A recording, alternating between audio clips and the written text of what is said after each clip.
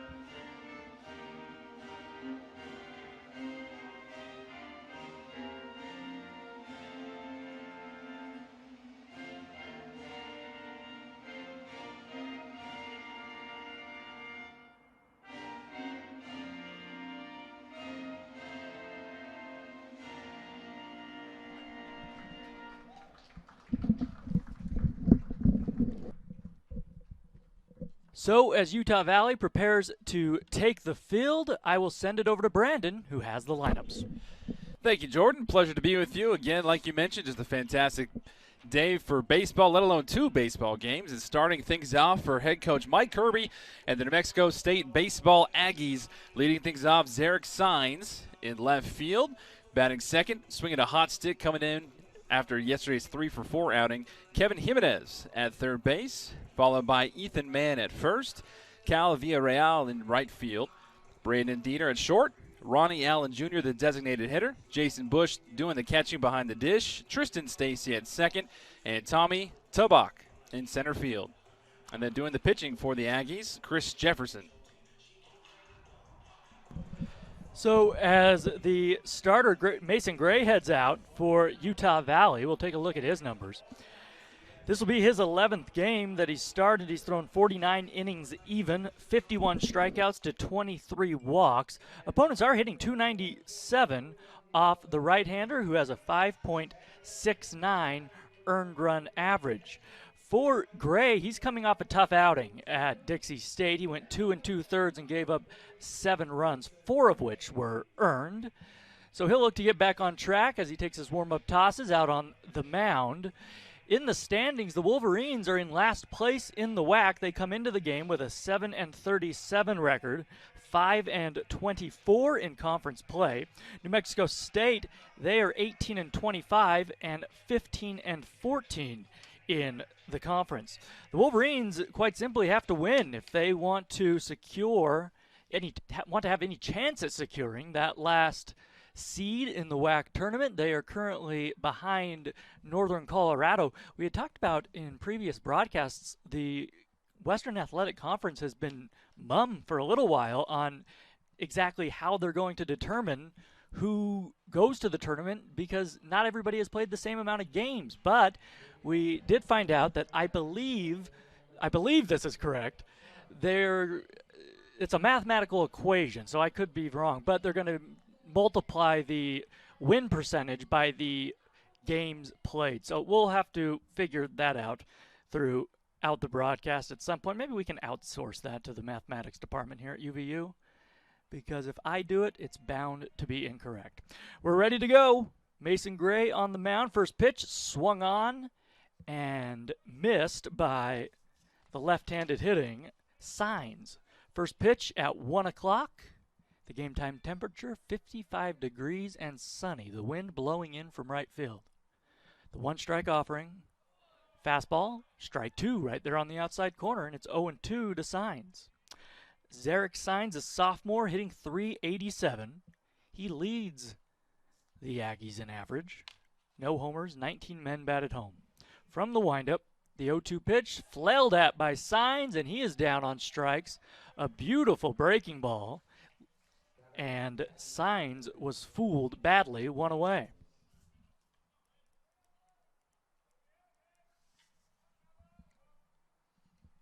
A sparse crowd on hand early on today, game one of a doubleheader. Kevin Jimenez steps in, a sophomore hitting .341. Jimenez, as Brandon mentioned, as he takes a slider inside for ball one, had a great day yesterday, 3 for 4 with an RBI. A game in which New Mexico State won 6-3. The 1-0, Jimenez takes a mighty cut at a changeup up in the zone, and it is 1-1 as he swings and misses.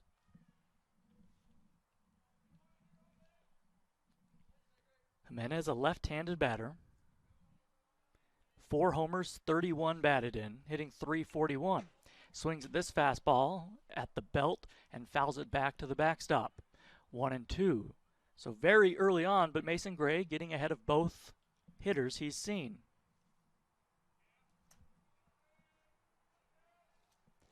Base is empty, 1 out. Nothing to nothing, just underway here in Orem. From the windup, Gray throws. Fastball misses, and it's 2-2. A few more fans filing in on a cool but sunny day. Feels much warmer than 55 degrees in the sun. There's a swing and a high drive deep to right. Is it fair or foul? Foul ball. That was crushed by Jimenez, but foul, says the first base umpire, Andrew Torfin. Matthias Fromelt is the home plate umpire today, and Blake Jensen is at third. So just a long strike. It's 2-2 to Jimenez. Out there in right field, Marco helped out the first base umpire, Andrew Torfin. He waved his arms. Foul ball, foul ball. Nothing to see here. The 2-2 pitch coming to Jimenez. Down in the turf, blocked by Sims, and the count is full. The foul poles, and you see this at most college ballparks, are so short in stature, they really don't help you out all that much on big, towering shots. Swing and a miss. That looked like a hard slider down and in from Gray. He strikes out Jimenez. That was either a hard slider or a fastball with some movement cutting in on the left-handed batter. 2 down in the first inning. And here is Ethan Mann, the sophomore, hitting .306. 7 home runs on the year, though, 41 RBIs. Mann was 0 for 2 with an RBI yesterday.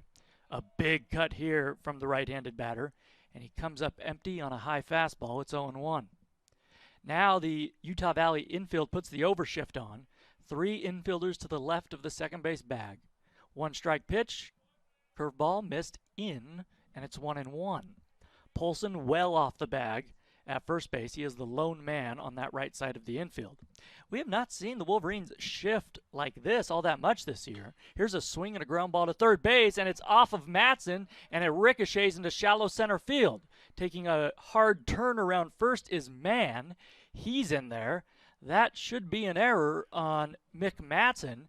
It just came up on him. I'm not sure if it was looked like a short hop, and he just never really had a shot after it caromed off his chest.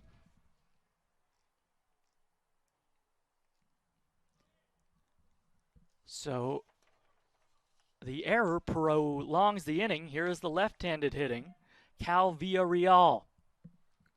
A man at first base, Polson holding him on. The pitch, swing and a ground ball to the left of the second baseman, Morales. He has it, takes a couple crow hops towards first and throws out Villarreal. So the error does not come back to hurt Utah Valley. A man left, no hits, no runs. We go to the last of the first inning. It's the Aggies nothing, the Wolverines coming up.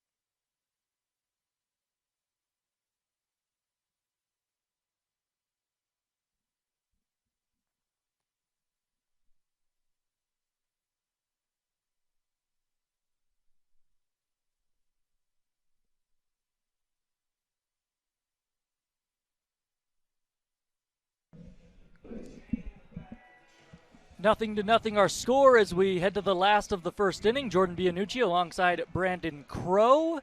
New Mexico State out in the field as Utah Valley will come to bat for the first time today, and I'll send it over to Brandon with the batting order. For associate head coach David Carter and the Utah Valley Wolverines, leading things off for the Wolverines, second baseman Mitch Morales, followed closely behind. Garrett Broussard, the shortstop, batting third. Cade Polson at first. Alexander Marco in right field. Catcher Drew Sims in the 5 spot. DH Payson Hayes in the 6 spot. Mick Madsen at third. In the 7th spot, Jake Blakis in left. And then Tavin Lords to round things off in center field. So Morales will try to get things going for the Wolverines. Morales 2 for 5 yesterday. One of the few Utah Valley hitters who was swinging the bat well. The Wolverines had 8 hits, but just struggled to come up with the big hit. Here's a little bloop into shallow center field off the end of the bat. Coming in is the center fielder, Tubak. He reaches forward and makes the grab, and Morales is retired on one pitch. So Garrett Broussard will bat, the freshman hitting .213. Jefferson, the right-hander on the mound for New Mexico State, has been superb this season. First pitch, curveball on the inside corner, strike 1. He's coming off an outing in which he threw 7 innings. That was a complete game, that 7-inning game, against UTRGV, a 2-hitter, in fact, as Broussard fouls a fastball back onto the rooftop. It's 0-2 to him. Gave up 1 run, Jefferson did, in that outing. A game that the Aggies won 12-1. 0-2 pitch to Broussard. That one misses low and away. I was looking at the radar gun. I'm not sure what pitch that was from the right-hander, but a good 0-2. Broussard had to think about swinging at it at least. The 1-2 pitch, here it comes. A swing and a miss. That's the fastball on the outer edge. Broussard was late, and that was a perfect pitcher's pitch right on the edge of the plate, away, and quickly they're 2 down in the bottom of the first.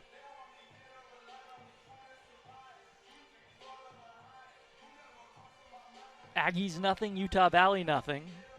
Here's Cade Polson, the senior, on senior day.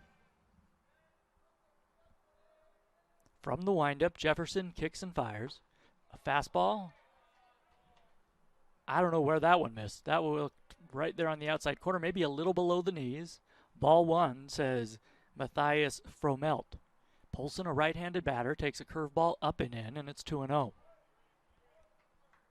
The Wolverines in the black alternate tops The white trousers, the black caps.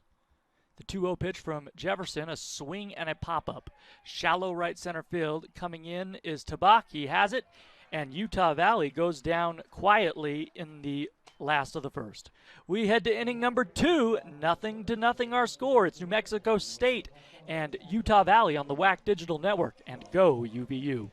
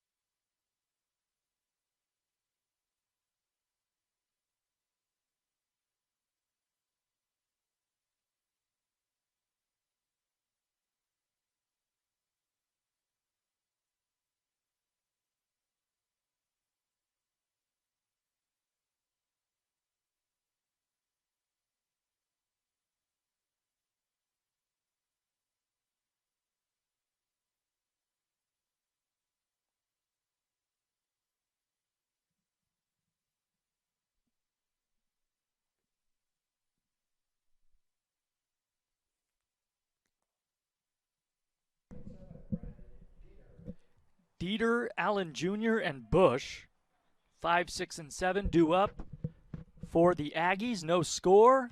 Top of the second inning. Mason Gray back out on the mound. He throws. There's a strike at the knees, and it's 0-1 to the right-handed batter, Brandon Dieter, a sophomore hitting .278. He leads the Aggies with 8 home runs, 41 batted in. That pitch swung on, fouled back to the screen, a fastball in on the hands, and it's 0-2.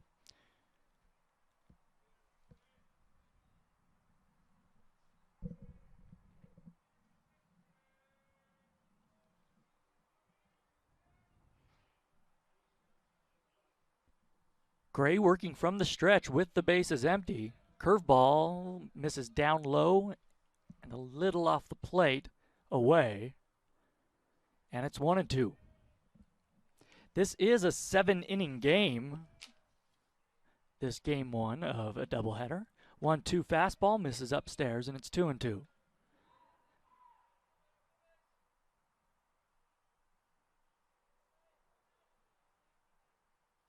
The senior ceremony will occur between games of this doubleheader.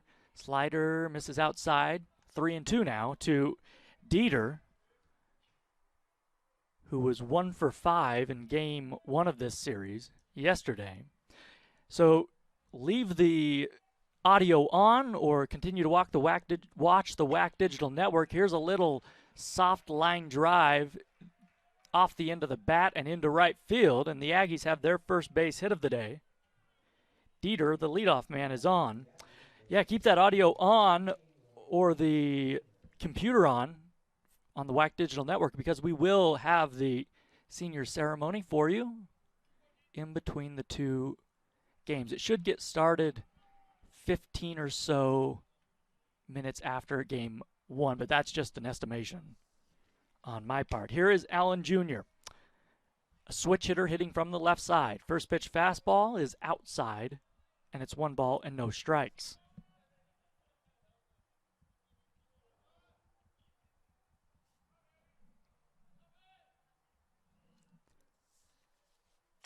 Polson holding on the runner at first.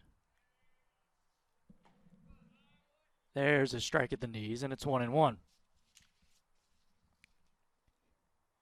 Dieter has stolen 2 bases this season. He has not been caught.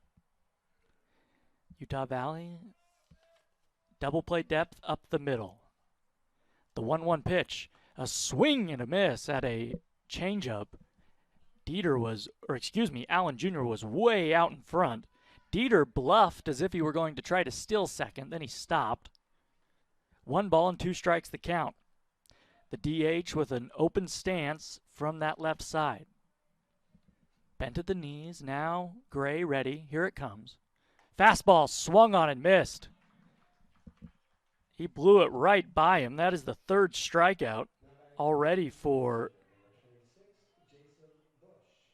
Mason Gray, and a big first out of the inning.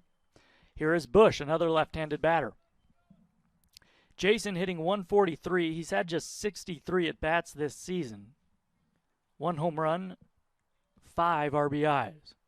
Well, the Wolverines would love a double play ball, and they are skilled at turning them. Here's a swing and a miss. That looked like an off-speed pitch. All of a sudden, the radar gun has stopped working, so I think that was an off-speed pitch. 0-1 the count. The Wolverines have turned 41 double plays. I believe that is correct. They had 40 coming into the series. Here's a swing and a foul high and off to the left onto the grassy berm down the left field line, and it's 0-2. That puts the Wolverines at 4th in the nation in double plays turned. The middle infield has been really good this season for Utah Valley. A lot of fun to watch. 0-2 with a man at first base. Gray set, away from his body. Here it comes, a swing and a liner, base hit up the middle. Lords comes up with it, throws it to the cutoff man at short. 2 men are on, 1 man out. And Gray left that pitch over the plate. Not a good 0-2 from the right-hander. It caught way too much of the strike zone, and Bush punished it. And the batter will be Tristan Stacy with 2 men on and 1 man out here in the top of the second. 0-0 our score.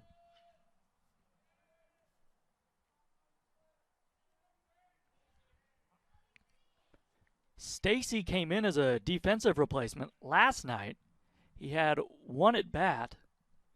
Gray, now he shows bunt, and he pops up the bunt in foul territory. No, fair territory, and it rolls foul. It landed just maybe an inch or so to the left, to the fair side of that foul line, but rolled foul. So Stacy gets a little lucky there. Although Polson, who was charging, it was going to be a fairly tough play for him to get Stacy at first. He may have tried to go across the diamond to get the lead runner at third. With men at first and second, you want to bunt that down the third baseline. Make the third baseman to come up and field that ball. The 1-strike pitch coming. He squares around again. Stacy again pops up the bunt. Sims doesn't know where it is. The pitcher comes off the mound, and Gray makes a great play. Sprinting off the mound, he makes the grab in foul territory. Mason Gray, very alert, showing a lot of speed. And that's a huge second out. Stacy unable to get the bunt down. An excellent play by Gray. Sims popped off the mask, but he had no idea where the ball was. The sun was glaring down, and he just couldn't see it. So here's Tabak with 2 away. Gray helping himself out there. The pitch to Tabak. A ball misses high and away. Ball 1. Tabak, another left-handed batter. 5 lefties in this New Mexico State order. Additionally, there's a switch hitter as well. 2 men on, 2 men out. The 1-0 pitch to Tabak. Fastball misses way outside. Easy take for him, and it's 2-0.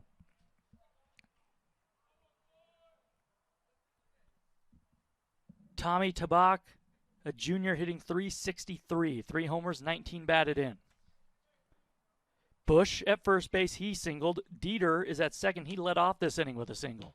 A swing and a miss here by Tabak, a high fastball above the belt, and he couldn't catch up. 2 balls and 1 strike the count to him. The top of the order, and Zarek Signs is on deck. 2 hits in the inning for the Aggies. 2-1 pitch. Fastball missed off the outside. Not by much. 3-1 the count now. Well, Tommy Tabak with 3 homers and a .504 slugging percentage can look to drive one here. The 3-1 pitch from Gray. Fastball swung on and missed, and right now the Aggies are not catching up to that fastball from Mason Gray. The radar gun was working earlier in the first inning. It's not working now, though, so I don't know what the velocity is on that fastball. I'm going to say 97. 3-2. Here it comes. Another fastball missed down and away. Not close. Gray unhappy with himself there. So he walks the 9th-place hitter and loads the bases for Zarek Signs, the true leadoff man. That's the first walk issued by Gray. And that has been one of Utah Valley's Achilles' heels all season long. Free passes. So Signs will try to make it hurt. He struck out in his first plate appearance in the first. Signs hitting .387 coming into the game. So a big mistake walking to Bach there. First pitch fastball, called for a strike. Belt high on the outside corner. Matthias Fromelt's strike zone has been a little inconsistent early on. We've seen that pitch called for a ball. A strike there, though. 0-0. We're in the top of the second. Bases loaded, 2 outs. Fastball misses up and in. And the count is even at 1-1.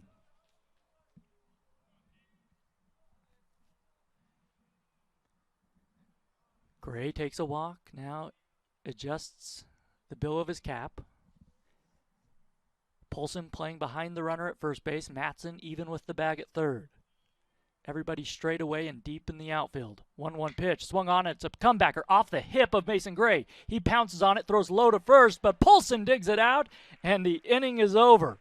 Well, that was pretty hard hit, a hard one-hopper, but it hit the hip of Gray, but he was able to recover, and the Aggies leave him loaded. Nice job by Mason Gray to get out of the jam. No runs. We go to the last of the second inning. No score between New Mexico State and Utah Valley.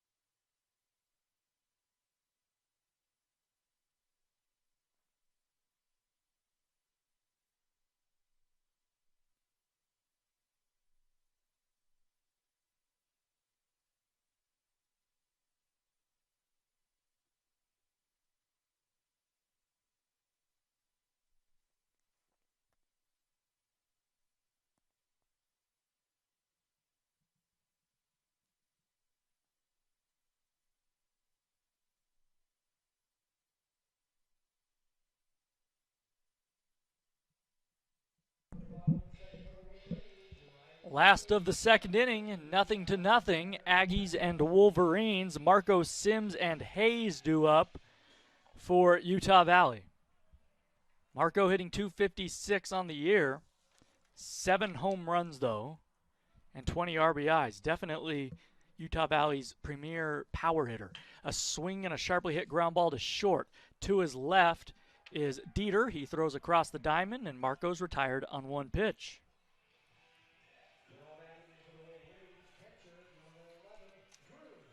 Well, I was told between innings by the official scorer and sports information director over baseball, James Warnick, that they turned off the radar gun because it was not accurate. It was a little slow.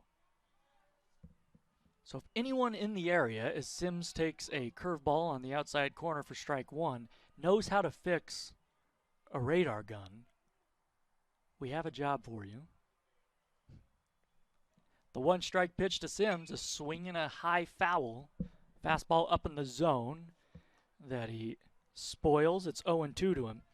Drew Sims, the stud defensive catcher who was named to the Buster Posey watch list, an award given to the best catcher in college baseball each year. The 0-2 pitch to him, fastball way outside, and it's 1-2.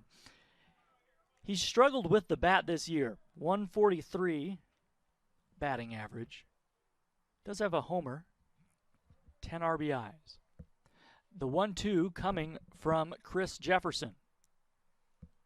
A swing and a fly ball into right field. Going back a couple steps is Villarreal. He puts it away.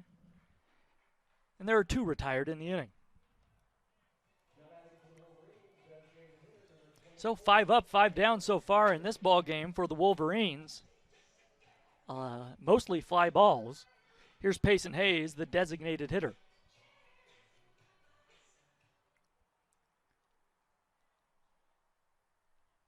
Hayes, a junior, hitting 164.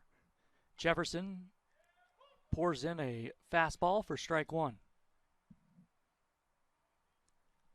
Well, we've mentioned it many times. Hayes struggles at times with making contact. When he does make contact, it has the potential to go a long ways. He fouls a fastball back to the screen, and it's quickly 0-2. So, in this inning at least, Marco has swung at the first pitch, made an out, and then Sims has gone 0-2 and made an out. Hayes now behind in the count 0-2. 2-strike pitch, fastball, strike 3 called on the outside corner. Hayes has a question for Matthias Fromelt, the home plate umpire. I'm not sure he got the answer he wanted. That one was, if it was a strike, it was a perfect pitch. So Utah Valley goes down in order in the second. Jefferson looking dominant thus far. We go to inning number 3, 0-0, our score on the WAC Digital Network and GoUVU.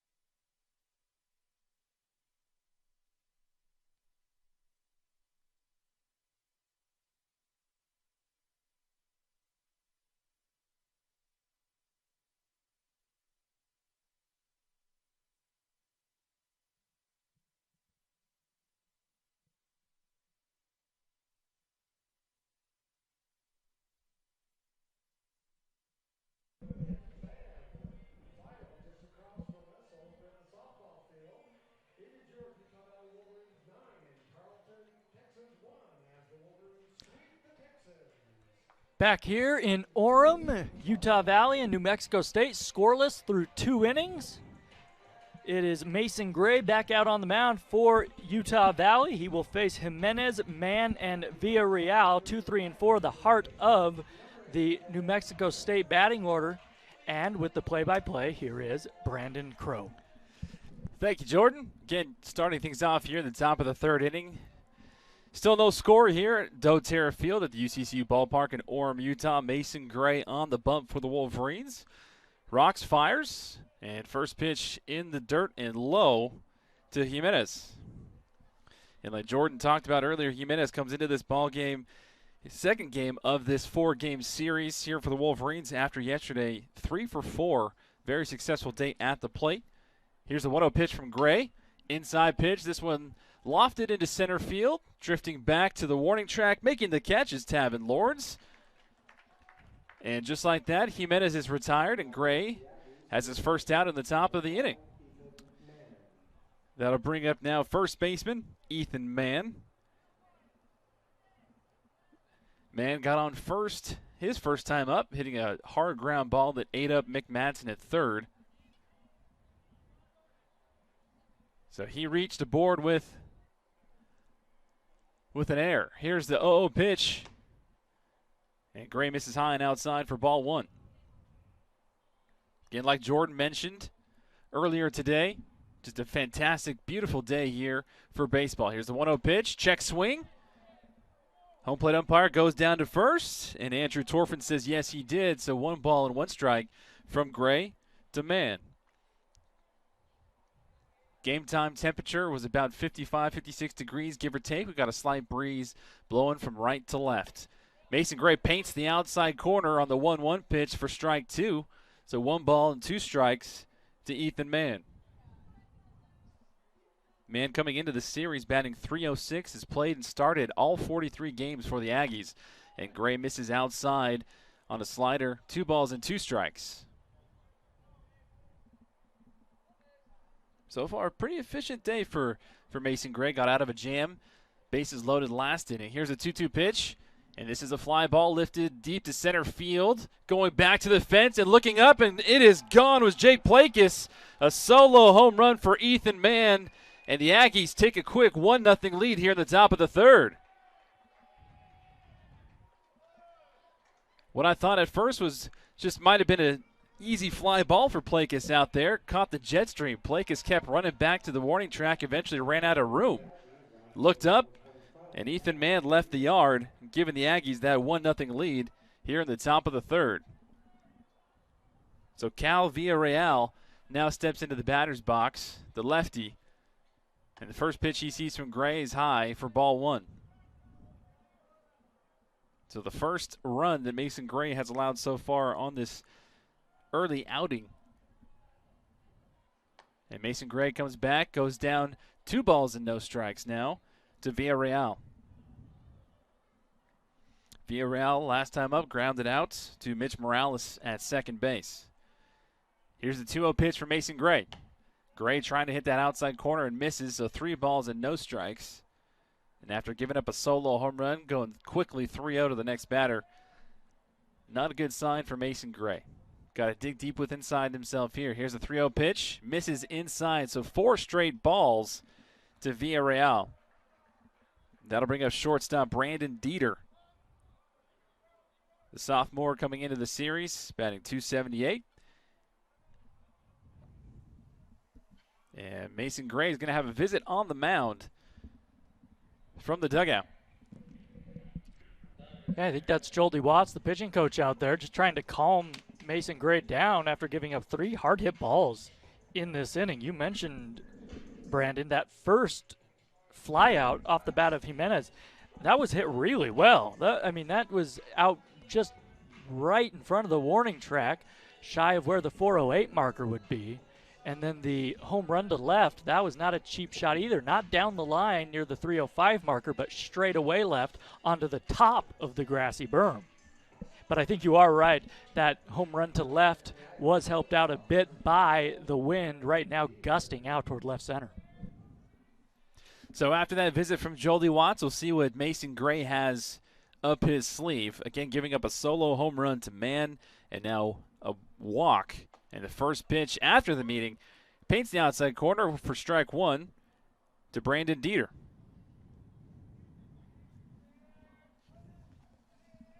So a ground ball would be fantastic for Mason Gray to get out of here with just 1.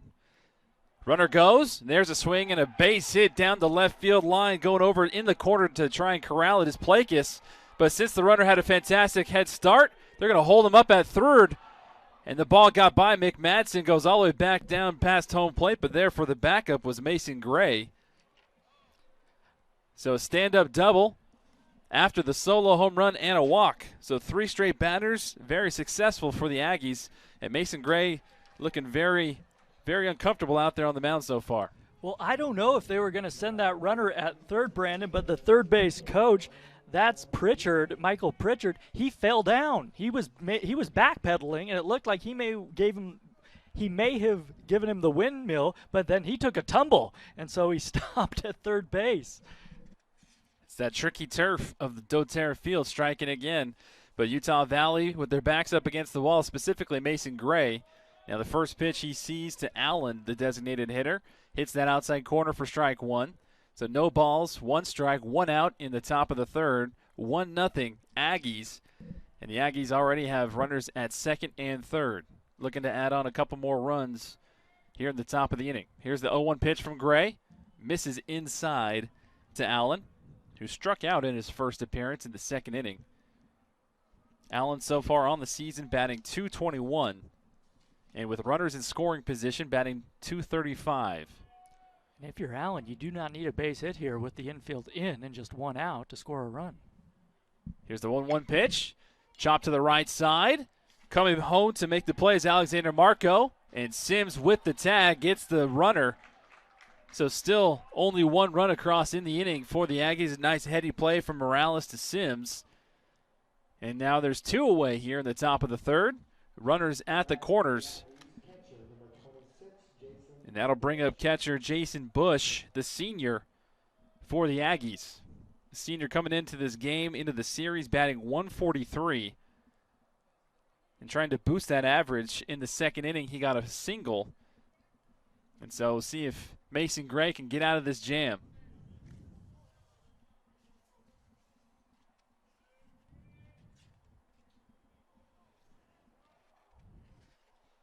Here's the 0-0 pitch. Fouled back to the backstop.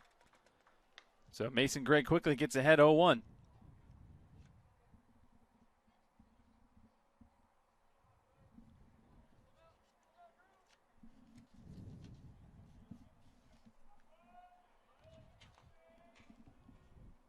Gray has a look at the runner at first, comes set. Here's the 0-1 pitch. A big swing and a miss on a breaking ball. No balls and 2 strikes. Got Jason Bush fooled in the batter's box, so the lefty steps out, adjusts his batting gloves, takes a big deep breath, steps right back into the box to get ready. Gray again, a casual look over to first, comes set.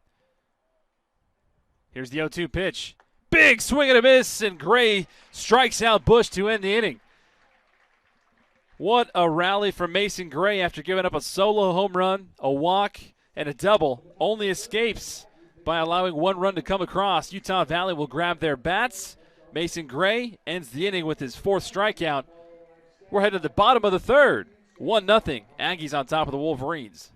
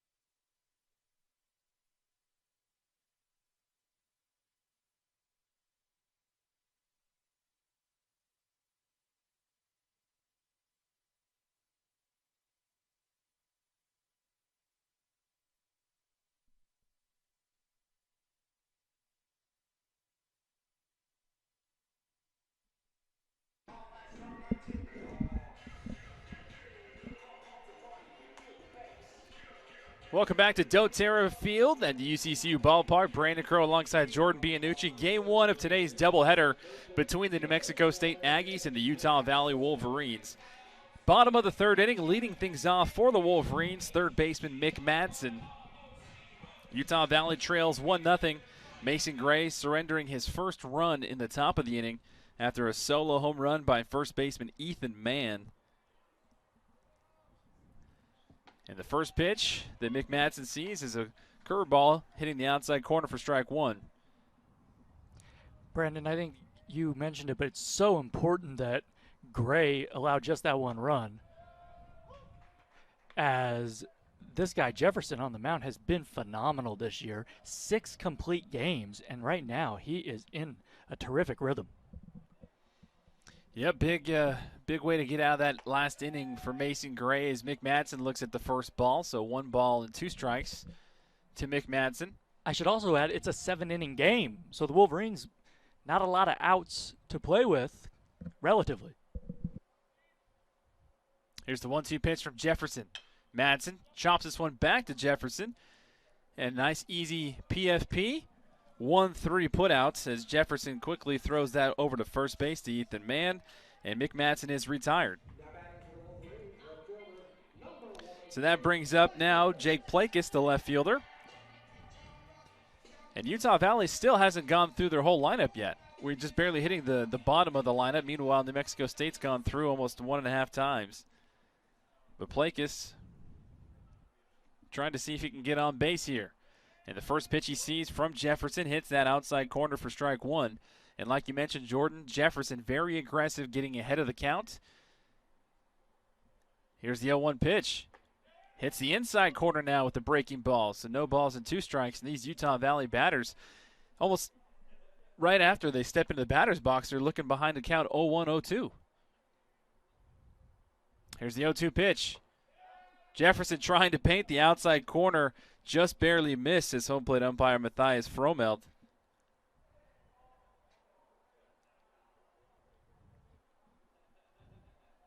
Jefferson comes set. Here's the 1-2 pitch. And fouled down the right side by Plakis. He stays alive. Again, Utah Valley right now in the bottom of the Western Athletic Conference. Northern Colorado, Seattle U, Tarleton, and New Mexico State right above them. The Aggies sitting right in the middle of the conference. The 1-2 pitch, low and in the dirt. Good discipline there from Plakis. 2 balls and 2 strikes. Brandon, the good news for Utah Valley is Northern Colorado is not playing a conference series this weekend. They're up, well, it sounds weird, but they're up in Ogden playing the University of Utah. So the Wolverines, if they can win, they'll gain ground. Here's a chopper over to short. Deeker throws across the diamond to Ethan Mann for the 6-3 putout. Plakis is retired, and Utah Valley down to their final outs in the bottom of the third. They look to the freshman, the center fielder Tavin Lords, to try and get a 2-out rally going.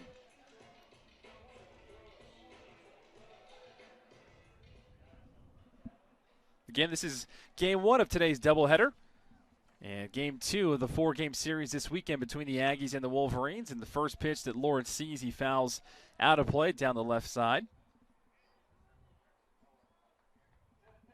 Utah Valley lost game 1 last night 6-3. Trying to bounce back here. And the 0-1 pitch from Jefferson misses just barely outside. Jefferson has been fantastic with his placement. And like you said, Jordan, Matthias Fromelt, the home plate umpire, inconsistent to say the least. Here's the 1-1 pitch, and this is blooped into the gap in left center field. It'll fall through for a base hit right in front of Tommy Tubach in center, who gets it in quickly. But a 2-out rally maybe with Tavin Lords getting aboard with a single. So now that'll bring up the top of the order for the Wolverines and second baseman Mitch Morales. So the tying run is on first base for the Wolverines. Morales, last time up, lined out to left.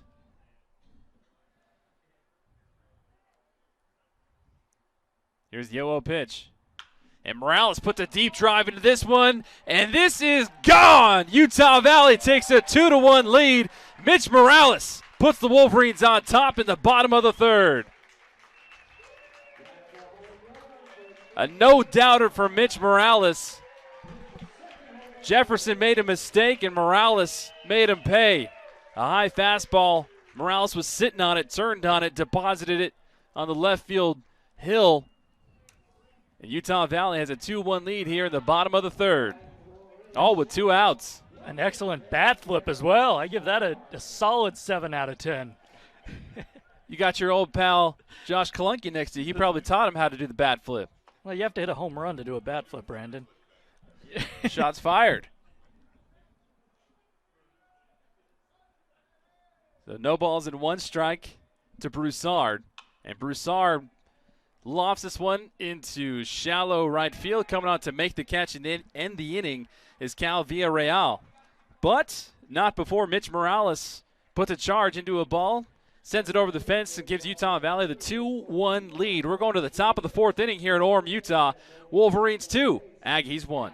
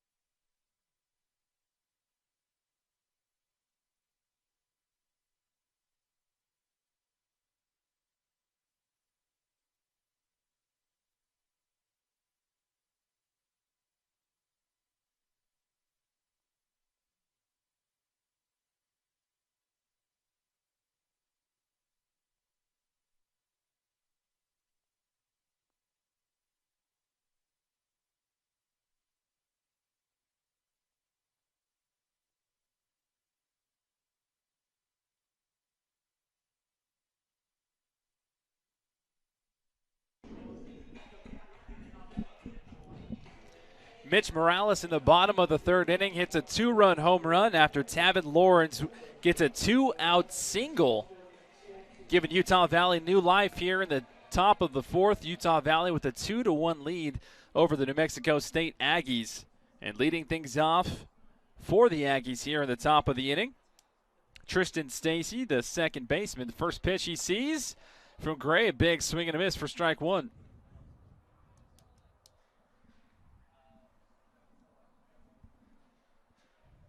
Here's the 0-1 pitch, and Mason Gray looks like he's got a newfound confidence, getting out of a big jam in the top of the third, getting some run support from his offense. Now here he is staring down the barrel of an 0-2. Here's the 0-2 pitch, and this is a comebacker. The second time Stacy's hit one right back to him. Nice, calm, collected finish, and Mason Gray throws over to Polson for the 1-3 put out. And a quick out to start the top of the fourth inning for Gray.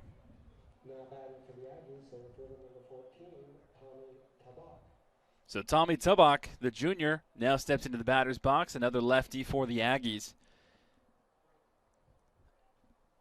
He got aboard in the second on a walk. And here's the first pitch he sees from Mason Gray. It's low and in the dirt. Eats up Drew Sims, the catcher. 1 ball and no strikes.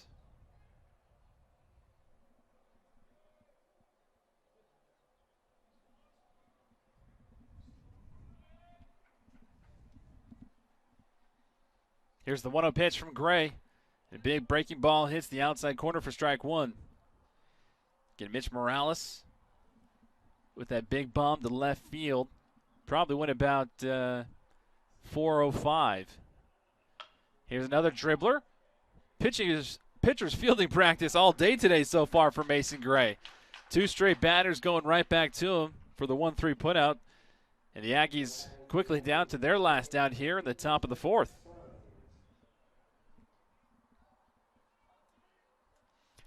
Top of the order, and Zarek Signs, the left fielder, the sophomore. From Las Cruces, a hometown product. Eastern Arizona College. And so it looks like he might be getting some last-second coaching from Mike Kirby and company over in the dugout before he heads up. And so it actually does look like they're going to make a change here. Home plate umpire Matthias Fromelt signals and points over to us.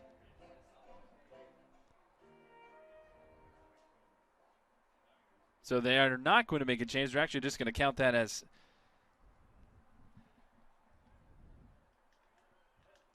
well, to be honest, I'm not sure what they're counting that as. Home plate umpire waved. I'm not sure if he was signaling for the students here to not play any music or anything. But the first pitch to Signs on the outside corner for ball one.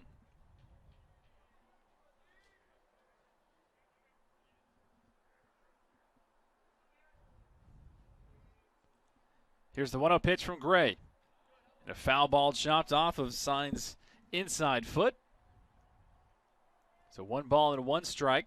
Again to the sophomore. Came into this game batting .387 so far on the afternoon. Struck out in the first. Grounded out back to the pitcher in the second. And hitting .383. Has played and started 42 games so far on the season for the Aggies. With 2 outs in the top of the fourth, here's the 1-1 pitch from Gray. And he misses high for ball 2. So 2 balls and a strike. Again, Utah Valley on top 2-1, courtesy of Mitch Morales' 2-out, 2-run home run in the bottom of the third. Here's a 2-1 pitch. And this one lifted foul back to the screen. So 2 balls and 2 strikes to Zarek Signs.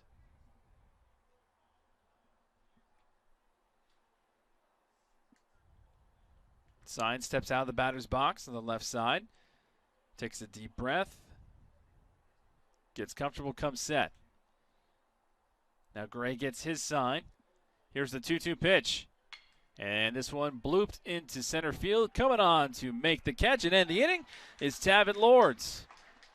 It's another successful outing for Mason Gray in the top of the fourth. Utah Valley grabs their bats. They're on top of the Aggies. 2-1. Due up next for the Wolverines, Cade Polson, Alexander Marco, and Drew Sims.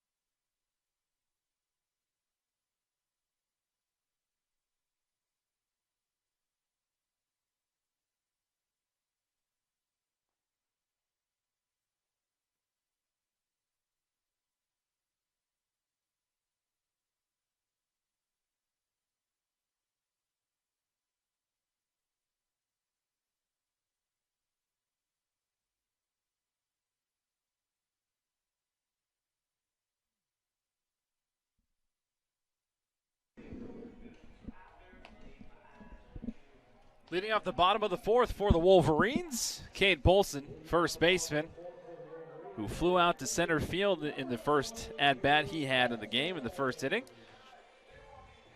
Again, a beautiful day, beautiful afternoon for baseball here in Orem, Utah. Brandon Crow alongside Jordan Bianucci. Thank you for joining us here on the WAC Digital Network and GoUVU.com. Utah Valley with a 2-1 lead, courtesy of Mitch Morales' 2-out, 2-run home run in the bottom of the third. And the first pitch, Polson sees from Jefferson. Breaking ball inside corner for strike one.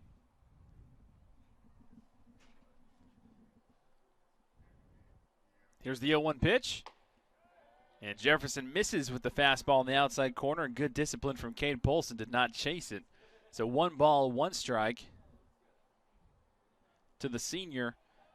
One of the 4 seniors being honored today on Senior Day. Here's a 1-1 pitch, and Polson sharply hits this breaking ball to his own dugout for strike number 2. Polson on the season coming into this game, batting .288. He's played and started in all 41 games for the Wolverines. Here's the 1-2 pitch. Low and outside for ball 2.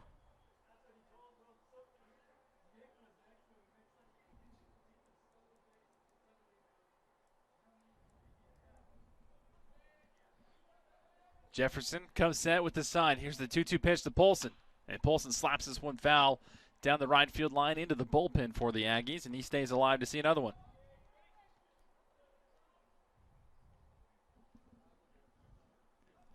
Again, this is game 1 of a doubleheader between the Aggies and the Wolverines today. This first game scheduled to go 7, but if it goes extras, then the later game in the afternoon will be the 7th one. Here's the 2-2 pitch. Polson hits a sharp line drive, deflected right off the glove of Jefferson, right into the breadbasket of Tristan Stacy at second base. So if you're Cade Polson, you're looking up to the heavens, shaking your head, saying, what do I got to do? Cade Polson with an absolute bullet deflects off the glove of Jefferson, and Tristan Stacy right there at second to make the out. And Polson has retired in the bottom of the fourth. And Alexander Marco, the right fielder, now in the batter's box for the Wolverines. Big curveball hits the outside corner for Jefferson for strike 1.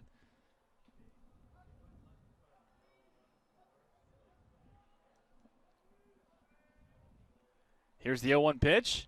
Another curveball, this time inside corner for strike 2. Marco grounded out to short, his first time up in the second inning.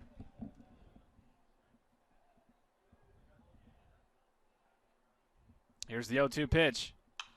And Marco lifts this one down the right field line and gets the jet stream. A solo shot on an 0-2 count for Alexander Marco puts Utah Valley on top 3-1 in the bottom of the fourth.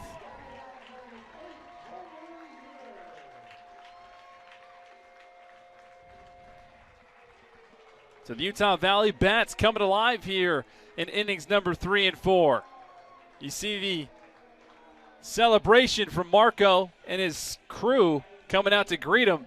Again, that ball, just like the other home run, just looked like a fly ball, caught the jet stream, just kept carrying. Cal Villarreal went to the fence and looked up, and it stayed in play. Now Drew Sims at the dish for the Wolverines, and first pitch he sees fouls down the third base side. And that's got to give Mason Gray some more confidence. Here's the 0-1 pitch, and that one buckled Drew Sims. He goes around for strike two. So Utah Valley on top of New Mexico State, 3-1 here in the bottom of the fourth. Drew Sims stays alive as he fouls this one back to the backstop. No balls, 2 strikes, 1 out here in the bottom of the fourth.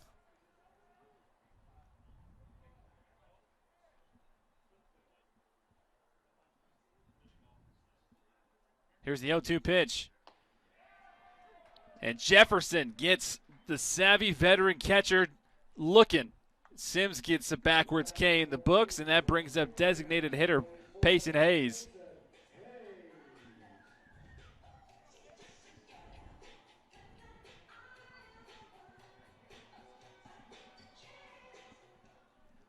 Payson Hayes with the Billie Jean walk-up song. Big fan there. Payson Hayes' first pitch he sees from Jefferson is a breaking ball that misses the outside corner. 1 ball, no strikes, 2 outs in the bottom of the fourth with Utah Valley on top 3-1. Big swing and a miss from Payson Hayes.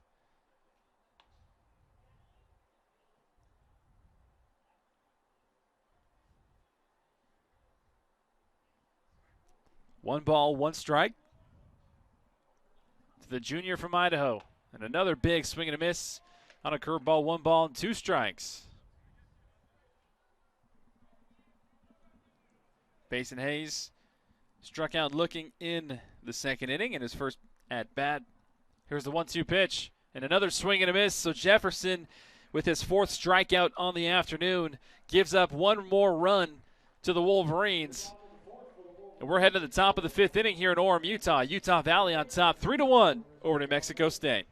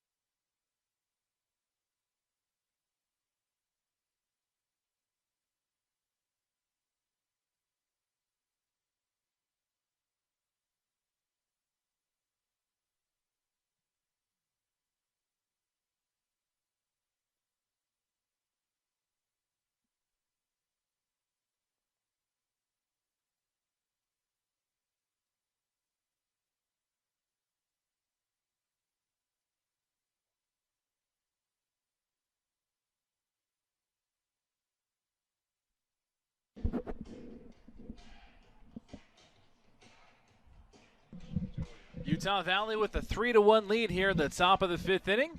And sending it over for the play-by-play, Jordan Bianucci. Thanks very much, Brandon. Brandon, we may want to stick with you. I think I've called 2 home runs all season in this ballpark for Utah Valley.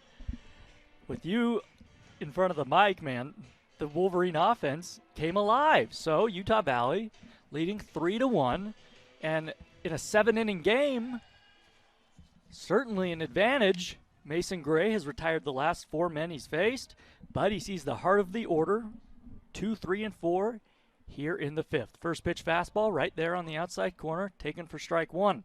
Jimenez, a left-handed batter, has struck out and flied out to deep center field. The wind is gusting out towards center right now. The 1 strike offering, a bunt up the first base sign, but it's too hard. Right to Polson, steps on the bag, and there's 1 away. So Jimenez, a good idea with Polson playing back, but bunted it much too hard. It was really just a ground ball to Polson.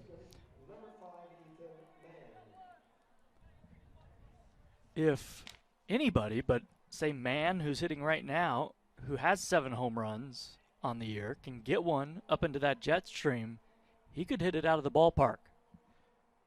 Deep dead center field here at UCCU. doTERRA Field at UCCU, I should say. Fastball misses high and away for ball 1. 408 to dead center. Death Valley out in left center. 427 in left center field. 388 to right center. as Mann fouls it back. 1 ball and 1 strike to him. Mann hit the solo home run over the left field wall in the 3rd inning. That's the Aggies' lone run. That was not a cheap shot, as it didn't go directly down that short left field line, 305 feet down that left field line. It went to straightaway left onto the top of the berm as a ball misses down and away. 2-1. Base is empty, 1 out. Here in the top of the 5th. 2-1 fastball misses high, and it's 3-1. Well, Mann can look to let out some shaft here. Gray winds and fires. 3-1 fastball right there, belt high, taken for strike 2, and the count is full. The overshift on for Mann. 3 infielders to the left of the second base bag. Matson well behind the third base bag, guarding the line. 3-2 pitch. Fastball swung on, fouled back to the backstop.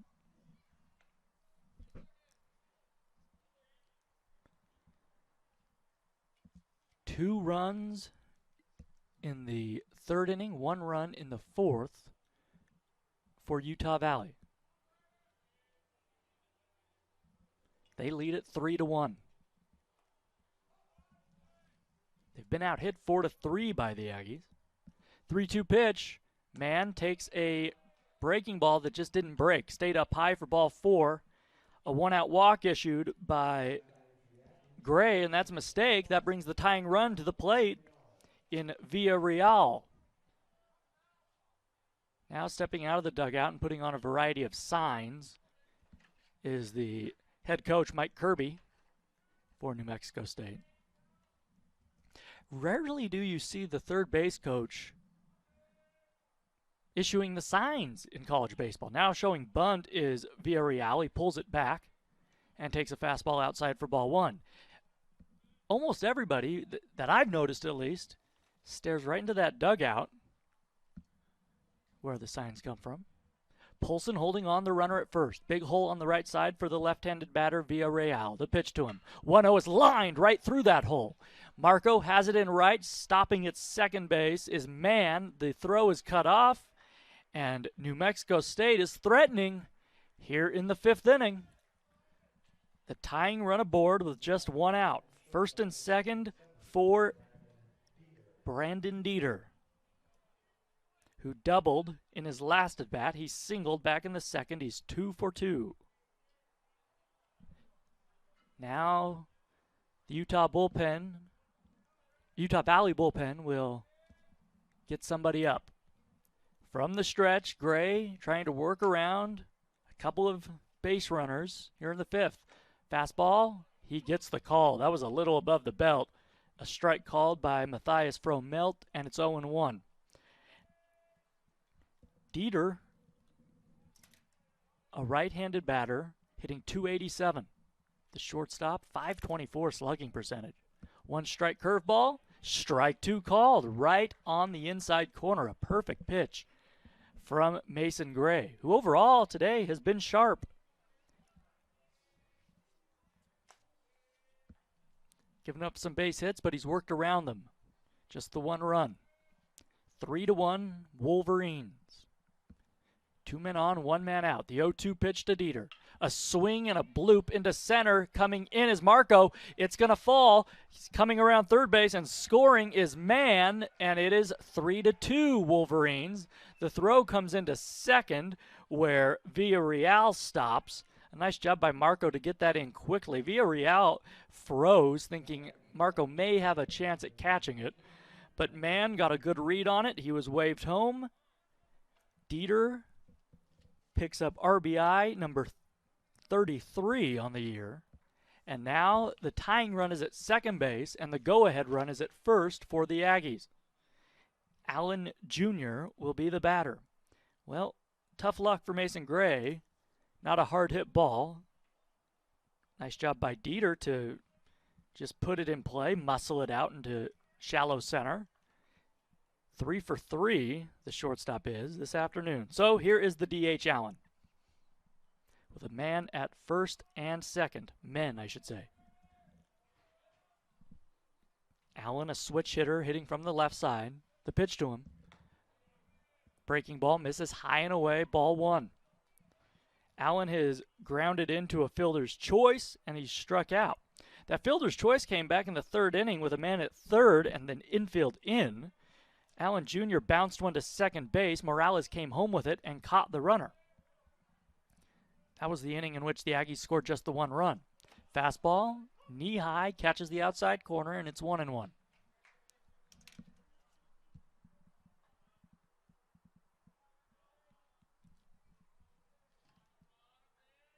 Devin Smith, the right-hander, throwing in the Utah Valley bullpen. 1-1 the count. Here's the pitch. A swing and a miss at a low breaking ball, and it's 1-2. Well, Gray would certainly love a strikeout. He would like a double play ball even more. Polson behind the runner at first base. Everybody else straight away, double play depth. From the stretch, here it comes. Swinging a slow roller back to the pitcher. Gray goes to second for one, back to first. Safe. They just about turned two. An excellent play by Gray to come down the front slope of the mound, glove it, the slow roller, go to second with a slightly high throw.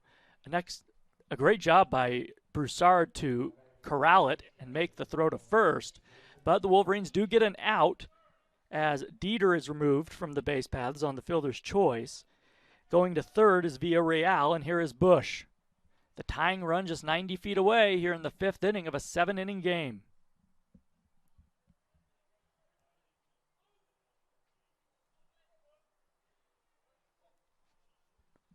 Runners on the corners. Bush singled in the second, struck out in the third. A left-handed batter. The pitch to him. Swing and a miss. I'm not sure what. That may have been the changeup on the outside corner from Gray. Bush this season has had just 65 at-bats, hitting 154. He struck out 24 times in those 65 ABs.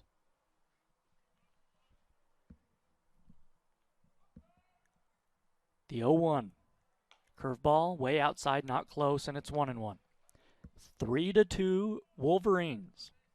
Runners on the corners for New Mexico State. 2 outs, 1 run in already in this top of the fifth. From the stretch, Gray again comes home. Fastball, fouled back to the screen. Bush was behind it. And now Gray has some options. 1-2, does not want to throw one. Does not want to catch too much of the strike zone with this pitch, but he's got to be careful. If he bounces it, Sims has to keep it in front of him with a man at third base.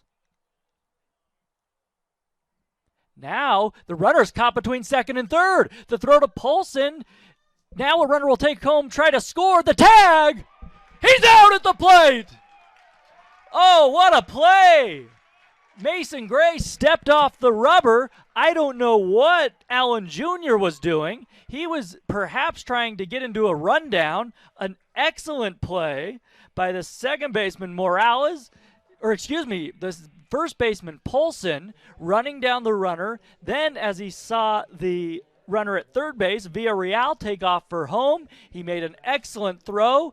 And New Mexico State runs themselves out of the fifth inning with the tying run at third. That was ill-advised, but Utah Valley executed perfectly. Wow. We go to the last of the fifth inning. It's 3-2 Wolverines.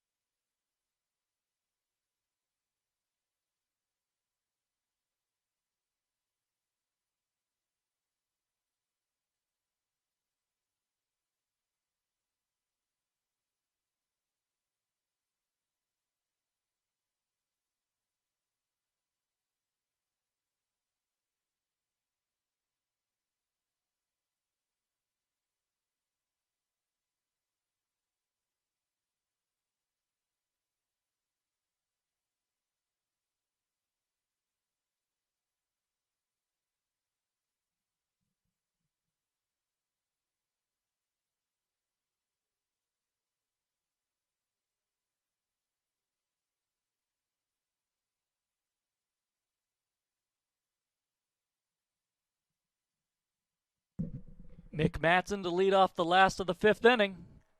3-2 Utah Valley. Check swing, little roller to the left of the mound. Barehanding it is the right-handed pitcher Jefferson, and he gets Matson, and there's one away. Well, what an odd end to the top of the fifth inning as Plakas comes to bat. Allen Jr. was at first base. He came way off the first base bag as Gray was on the mound in his stretch. The first pitch to Plakas is swung on and chopped foul down the third baseline. He was trying, I believe, to get into a rundown with Villarreal at third base, thinking if I can get into a rundown, Villarreal may be able to score, but it wasn't even close. Here's a swing and a high drive.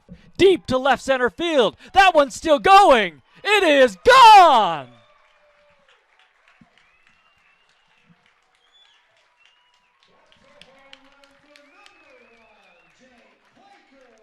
Four to 2, Utah Valley extends their lead.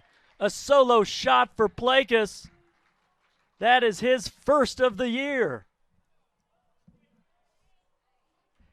Where have these Wolverines been all season? The power has finally revealed itself. The third home run of the afternoon for Utah Valley. Now here's Tavin Lords. He takes a ball down low. It's 1-0.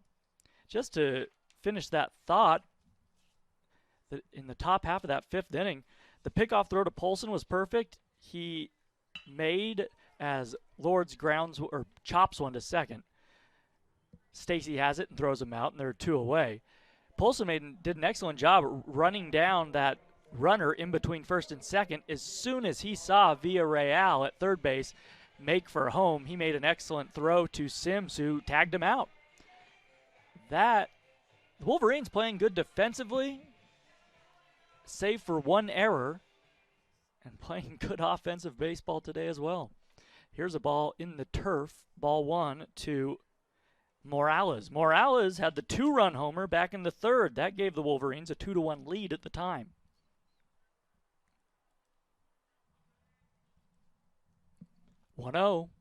This is down and away, and it's 2-0.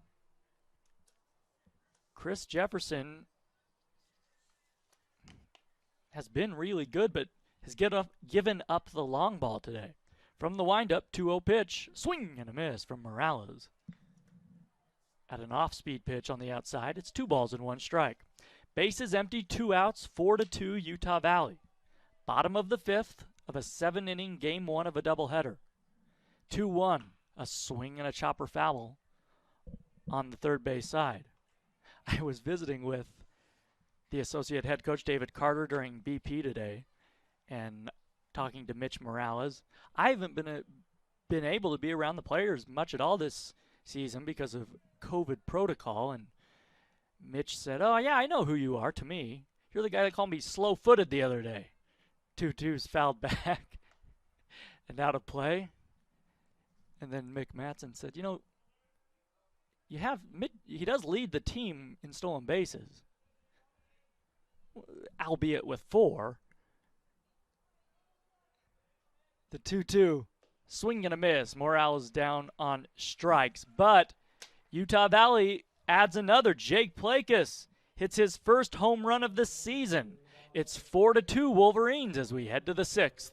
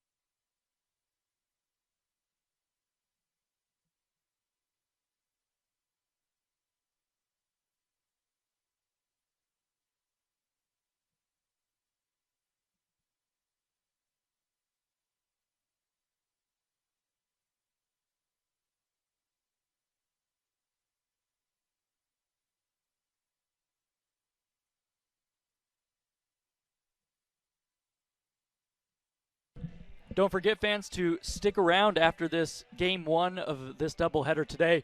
We will have the senior ceremony in between games live here on GoUVU and the WAC Digital Network. And then game two, approximately, we're hoping 45 minutes after the conclusion of this one. A 7-inning game one right now. Utah Valley leading 4-2 as we begin inning number 6. Bush back at the plate. First pitch to him, and he bunts it up the first baseline. It's a good one. Morales charging. He can't glove it. And in there with a leadoff single is Bush. Well, if I'm Bush, and after witnessing how the last inning ended, I'd be a little offended. He was at the plate with runners on the corners and 2 outs, and New Mexico State tried to get their man at first in a rundown so Villarreal at third base could score, and he was thrown out at the plate. So Bush says, hey, come on, take that. I can get on base. We're going to have a pinch hitter. It is Zach Smits. We saw Smits last night come in late in the ball game. He was 0 for 1. So Smits hitting for Stacy, the second baseman. A right-handed batter, wide open stance. He represents the tying run. The first pitch to him, a big swing and a miss at a curveball, and it's 0-1. Smits hitting 286. I should say he's just 10 for 35 this year. Does have 2 home runs, though. So he could tie it with one swing of the bat. Mason Gray, the starter, has thrown over 90 pitches. A swing and a foul. Just a little roller near the first base on deck circle, and quickly Mason is ahead 0-2. Bush at first base, a short lead held on by Polson. He has not attempted to steal a base this season. Nobody out, a man on. The pitch. Smith swings and rolls another one foul on the first base side. Way out in front of a breaking ball, just getting a piece of it off the end of the bat. 4-2, Utah Valley. Top of the 6th of a 7-inning game. Gray checks on the runner, now set away from his body. He kicks and fires. A swing and a pop fly lifted into center. Going back into his right is Lords. He has it. Retreating back to first is Bush, and there's one away. So Tommy Tabak, the left-handed batter, will come to hit, hitting .363 coming into the ballgame. He is 0 for 1 with a walk. 3 homers on the year. He has struck out 37 times. Mason Gray may have a double play ball on his mind. Man at first base, the pitch, a swing and a drive, left field. Going back is Plakas at the track. He reaches up and makes the grab, a step in front of the warning track, and there are 2 away. Tabak hit it to left, but he took on straight away left field, not the short porch, and there are 2 down. He came up empty. Back to the top of the order. Here is Signs. Signs is 0 for 3 today. The one time he did hit the ball hard, it was right back at Mason Gray. It hit Gray in the hip.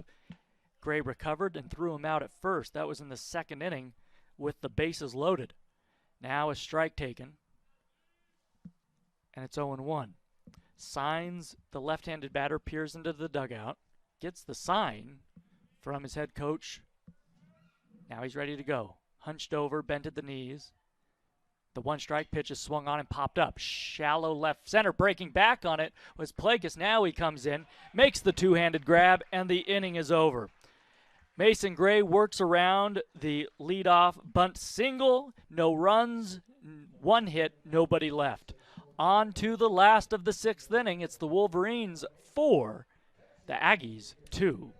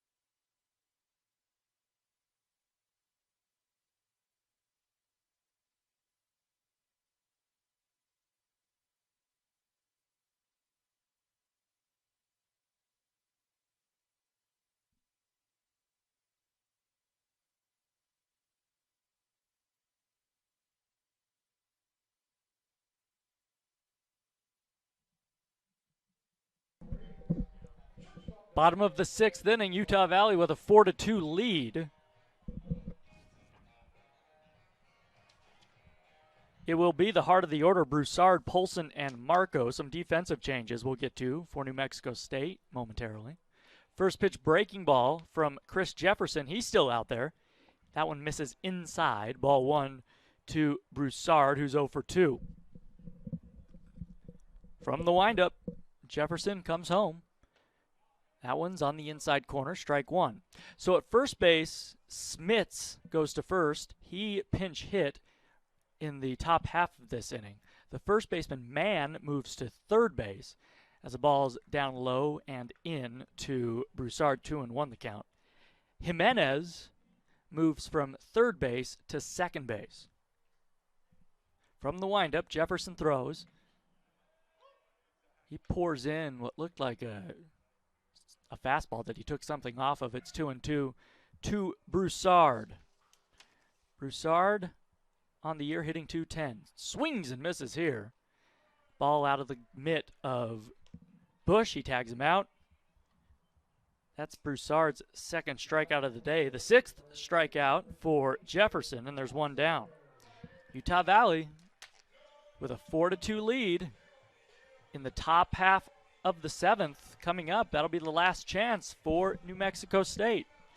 They will have the heart of their order coming up. Jimenez, Mann, and Villarreal. Polson lifts one down the left field line. Fair ball. It one hops off the wall. Playing the carom is Signs. He fires into first, and Polson has to hold to a single. Now they throw to first, and it gets away from Smits.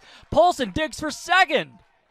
And now he'll take second. Not a double, but just sloppy defense from the Aggies.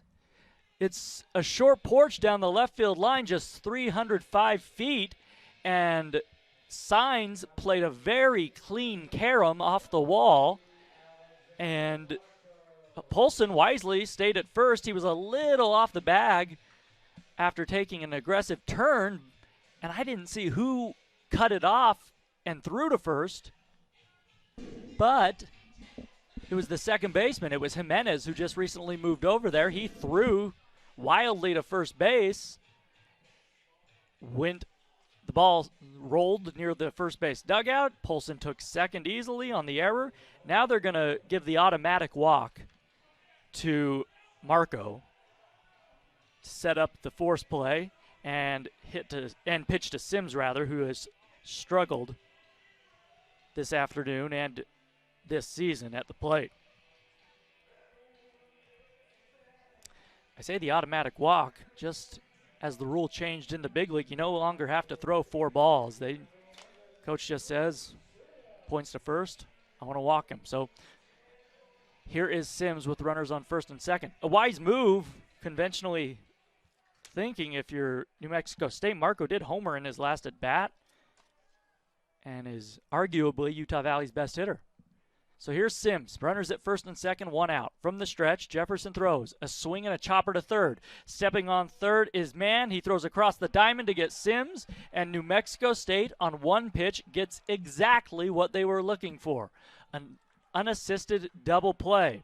Utah Valley leads New Mexico State 4-2 as we go to the top of the 7th. Last chance for the Aggies. It'll be Jimenez, Mann, and Villarreal. And I believe it'll be Mason Gray looking for the complete game. He'll head out to the mound. We'll be back after this. 4-2 Wolverines.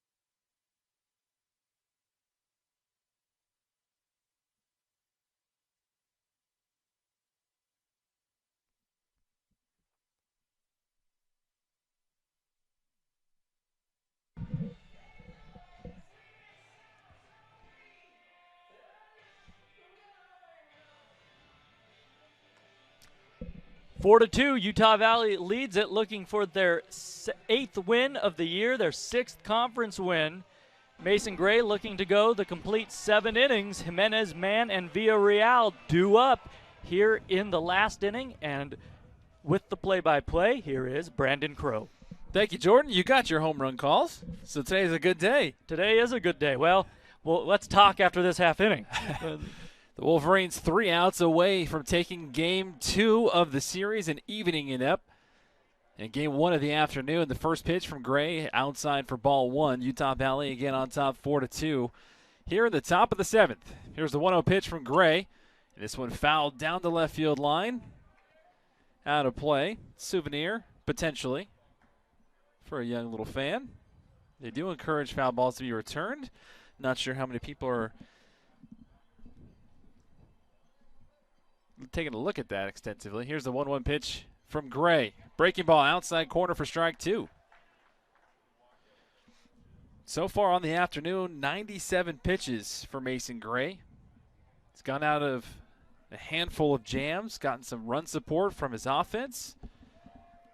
Here's the 1-2 pitch. And this one poked foul down the left side. And again, staying alive is Jimenez.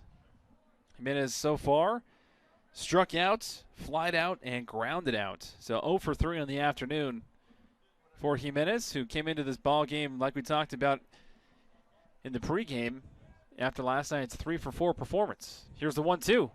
Gray trying to paint the outside corner, just a little bit too far outside. 2 balls and 2 strikes.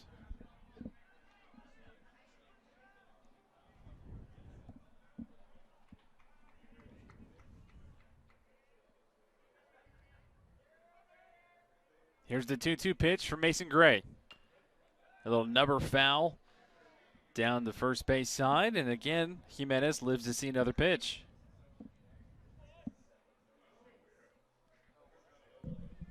Well, Brandon, we mentioned how important this game is for Utah Valley if they want to make that WAC tournament. Northern Colorado, whom they trail in the standings, is playing a non-conference series this weekend, so the Wolverines can really make up some ground. And Jimenez pokes this one foul down the left field line. And Mason Gray has reached the century mark this afternoon with his pitches, and any momentum for the Wolverines is welcomed at this point. Utah Valley needs the W's. And just 3 outs away from getting a big one here. Here's a 2-2 pitch from Gray. Strike 3, inside corner. Down goes Jimenez. Beautiful pitch placement from Mason Gray. Froze Jimenez on that inside part. 5th strikeout on the afternoon for Gray. 2 outs away from taking game 1, and you see the shift as Ethan Mann, the third baseman, the corner infielder, you can just go ahead and put him as, steps up to the plate. Well, if you're pulsing on that right side, you got to look for that bunt now. First pitch swinging from Mann, fouls us out of play. Maybe not. I say that because it's a 2-run game. A solo home run doesn't do a whole lot for you right now. You need base runners if you're at New Mexico State. Here's the 0-1 pitch. Big swing and a miss from Mann. Mann 1 for 2 with a walk and a home run on the afternoon. It would make sense to us, Jordan, but the way that baseball is being played nowadays, it doesn't seem as though they like to do the whole get them on, get them over, get them in. But here's the 0-2 pitch. This one fouled up and out of play. So Mann continues to see another. It's an excellent point, but you still see that so much in college that every time I see it, I'm surprised. Just last night, it slips my mind who it was, but it was one of the Aggies' best hitters with runners on the corners in less than 2 outs. He tried to lay down a bunt. It shocked me. It's a beautiful thing as Gray misses high and outside for ball 1. It's a really good 0-2 pitch by Gray. As you mentioned, Brandon, outside but very tempting. A good take by Mann. So the Wolverines on top 4-2, 1 away in the top of the 7th. Here's the 1-2 pitch. And again, another foul from Mann. So this is game 1 of a doubleheader today for the Wolverines and the Aggies. This game 1 scheduled to go 7. Utah Valley looking to end it here in 7. Just 2 outs away from doing so. Here's the 1-2 pitch. This one lofted into right field. Going over is Alexander Marco. Camps under it at the warning track to make the catch for out number 2. And Mann is retired here in the top of the 7th inning.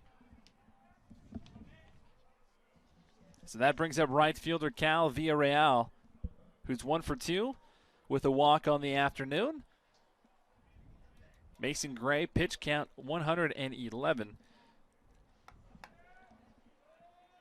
And a complete game potentially here for Mason Gray. Here's the 0-0 pitch. Squaring to show bunt was Villarreal, pulls it back. Ball 1, says Matthias Fromelt, the home plate umpire.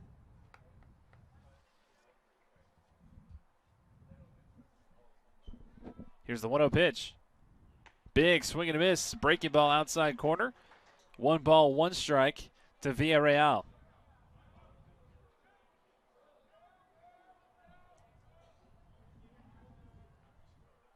Here's the 1-1 pitch.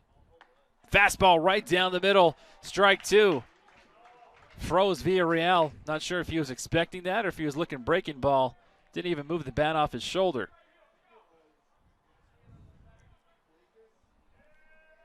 Here's the 1-2 pitch. Big swing and a miss. Mason Gray strikes out Villarreal for his 6th strikeout on the afternoon and closes the book on the Aggies in Game 1. Mason Gray, a complete game. W for the Wolverines and a much-needed W at that. They take Game 1 of this doubleheader today. Game 2 of the series, 4-2, your final score after 7 innings. What a job by Utah Valley. Finally, the bats come alive, timely hitting, and of course, Mason Gray, an outstanding performance on the mound. We'll take a break here on GoUVU and the WAC Digital Network. Come back with a brief post-game, go over the final totals. Then we'll have the senior ceremony here from Orem, Utah. Once again, the final, Utah Valley beats the Aggies 4-2. We'll be back after this.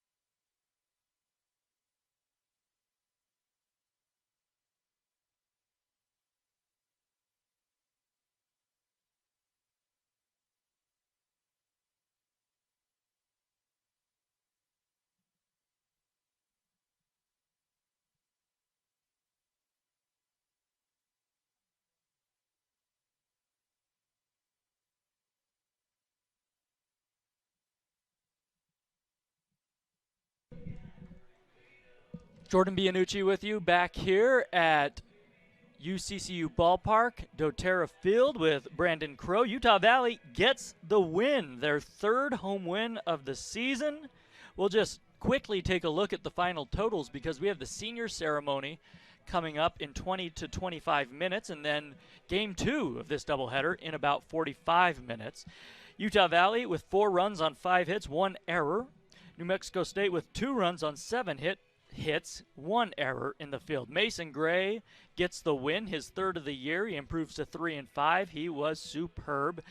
Jefferson falls to 5-6. He gets the loss. No save today.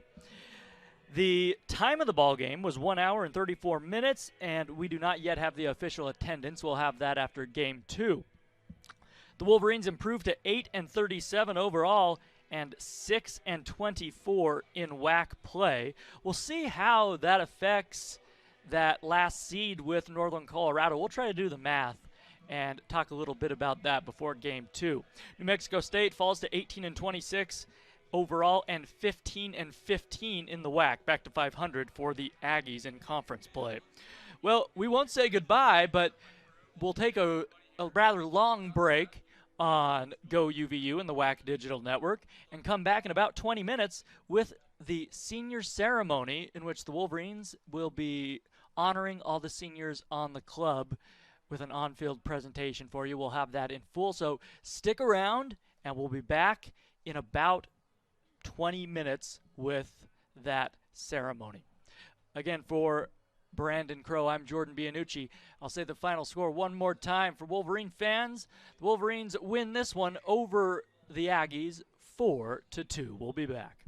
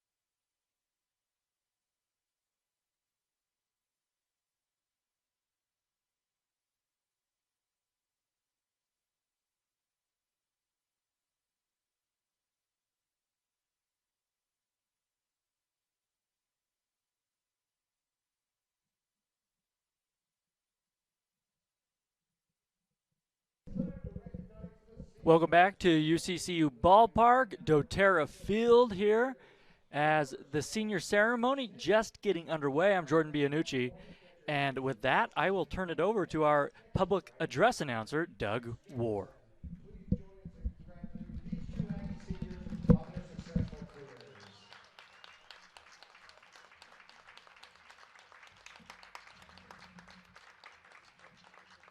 And now it's time to honor our 4 Wolverine seniors as they wrap up their standout careers here at Utah Valley University. Our first senior is Spencer Triplett. After making stops at Goshen College and South Mountain Community College, Spencer made his way here to Orem, where he has been one of the top arms out of the bullpen during the 3 years here at the Wolverine. In his 3 seasons at Utah Valley, the native of Providence, Utah, and Mount Crest High School, has logged 36 appearances and recorded a pair of victories as well as 3 saves. In 48 innings of work, he's also struck out 38 batters, which includes a career-high 21 this season. All 3 of his saves have also come this season as he has spent time as the club's closer. In 2020, he limited opponents to just .216 batting average, while also posting a career-best 4.50 ERA. He is joined on the field by his mother, Jan Mortensen Triplett, and his father, Dan Triplett. Also, brother Sawyer. Ladies and gentlemen, senior pitcher number 16, Spencer Triplett. It has also spent his first 2 years in the junior college ranks after pitching his freshman and sophomore campaigns at South Mountain Community College. After registering 5 saves at South Mountain, Jesse then became Utah Valley's closer during his first season in Orem and recorded a team-high 5 saves that season. He was also the squad's top reliever after picking up 4 wins and striking out 31 batters over 30 innings of work. Then in 2020, he set a school record after recording a stellar 1.08 ERA as the team's top starter. A season ago, the Queen Creek, Arizona native and Queen Creek High School graduate also went a perfect 2-0 and struck out a team best 27 batters over 25 innings, while limiting opponents to just a .153 batting average.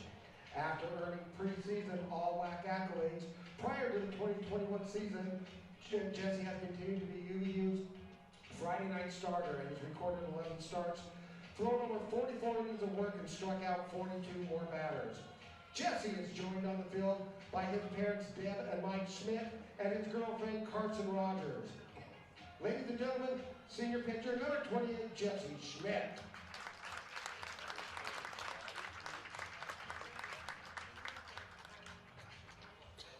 Next, a junior college transfer from Cochise College, Alexander Margot, will play his final collegiate home game tomorrow. The right-handed slugging right fielder entered the day with 116 career starts and 112 hits in the UVU uniform. He also holds a .265 career batting average as well as a .445 slugging clip and a .363 on-base percentage. Alexander has cranked out 14 career home runs after his first 1 home run in the first game, which includes a now team-high 8 this season, as well as 36 career doubles. He also leads the Western Athletic Conference and entered the weekend ranked 2nd in the nation this season with 19 two-base hits. The Las Vegas, Nevada native and Cimarron Memorial High School graduate has recorded 29 multiple hit performances during his time in Orem and 22 multiple RBI outings. He has also had a 2-run home game earlier this season against Tarleton and leads the Wolverine this season in doubles, home runs, and is tied for the team lead in RBIs. Alexander is joined on the field by his parents Patty and Jay Marco and his brother Zachary. Ladies and gentlemen, senior outfielder number 3, Alexander Marco.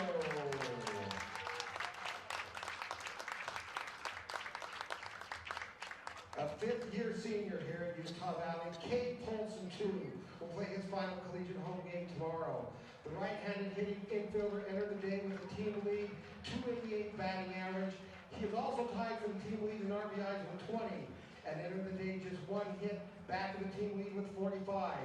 For his career, Cade holds a .262 career batting average, as well as a .345 slugging percentage, and .332 on-base percentage.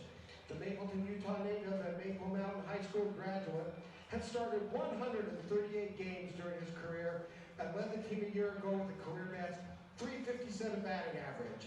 Kate also holds 25 career extra base hits, 70 career runs scored, and 68 career RBIs.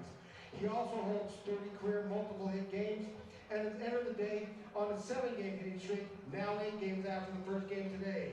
Kate is joined on the field by his parents Jennifer and Brad Polson and his girlfriend Braylon Webb. Ladies and gentlemen, senior first baseman, number 20, Kate Polson.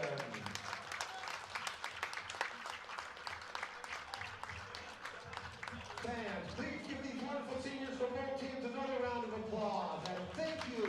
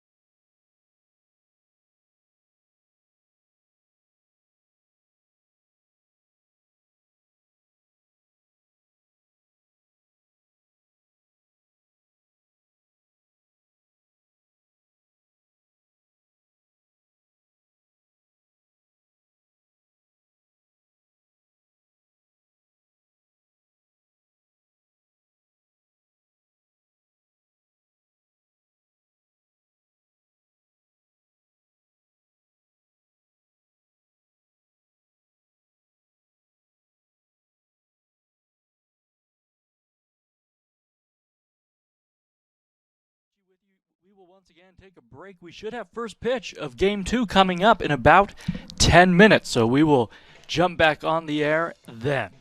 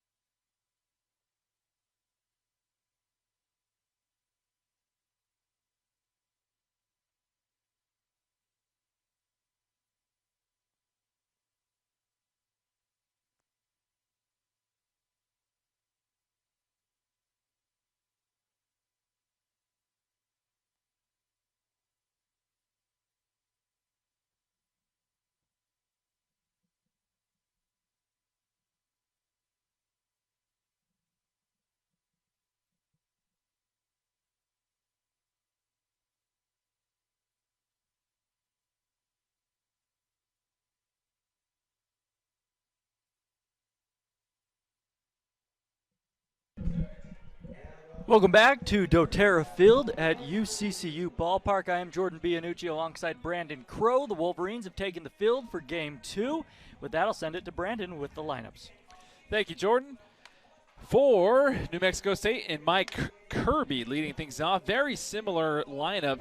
Starting things off in left field, Zarek Sines, Kevin Jimenez at second, Ethan Mann at third, Cal Villarreal at right field, Brandon Dieter at short, Zach Smits at first, Britt Graham doing the catching, and then Connor Laux, the designated hitter in the 8th spot, followed by Tommy Tabak in center field. Then on the bump, Sammy Natera. And for the Wolverines on the bump, Bobby Vortmeyer. And his defense on the outside, Mick Madsen at third, Broussard at short, Morales at second, Polson at first, Trey Newman behind the dish, Jake Plakus in left, Tavin Lords in center, and Alexander Marco in right. And for the play-by-play, the rest of the inning, here's Jordan Bianucci. Thank you very much, Brandon. So Utah Valley will look to sweep this doubleheader after winning Game 1. Vortmeyer taking his warm-up tosses. He is ready. The leadoff man Sines will come to bat. Wolverines got their 3rd home win of 2021, their 8th win overall. They'll look to ride some of that momentum. They snapped an 11-game losing streak, and they had a senior ceremony in between. They're feeling good. They did it in a hurry, too, about an hour and a half. Yeah. Hey, if that's all it took, we would have done it a lot sooner. So, first pitch of the ball game on the way. Vortmeyer with a fastball missing down and away, ball 1. First pitch at 3:24 in the afternoon. The game time temp 58 degrees. Sines takes a ball down low, and it's 2-0. Vortmeyer, he has been good this season. He's been the stopper for Utah Valley. When they've lost 2 in a row in weekend series, Vortmeyer's been the guy to come back and get them back into the series. As he misses outside, it's 3-0, and he's in danger of walking the leadoff man. From the windup, here it comes. Fastball, that one catches the outside corner, and it's 3-1. The home plate umpire is Andrew Torfin. Blake Jensen is at first base, and Matthias Fromelt is at third. 3-1 pitch, Vortmeyer working quickly. Fastball's grounded up the middle. Backhanding it and sliding is the second baseman Morales. His throw to first is not in time. Almost a tremendous play by Morales, making what's becoming that signature slide on the turf that allows him to slide about 5 or 6 feet on one knee, then hop up and throw, but Sines just a little too fast. Morales, that was an excellent play. But the leadoff man is on. Infield hit, and here is Jimenez.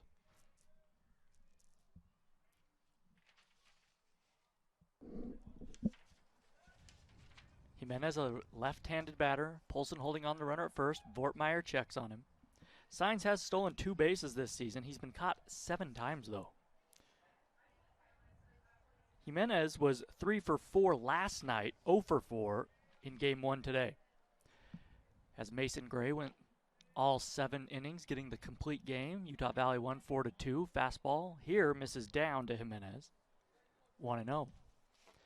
Madsen playing in on the grass, anticipating a possible bunt from the left-handed batter, hitting .331 on the year.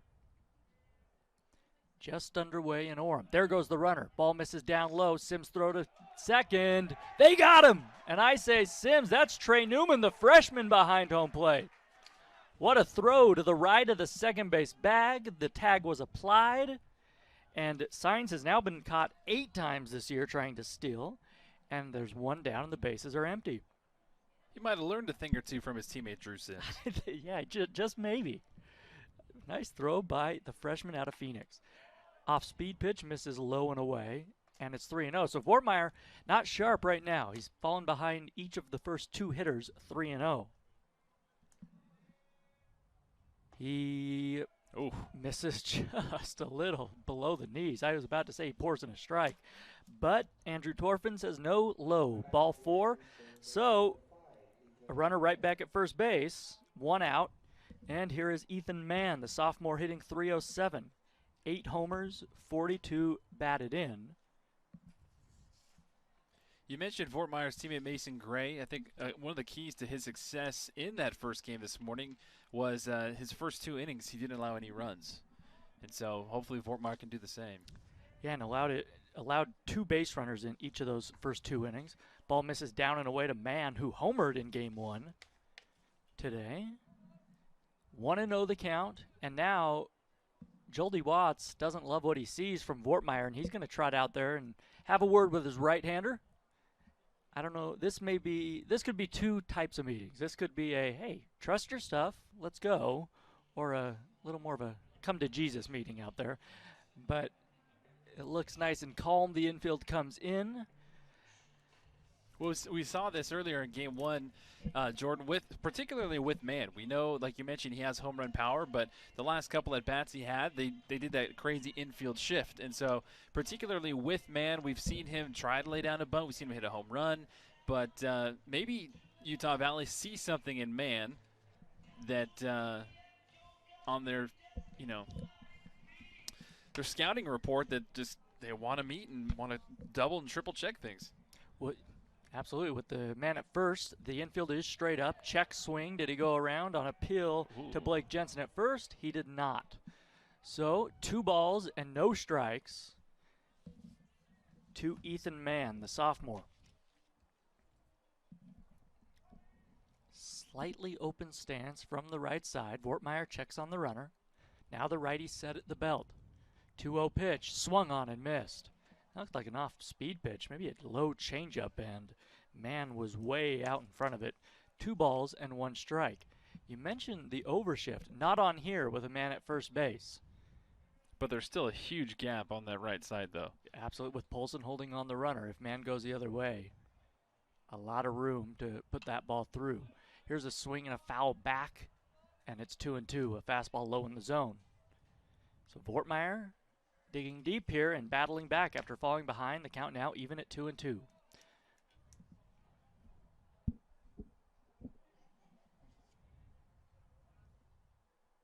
Mann out of McKinney, Texas, 6'1", 195. Here's the 2-2 pitch. There goes the runner. No, he bluffed. Here's a pop-up. Right side of the infield. It's going to be the second baseman. Morales calling everybody off. He has it, and there are 2 away. So nice job by Vortmeyer to battle back after falling behind.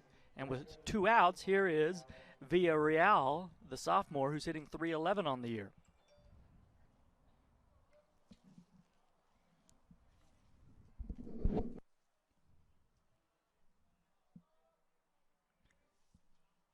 Villarreal, a left-handed batter. Open stance, bent at the knees, waving that bat behind his left ear. Here's a pop-up back behind home plate. Newman giving chase. He can't get there as he slides into the backstop. A good effort by Newman, but it just wasn't popped up high enough for him to get there in time. So just a strike. 0-1 to Villarreal. Villarreal in game 1 of this double header, went 1 for 3.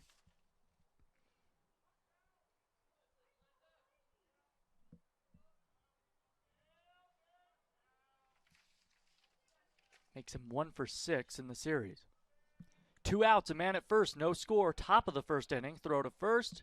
Back in safely is Jimenez, who has stolen 6 bags this year. He's been caught 5 times.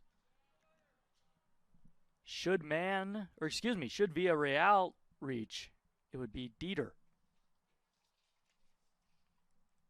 The pitch, he shows bunt, now pulls it back and takes a strike.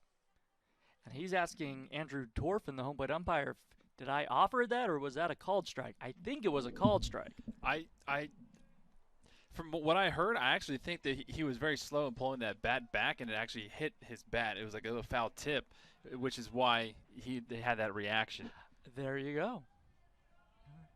That's good ears. I did not hear that. 0-2 pitch. Here it comes. Fastball misses way outside. Not a great 0-2 or 1-2 there. No, I'm telling you, Brandon, never trust the scoreboard. I say it every day. That was an 0-2 pitch that missed outside. It's 1-2 as Andrew Torfin throws up the fingers. Here's a swing and a ground ball to shortstop. Broussard has it. He'll race to second and just beat Jimenez. The inning's over. New Mexico State, no runs. They leave a man stranded. We go to the last of the first. It's the Aggies nothing, the Wolverines coming up.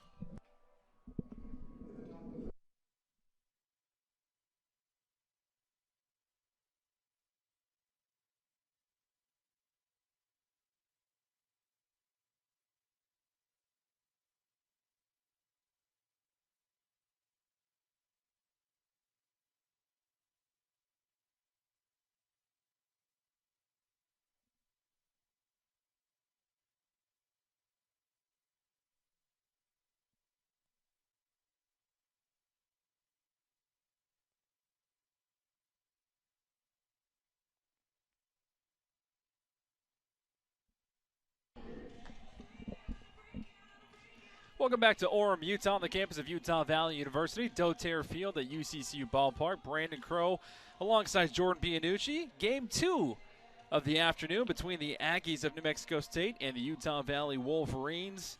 Bottom of the first inning. We'll go through the lineups here for the Utah Valley Wolverines. Leading things off, second baseman Mitch Morales. Followed behind Garrett Broussard at short, Cade Polson at first in the 3 spot, Alexander Marco in right field at the 4 spot, batting cleanup. Then in the 5th spot, Mick Madsen, the third baseman, followed by DH Payson Hayes. Catcher Trey Newman, left fielder Jake Blakis, and then center fielder Tavin Lords. And then on the bump, Sammy Natera for the New Mexico State Aggies, and his defense behind him. He'll be throwing balls to his catcher Britt Graham. And then at third, Ethan Mann, shortstop Brandon Dieter. At second base, Kevin Jimenez. At first, Zach Smits. In left field, Zarek Sines, Tommy Tobak in center, and Cal Villarreal in right field. Well, the lefty out of Juarez, Mexico, takes his last warm-up toss. He's been pretty good this season. You look at who he's been really good against, and they've been good teams. He went 5 innings against Grand Canyon, just 1 earned run. Sacramento State, 4 1/3, 1 earned run. Gave up 2 in 4 1/3 at Tarleton. Gave up 3 runs last week in 5 innings against UTRGV. And the Wolverines have struggled against left-handed pitching this season. The windup and the pitch, a fastball misses high and away to Morales, ball 1. Morales on the year, he's the one guy really that's hit left-handed pitching well. He's 10 for 33. 1-0, swung on, foul tipped into the glove of Graham, and it's 1 ball and 1 strike. 0-0, last of the first inning. Natero winds and fires, and he misses down and away. It's 2-1.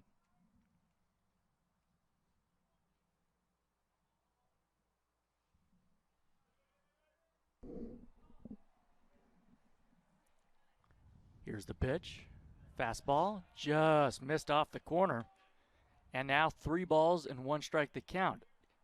We may have just fixed the radar gun. That fastball was clocked at 92 miles an hour.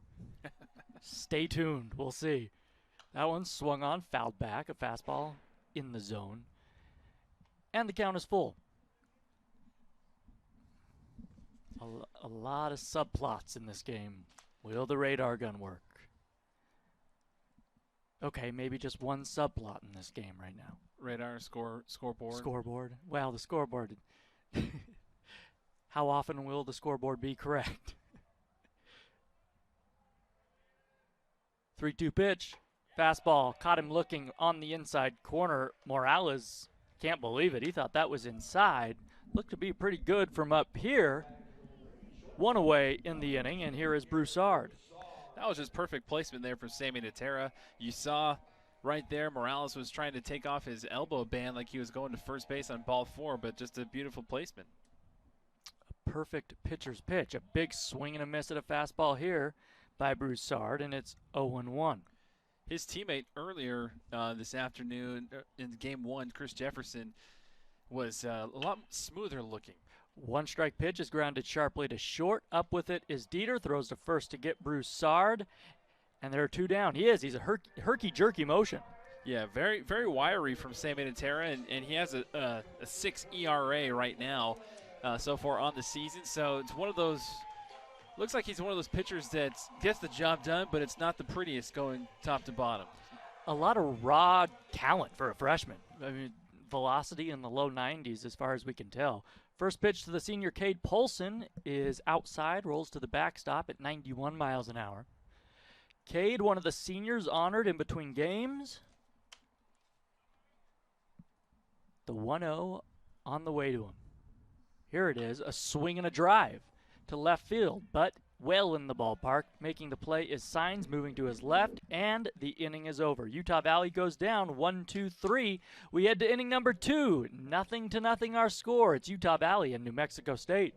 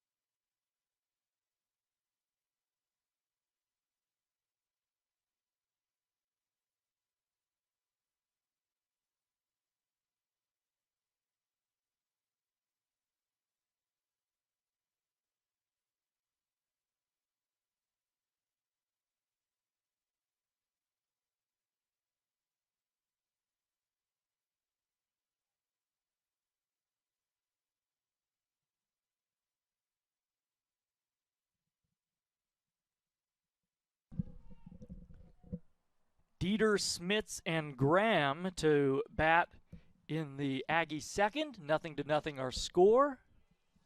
Game 2 of this doubleheader. The pitch, a curveball to start things off from Vortmeyer. Misses a little high, ball 1. Well, Vortmeyer in the first inning pitched well. He allowed a infield single and a walk, but pitched around that. No runs. Here's a swing and a foul back to the screen. Another breaking ball, and it's 1-1. Dieter, the shortstop for the Aggies, a sophomore hitting .291. Tied for the lead in home runs on the club with 8. A big swing and a miss at a low fastball. And the count is 1-2 strikes. The wind right now gusting out toward right center and right field. You can see the trees beyond center field shaking in the wind on this sunny afternoon. 1-2 fastball, misses high and away, not close, and it's 2-2 to the right-handed batter. Not a big crowd for the doubleheader today. 2-2 pitch. Curveball that hung up there is swung on and popped into shallow right field down the line. It's going to fall fair. Marco over to grab it on one hop. He fires it in to Morales. In there with a leadoff bloop single is Dieter, and here is Smits. Not much you can do about that if you're Marco. Just not a good sharp curveball there from Vortmeyer. Didn't have much break on it. Now Smits with a wide open stance from the right side. The big first baseman takes a ball down and away. That looked that looked like the slider. Medium, deep, and straight away, everybody in the outfield for the Wolverines. Polson holding on the runner at first. That opens up a big hole on the right side. 1-0, swung on, lifted into right. Marco is there, though. Another curveball, this one with some better break on it. And Smits is retired. Just a little pop-up, really. A looping liner, you could say. Either way, 1 out. Here is Graham.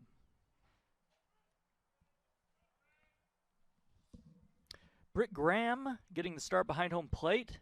Did not play in game 1 of this doubleheader. Did start last night. He went 1 for 3. Takes a ball outside. The switch hitting Graham hitting from the left side against Vortmeyer. A .250 average. He's had just 52 at-bats this season. No home runs, 6 men batted home. Dieter at first with a short lead. Now a big secondary lead as Graham takes a ball down. Another breaking ball from Vortmeyer, and it's 2-0. Graham peering into the dugout. Coach Kirby gives him the sign.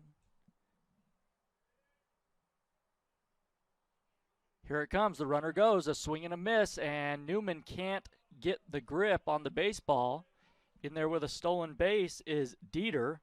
Newman did the smart thing. Once he didn't have the grip, he just ate it instead of trying to do too much and making an errant throw. Newman has already thrown out one would-be base stealer today.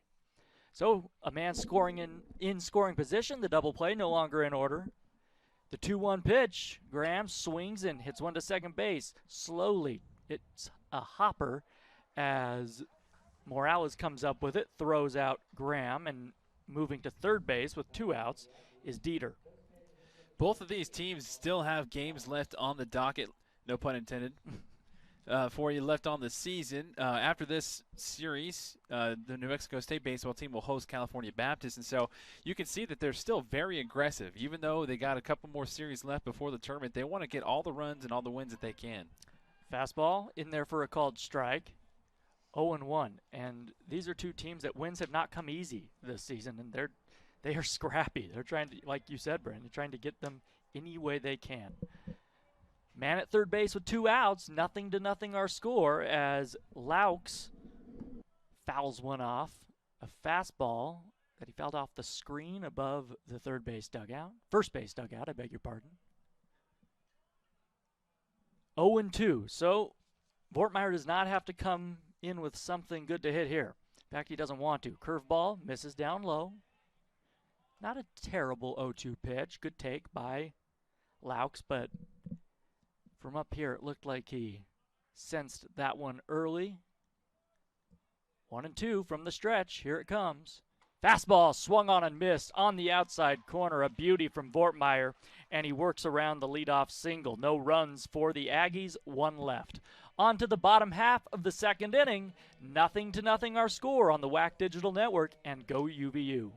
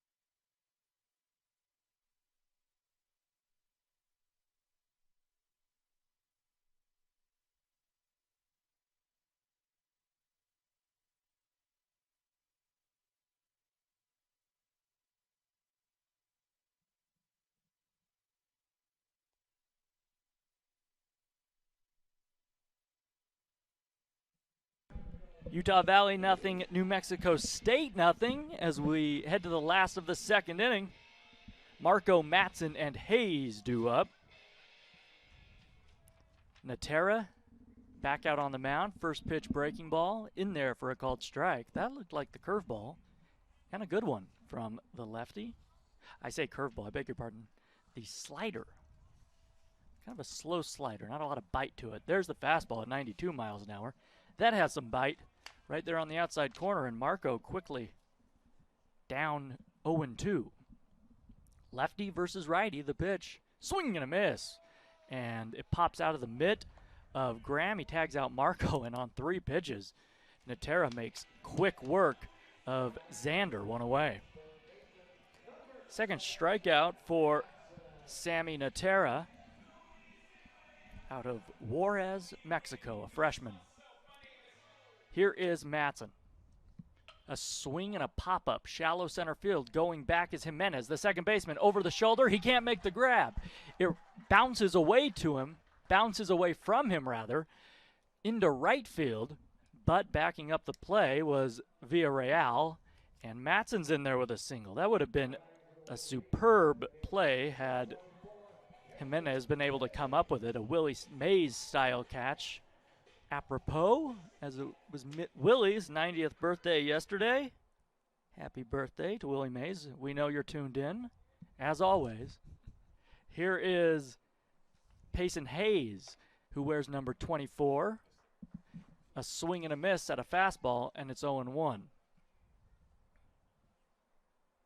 Hayes 0 for 3 in game 1 of this doubleheader. One strike pitch to him. Fastball misses down and away. 1 ball and 1 strike. Check that. Hayes was 0 for 2 with 2 strikeouts. Matson with a short lead at first. Fastball misses down in the turf, blocked by Graham. 2 balls and 1 strike to Hayes. Well, if Hayes can get ahead in the count, and it's obvious, but he has so much more success. In the first game of this doubleheader, he found himself 0-2 both times and just was unable to battle back. 2-1 to him here. The pitch from Natera. Check swing by Hayes. He didn't go around as a breaking ball was down in the turf. And it's 3-1. So Hayes, who has power, can now look to drive one. The center fielder, Tabak, is pulled way over into right center. Center field is empty. 3-1 pitch, swung on and missed. Could not catch up to the 91-mile-an-hour fastball on the outside, and the count runs full. The wind still gusting out towards center field on a sunny afternoon in Orem. Here's the pitch. Strike 3 called. Frozen with a fastball on the inside corner. And that is the 3rd strikeout for Natera. And here's Trey Newman. That has been Payson Hayes' issue during his career here at Utah Valley. That's his 31st strikeout of the season. When he makes contact, he's successful, but strikes out a lot. And here is Newman taking a called strike. You're starting to see Natera really settle into himself there on the mound, and you're starting to see more movement from his pitches, changing it up, and a lot more velocity as well. Very impressive. Working quickly as well. Fastball misses up high, and it's 1-1. Really in a groove. And just as I say that, he decides, you know what, I'm going to take a walk. On the back slope of the mound, thinks about something. Now he's ready to go. Working from the far third base side of the rubber. 1-1 pitch with a man at first. Fastball, below the knees. Torfin gives him the call. We haven't seen that called a strike yet today. 1 ball and 2 strikes the count as Newman rubbernecks a little bit, but he's not going to say much because he wants his pitchers to get the same call. 1-2, here it comes. A swing and a liner foul down the third base line. Look out, associate head coach, interim head coach David Carter just got out of the way of that one. Thankfully, Dave has cat-like reflexes. Matson is at first base. He's singled with 1 out. 2 down now. The 1-2 pitch to Newman in a scoreless game. Breaking ball, missed down and in, and it's 2-2. That was the slider from Sammy Natera. Newman trying to extend this inning. Bottom of the 2nd. Natera set at the belt, checks the runner. Now time taken as Newman got tired of waiting.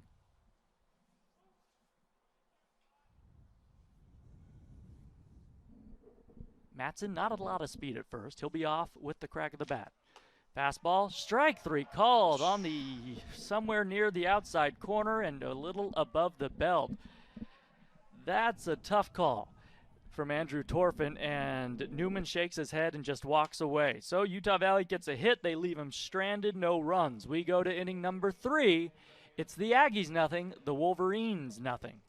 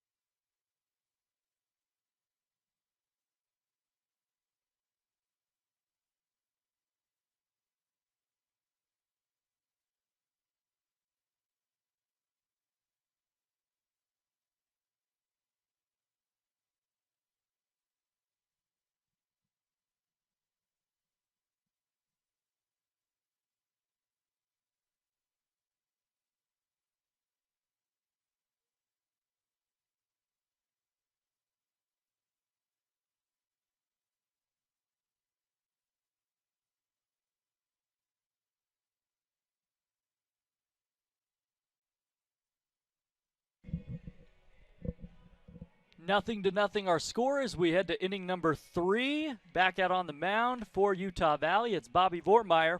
He'll face Tabak, Sainz, and Jimenez, 9, 1, and 2. And here with the play-by-play is Brandon Crow. Thank you, Jordan.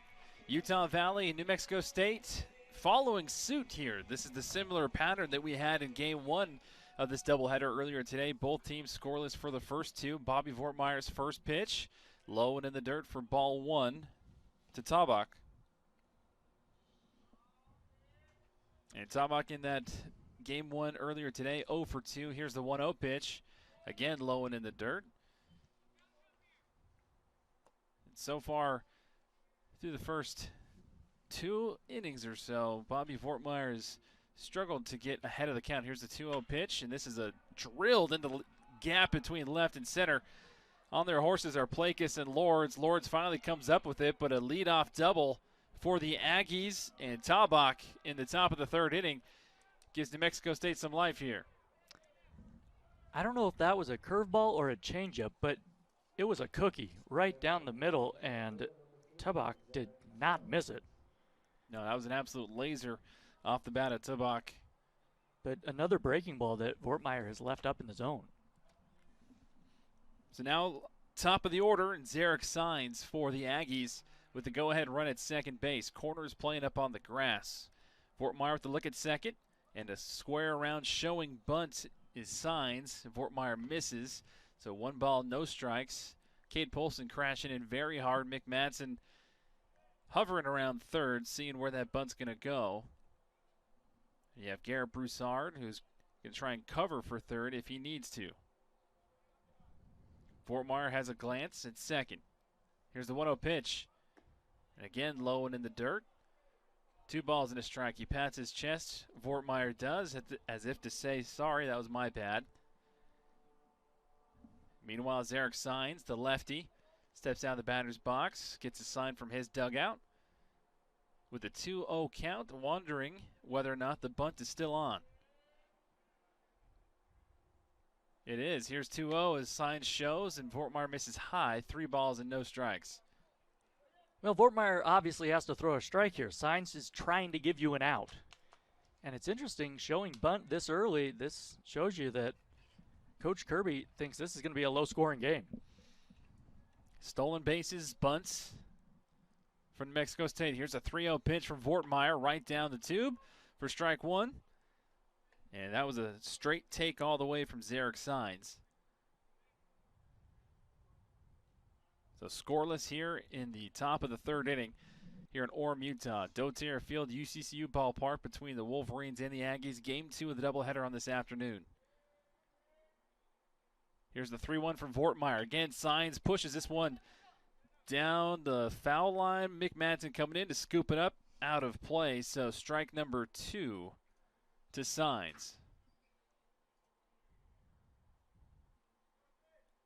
So Sainz had a 3-0 count. Now he is looking full. And Vortmeyer got a battle within himself here and challenge the sophomore. The hometown kid from Las Cruces. Sainz 0 for 4 earlier this afternoon with a strikeout in Game 1.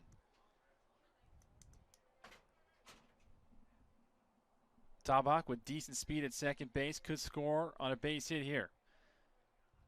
Here's the full 2. Ground ball past Broussard at short. And no throw from Plakis, so almost right on cue. An RBI single for Zarek Sainz puts New Mexico State on top. 1-0 here in the top of the 3rd.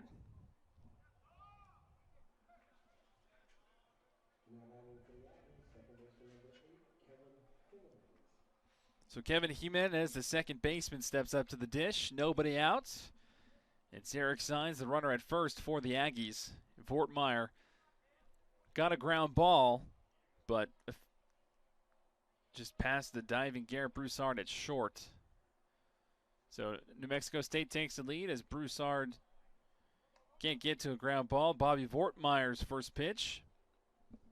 High and outside to Jimenez. 1 ball and no strikes. to the sophomore. Fortmeyer comes set. Here's the 1-0 pitch. Right down the middle for strike one. 1 ball and 1 strike to Jimenez.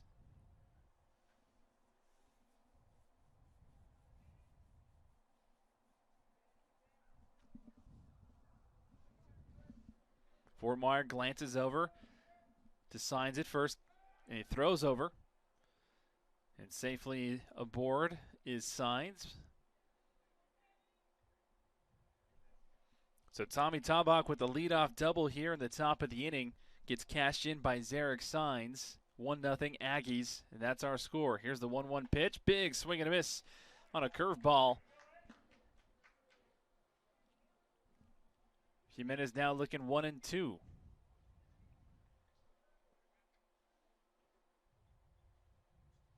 Jimenez, the lefty, steps back into the box. Polson holding the runner on at first. Middle infield playing double play depth. Mick Madsen coming all the way from his third base spot, almost into glorified shortstop position. And this 1-2 pitch is fouled down the left field side, out of play. The wind picking up, now blowing straight away center field. I just stepped outside the booth. Brandon, that wind, it's gusting. And it's cold. If Fortmeyer again throws over to first, Signs safely slides back.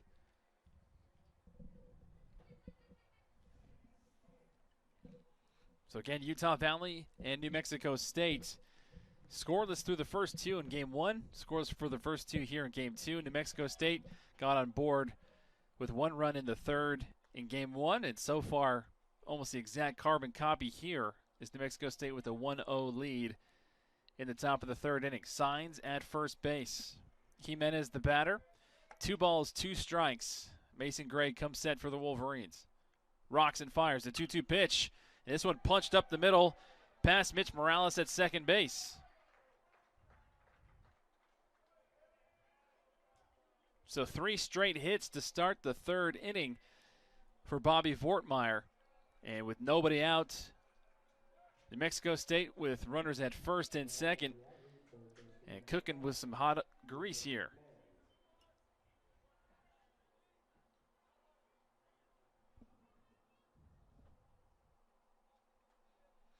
Ethan Mann, the third baseman, now in the batter's box. Corners playing up on the grass. Cade Polson looking like he's going to be playing for a bunt here at first.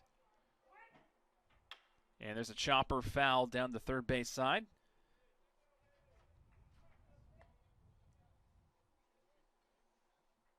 The man was 1 for 3 in game 1 with 2 runs and a walk.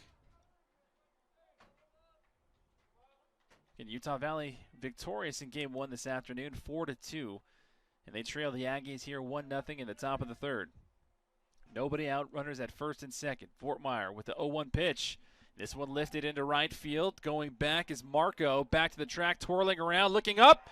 And a 3-run home run for Ethan Mann. Puts the New Mexico State Aggies on top, 4-0 here in the top of the third. You talked about that wind, Jordan, being gusty. What looked like a normal fly ball for Ethan Mann caught the jet stream. Marco sprinted to the fence, looked up, and before he knew it, that ball was gone. You're absolutely right. I thought that was a routine fly ball, albeit deep to right field, but it just kept going, and I think the wind did play a significant factor there.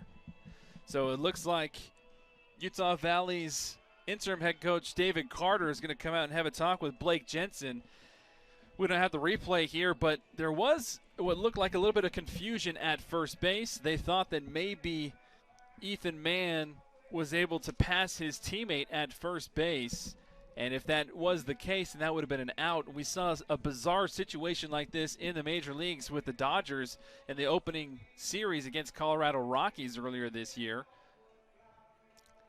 Yeah, Bellinger hit a home run over the left. Well, it hit what was then the left fielder. Tapia's glove went over the wall. And he passed Justin Turner on the base pass. Who thought it had been caught. Yeah. And now. So the signal has been made. Blake Jensen points to first base. waves both hands in the safe motion, and they said that nobody passed each other. So either way, New Mexico State on top of Utah Valley, 4-0 here in the top of the third. A 3-run home run by Ethan Mann. And that brings up right fielder Cal Villarreal. And Villarreal swings and fouls his first pitch he sees from Vortmeyer out of play for strike one. And all this while Vortmeyer is struggling to find his first out here in the top of the third. Here's the 0-1 pitch. Big swing and a miss on a breaking ball. 0-2 now to Villarreal.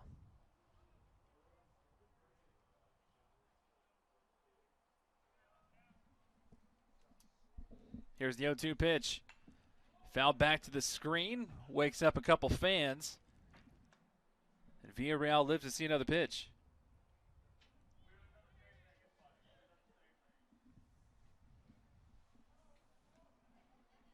Here's the 0-2 from Vortmeyer.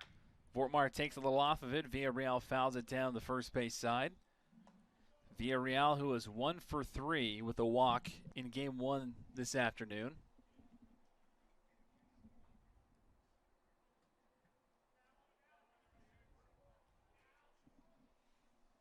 Vortmeyer comes set. Here's the 0-2 pitch. And again, Villarreal fouls this one out of play.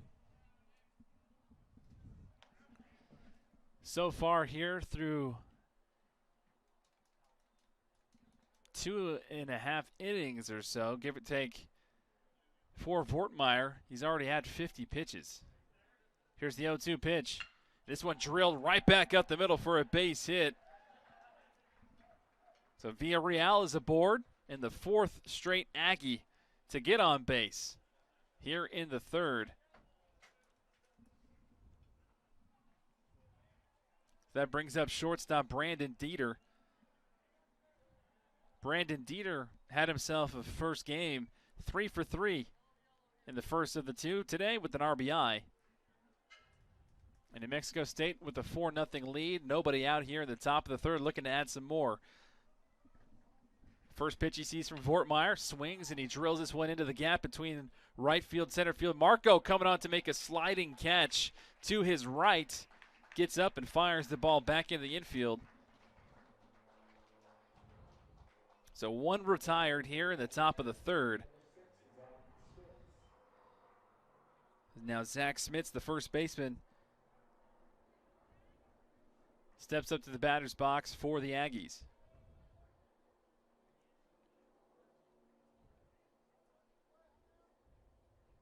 Smits, the righty, taps home plate, twirls his bat a couple times, comes set with that open stance. Vortmeyer, 0-0 pitch, and a big, deep drive down the left field line. If it's fair, it's gone. And just barely foul, says home plate umpire Andrew Torfin.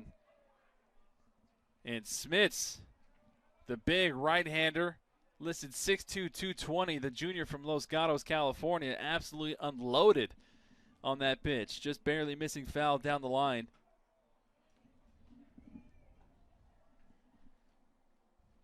So here's the 0-1 pitch. The runner goes.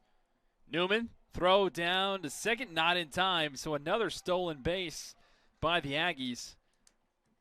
They're successful on their second of three attempts so far in the afternoon.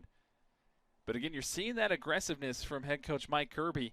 They lost earlier, game 1, 4-2, and they know that with just one more series left before the conference tournament against the perennial power California Baptist, they're trying to get all the runs that they can get. And Vortmeyer comes right back with the breaking ball swung on and missed. Strike 2. So 1 ball and 2 strikes to Smits. 1 out here in the top of the third.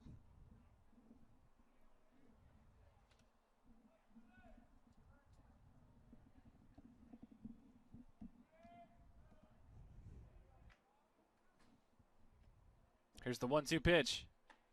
Vortmeyer misses with the slider outside for ball 2. 2 balls, 2 strikes to Smits.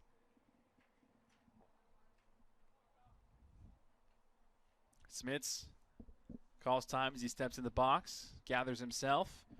Vortmeyer gets his sign from his catcher, Trey Newman. Vortmeyer has a glance at the runner at second. Now comes set and fires. Here's the 2-2 pitch. This one lifted down the right field line. And a one-hopper that goes over, a ground rule double. So New Mexico State eyeing that right field line. And a ground rule double tacks on another run for the Aggies. An RBI ground rule double for Zach Smits. 5-0 New Mexico State here in the top of the third.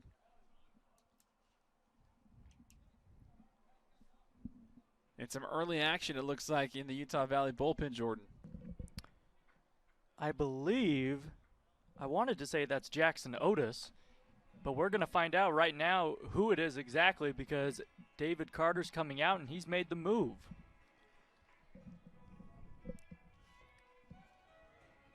So Bobby Vortmeyer's day looks like is done. 2 1/3 innings, 5 runs, 8 hits given up by Vortmeyer. His day is through. Yeah, I think that's Carson Brown coming in. So we'll take a break, come back with the numbers on Brown. It is 5-0 Aggies.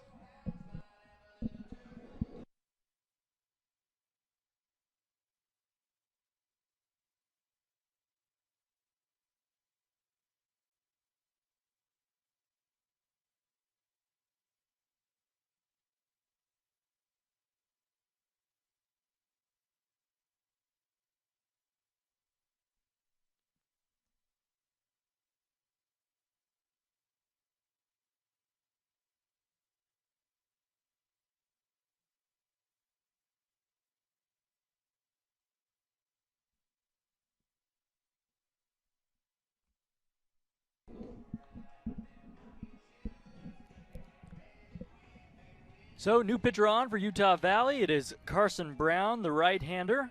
Take a look at Brown's numbers on the year. This will be his 14th appearance. He's 0-1 win-loss with a 4.24 earned run average. He has walked 13, struck out 11. Opponents are hitting .304 off the lefty freshman. Brown out of the state of Colorado. He's just trying to keep this game within reach for Utah Valley. A man at second base, just one out. The Wolverines trail 5-0. Meanwhile, I'll try to pull up Brown's most recent appearances. But overall, he's been a real bright spot for this Wolverine club all year long. He did not get a lot of playing time the first third of the season, but really earned more playing time and has had good outings and has been one of the pretty consistent arms out of the bullpen for the Wolverines. He will face Graham after Bobby Vortmeyer goes 2 1/3 and gives up the 5 runs.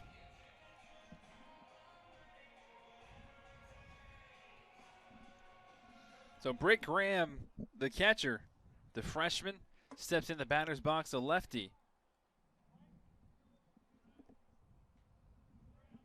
And Carson Brown inherits a runner at second base.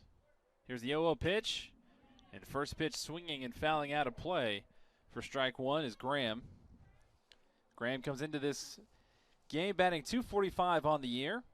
And with runners in scoring position, .290.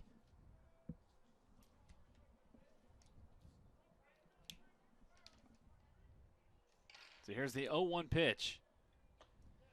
And misses low and outside for ball one. 1 ball and 1 strike from Carson Brown. We saw Brown on Tuesday against BYU. He pitched 2 innings, gave up just 1 run on 3 hits. Here's the 1-1 pitch from Brown. Big swing and a miss. Pulled the strings on the breaking ball. And Graham quickly down 1-2. Mitch Morales playing back in the right field grass at second base. Cade Polson playing a couple steps shy of the grass as well. Very deep on the right side. Meanwhile, Garrett Broussard playing the cat and mouse game behind the runner at second, and Mick Madsen even with the bag. Here's the 1-2 pitch, missing outside with the fastball. 2 balls and 2 strikes to Graham.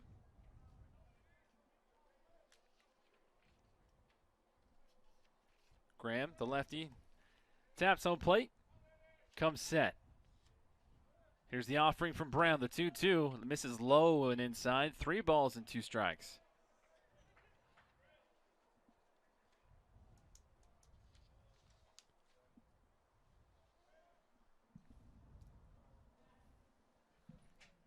Mexico State, the Aggies on top of Utah Valley. The Wolverines 5-0. Here's the payoff pitch, and Graham draws a walk. So the first batter that Carson Brown faces, he walks. So runners at first and second now. Still only one out here in the top of the third. And Connor Laux, the DH, steps up to the plate. Laux struck out in the second. All 5 runs for the Aggies coming here in the top of the third inning. Carson Brown trying to get a ground ball, get into a double play to get out of here. A check swing, foul down the right field line for strike 1 to Laux.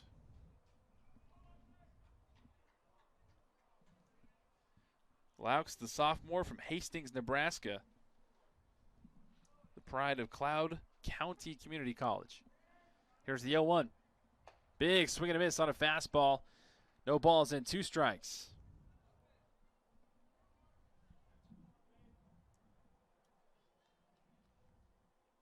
So righty versus righty. Brown on the mound.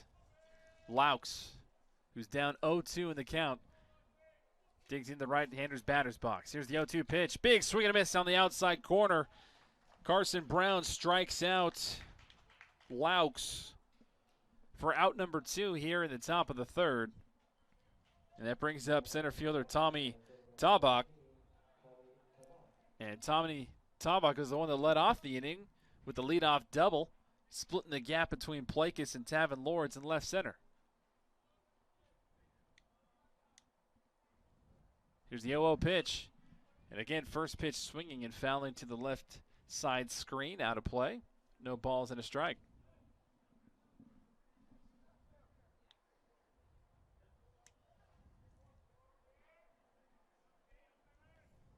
Brown gets his sign from Newman. Brown comes set, fires. Misses low and inside with the slider. 1 ball and 1 strike.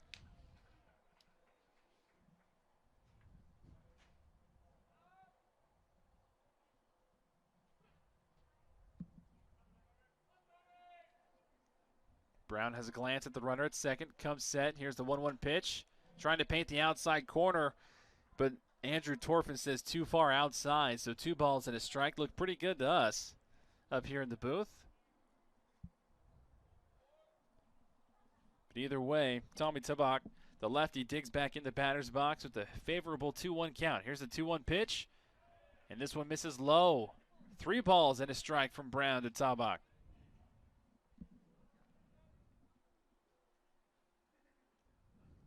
So 2 outs here in the top of the third. 5-0. New Mexico State on top of Utah Valley. Here's a 3-1 pitch. This one drilled right back at Brown, who is able to compose himself and throw it over to Cade Polson at first. Scary moment for Brown. Looked like it actually hit his glove in the follow-through. Scared him for a second. Was able to get the ball and throw it over to Cade Polson for the 1-3 putout. But he looks like he's okay. He jogs off. Utah Valley trails 5-0. All 5 runs for the Aggies coming in the top of the third. Utah Valley grabs their bats. Wolverines trail heading into the bottom of the third.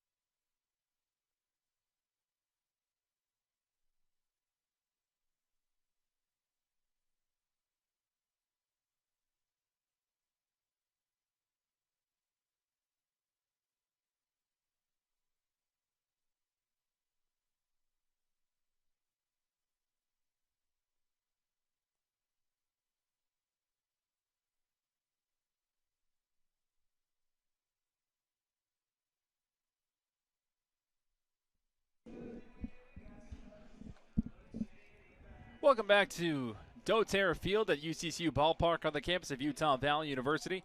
Brandon Crow alongside Jordan Bianucci. Thank you for joining us here on the WAC Digital Network and GoUVU.com. Game 2 of today's doubleheader of the twin bill between the Aggies and the Wolverines.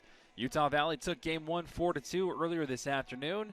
And right now, New Mexico State on top of Utah Valley, 5-0, as we are in the bottom of the third. All 5 runs for the Aggies coming in the top of the third inning. Sammy Natera, the freshman out of Juarez, Mexico, with the very comfortable 5-0 lead. Sure, going to give him some more confidence on the mound. And leading things off here in the bottom of the inning for the Wolverines, left fielder Jake Plakis. And the first pitch he sees is a curveball that hits the outside corner for strike 1. And we've seen numbers on this radar gun for Natera with all of his quiver of pitches range anywhere between the mid-70s to the mid-90s.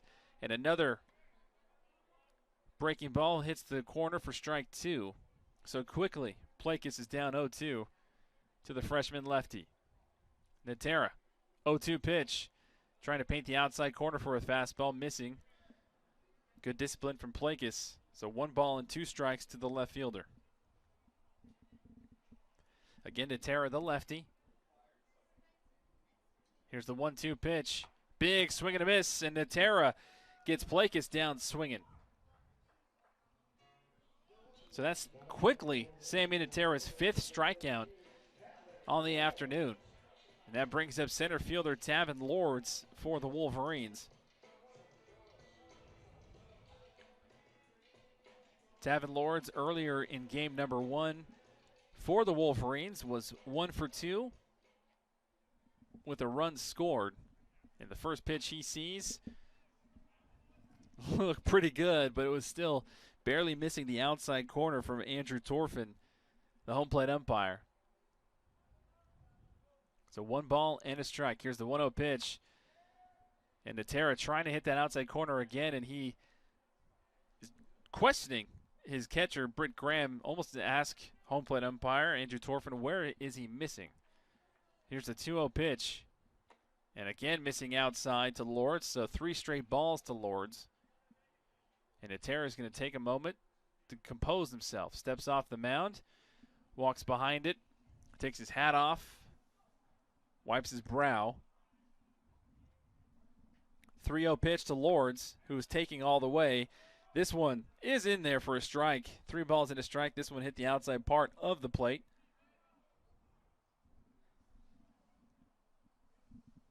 So the freshman from Juarez, Mexico, comes right back and battles, hitting the inside corner for strike 2. So now Lords looking at a full count. Here's the payoff pitch. Misses outside, and Lords draws a leadoff walk for the Wolverines in the bottom of the third. So the top of the order for the Wolverines, Mitch Morales. Mitch Morales struck out looking in his first at-bat. Morales was 1 for 3 with a home run and 2 RBIs in game number 1 this afternoon. And Natera's first pitch to Morales is a breaking ball in the dirt for ball 1. Natera listed at 6'4", 207. Very wiry, very lanky lefty out there on the mound. Here's the 1-0 pitch to Morales. Fastball, misses high and outside, 2 balls and a strike.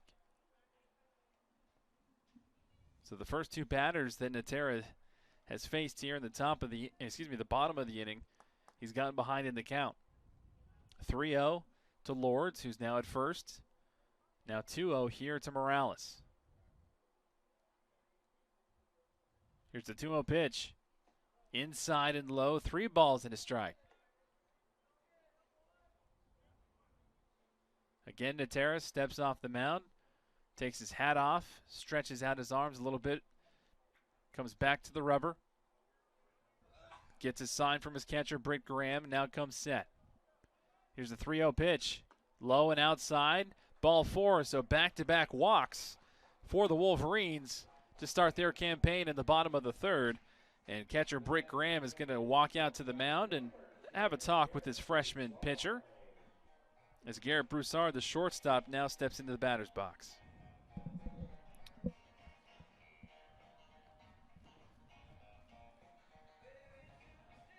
No action in the New Mexico State bullpen, but it does look like Mike Kirby, the head coach for the Aggies is going to go out and have a talk with his young southpaw.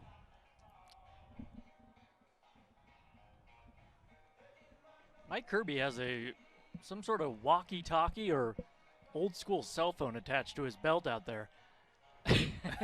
And I bet now that I think of it, I'm wondering if someone down in the bullpen has one too, and that's how they communicate. But a lot of high-tech stuff going on out there, Brandon. Well, those old-school Nokia chirp phones. That's exactly right.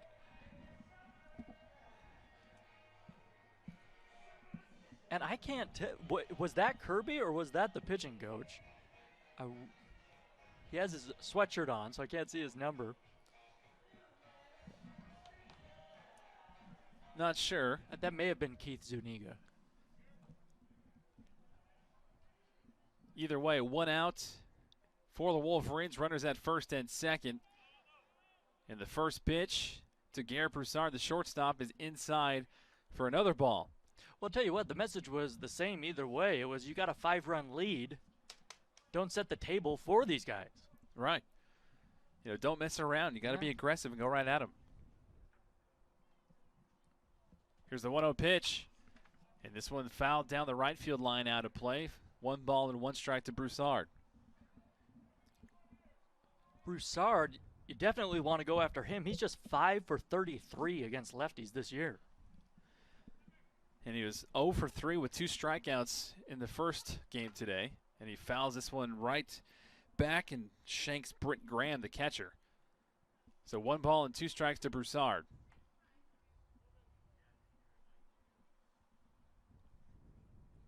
And the home plate umpire, Andrew Torfin, doing what all umpires do when that one catches a piece of the catcher, taking time, walks halfway out to the mound, gives his lefty a new baseball.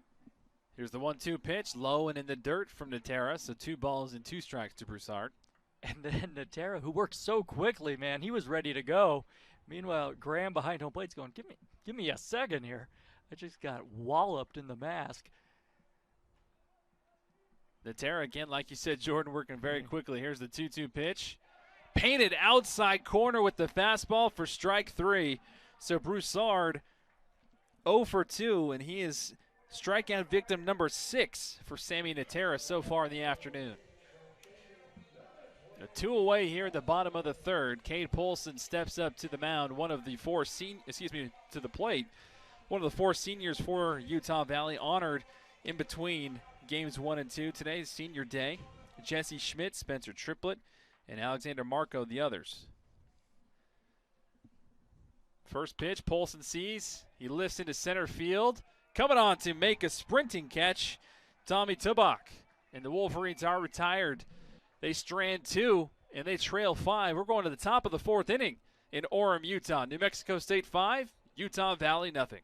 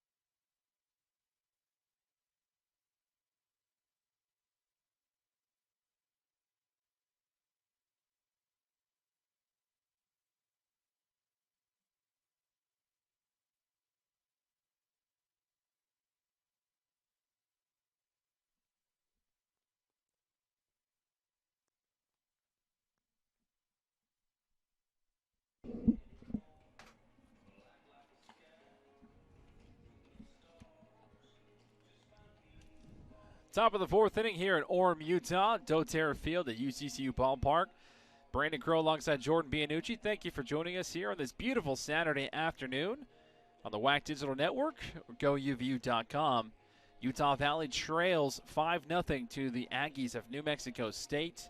Game 2 of the Twin Bill this afternoon. Utah Valley took Game 1 earlier, 4-2. And Utah Valley trying to find it within themselves to come back here in Game 2. Leading things off here at the top of the 4th Top of the order, and Zarek Signs for the Aggies.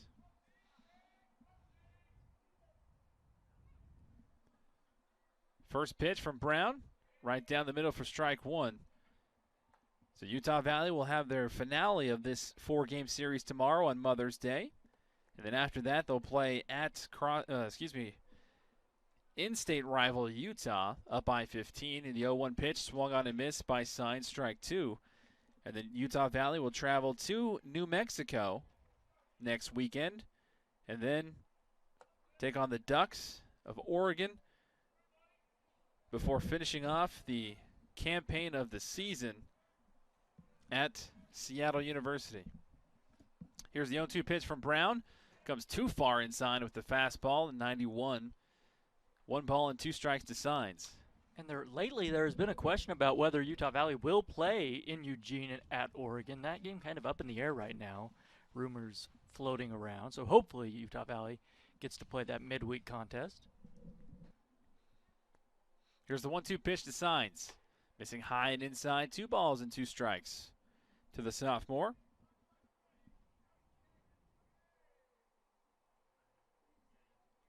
And for the Aggies, after this series, they will go home to take on California Baptist, then finish up at University of Arizona. Here's the 2-2 pitch, low and in the dirt for ball 3.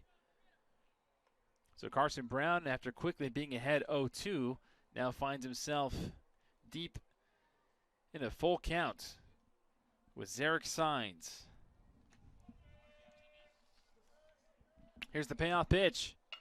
And Signs' defensive swing hits a grounder to Madsen at third. Cross the diamond for the 5-3 putout to Polson at first.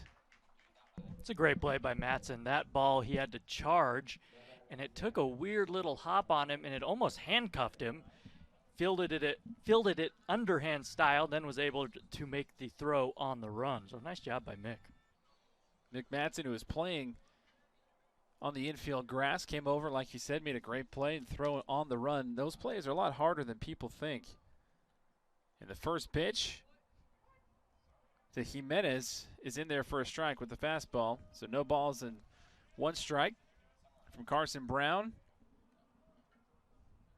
to Kevin Jimenez. The 0-1 pitch is fouled down the left field line, so no balls and 2 strikes. Jimenez 1 for 1 with a walk and a single so far in the afternoon and a run scored. Then in game 1 today, 0 for 4 Jimenez was. So far so good here in game number 2.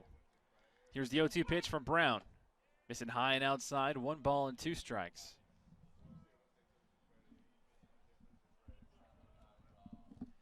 Again, Utah Valley trails New Mexico State 5-0 here in the top of the 4th. Here's the 1-2 pitch. A chopper right back to Brown, who throws it over to Polson for the 1-3 putout for the second out of the inning. Not sure why Brown just didn't tag the runner. He was really right next to him, running side by side with them, but shuffled it over to Polson at first. So Jimenez is retired and brings up Ethan Mann. Ethan Mann had a big 3-run home run in the 3rd inning to break things open for the Aggies. And the first pitch he sees from Brown is a slider hitting the outside corner for strike 1.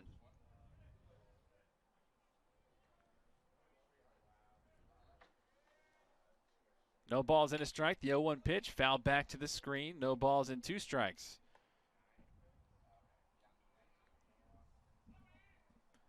Carson Brown looks a lot more confident here in the top of the 4th inning than he did when he came in and inherited a couple runners on midway through the 3rd. Here's the 0-2 pitch. Trying to hit that outside corner, just misses high and outside for ball 1. The freshman Trey Newman tried to frame that one, and Andrew Torfin's going, no, not even close, my friend. Here's the 1-2 pitch. This one too far outside. Not close for Newman to try and frame that one. And umpires, they'll get upset with you if you try to frame an obvious ball because they do not want you to try and show them up. Here's the 2-2 pitch. Missing high and outside, 3 balls and 2 strikes. And it's a little insulting to their intelligence. The games the catchers and umpires play. Brown comes set. Here's the payoff pitch. Fouled out of play. And Ethan Mann lives to see another.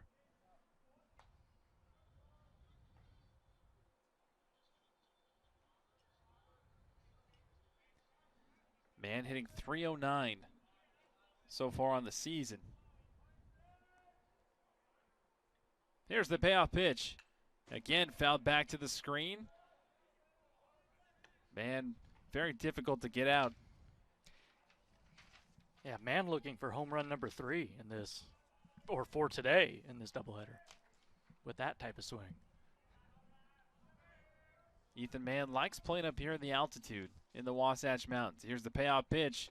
Trying to come inside, just barely misses hitting Mann for ball number 4. So Mann is aboard with a walk, a 2-out walk by the Aggies. And that brings up right fielder Cal Villarreal. And Villarreal got aboard in the first on a fielder's choice and then singled in the third. So the lefty digs in the box, wiggles his bat. Here comes the first pitch. Swung on and lifted into shallow left field. Coming out from a shortstop position to try and make the play was Garrett Broussard, but it falls right in front of Jake Plakis. So another 2-out single keeps the Aggies' hopes alive here in the top of the 4th. Runners at the corners now with 2 outs. And Brandon Dieter, the shortstop, is up. Just not a whole lot you can do about that. That was hit into no man's land down that left field line. A valiant effort by Broussard, making a dive over his shoulder trying to grab that one.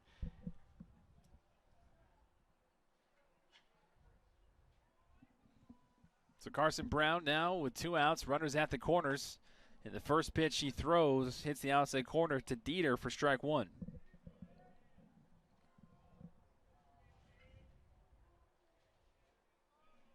And Jake Blake is playing pretty deep back there in left. Had to try to make a big run to make it that play. And strike number 2 from Brown hits the outside corner. So Trey Newman was set up on the outside. Andrew Torfin agrees that that was the correct spot. So quickly, Dieter is down 0-2 in the count. Here's the 0-2 pitch. And we got a little miscommunication with runners. The run comes across at home. Utah Valley gets the outs at first, but a run does count. New Mexico State sent the runner from first to second. He got caught in no man's land, stopped halfway through. Trey Newman threw down to second. Garrett Broussard was there, threw back to Kate Polson to apply the tag, but not before a run comes across. So Utah Valley now heads to the bottom of the 4th inning, trailing 6-0.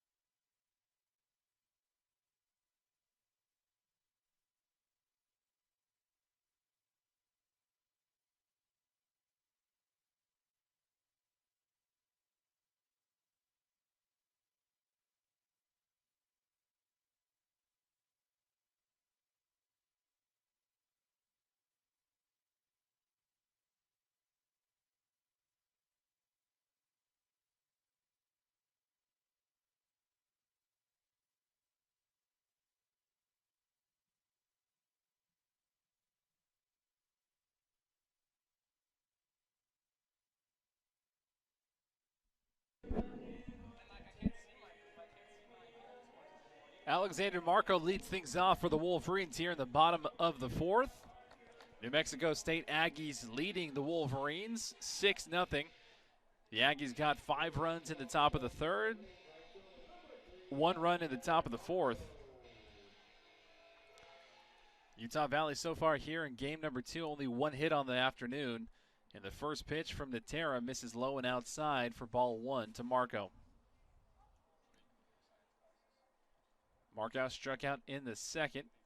And the 1-0 pitch hits the inside corner for strike one. 1 ball and 1 strike to the senior right fielder. Here's the 1-1 pitch. This one fouled out of play down the right field line.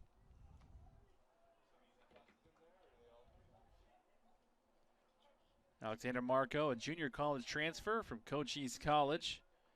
It's his final home collegiate game here for the Wolverines. A 1-2 pitch. He takes high and outside for ball 2. And quickly, Natera gets the ball right back from his catcher, steps on the rubber, and he's ready to come right back with another pitch. Here's the 2-2. Here's a chopper foul down the third base line.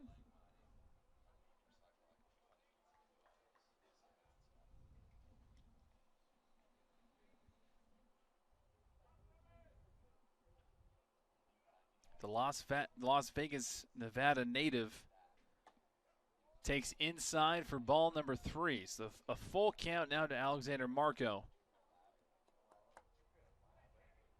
to lead off things for the Wolverines at the bottom of the 4th.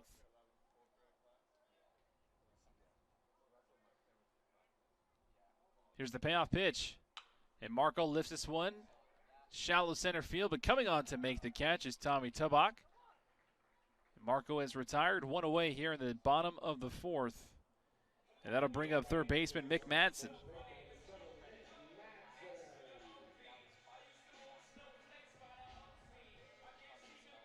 Mick Madsen got aboard with a blooping single in the second.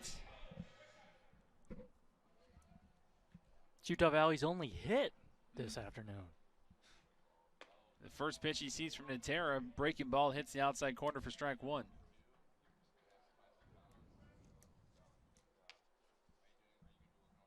Here's the 0-1 pitch from Natera.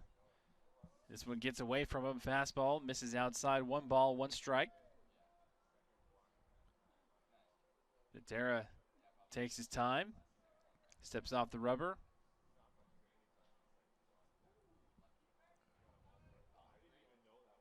Here's the 1-1 pitch. Big swing and a miss on an inside breaking ball. 1 ball and 2 strikes. So Natera had what looked like a quarterback arm brace on his arm. Check swing from Madsen did not go. 2 balls and 2 strikes. It looks like he took it off and put it in his back pocket. I don't know if that was bothering him. It was on his glove hand, so the lefty glove hand being his right hand, took off his little cheat sheet. So here's the 2-2 pitch. Big swing and a miss, and Madsen is down swinging for out number 2 here in the bottom of the 4th. Well, the season high in strikeouts for the lefty Natera is 8 this year. He has 7, and we're not through the 4th inning yet. He's struck out 7 2 different times this year. The first pitch he throws to Payson Hayes, hits that outside corner for strike 1, 92-mile-an-hour fastball. And his second pitch, low and in the dirt. 1 ball and 1 strike to the big DH from Idaho. We talked about it earlier, Jordan.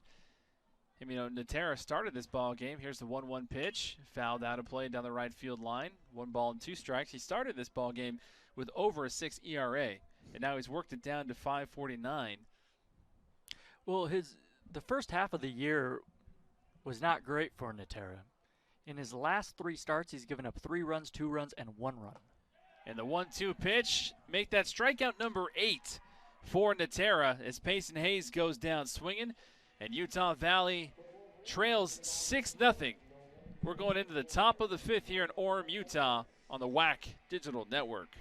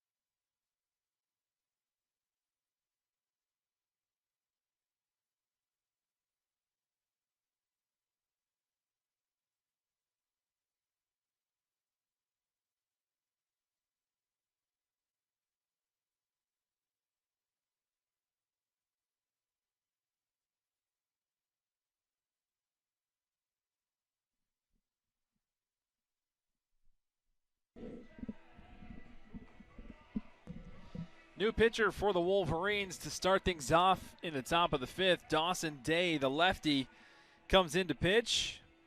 Carson Brown's day is done. Dawson Day comes into this game with a 7.59 ERA, 10 2/3 innings pitched. Has given up 12 hits, 11 runs. Out of those 11 runs, 9 of those have been earned. He's surrendered 16 walks, struck out 18, and he is the third Wolverine pitcher so far this afternoon in game number 2. So again, the lefty, Dawson Day, coming in, the junior transfer from Gresham, Oregon, the pride of Centennial High School and Boise State. Here to take over the play-by-play for the rest of the 2 innings in 5 and 6, Jordan Bianucci. Thanks very much, Brandon. Day just trying to keep Utah Valley within reach. They trail 6-0. Day has been a little erratic this season. Last weekend at Dixie State, he went 1 1/3, no runs given up. On Tuesday, he went 1 inning, gave up 3 runs against BYU. So here is Dieter, the right-handed batter, to lead things off against the lefty.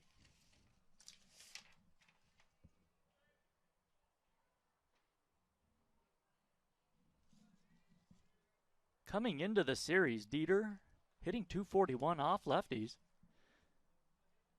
First pitch to him, in there for a called strike, a fastball at 88 miles an hour, knee high on the inside corner, strike 1. Dieter had a bloop single and a stolen base in the 2nd inning. He was ultimately stranded at 3rd. He's also flied out. The 1-strike offering, a swing and a foul, another fastball, and it's 0-2. Day is a fastball slider changeup guy, working from the stretch with the bases empty. Smits is on deck, Graham in the hole. Everybody straight up defensively for the Wolverines. They trail 6-0 in game 2 of this doubleheader. 0-2, another fastball, fouled back to the screen. Well, on the out-of-town scoreboard, UT Rio Grande Valley beat Tarleton in game 1 of their doubleheader, 9-7.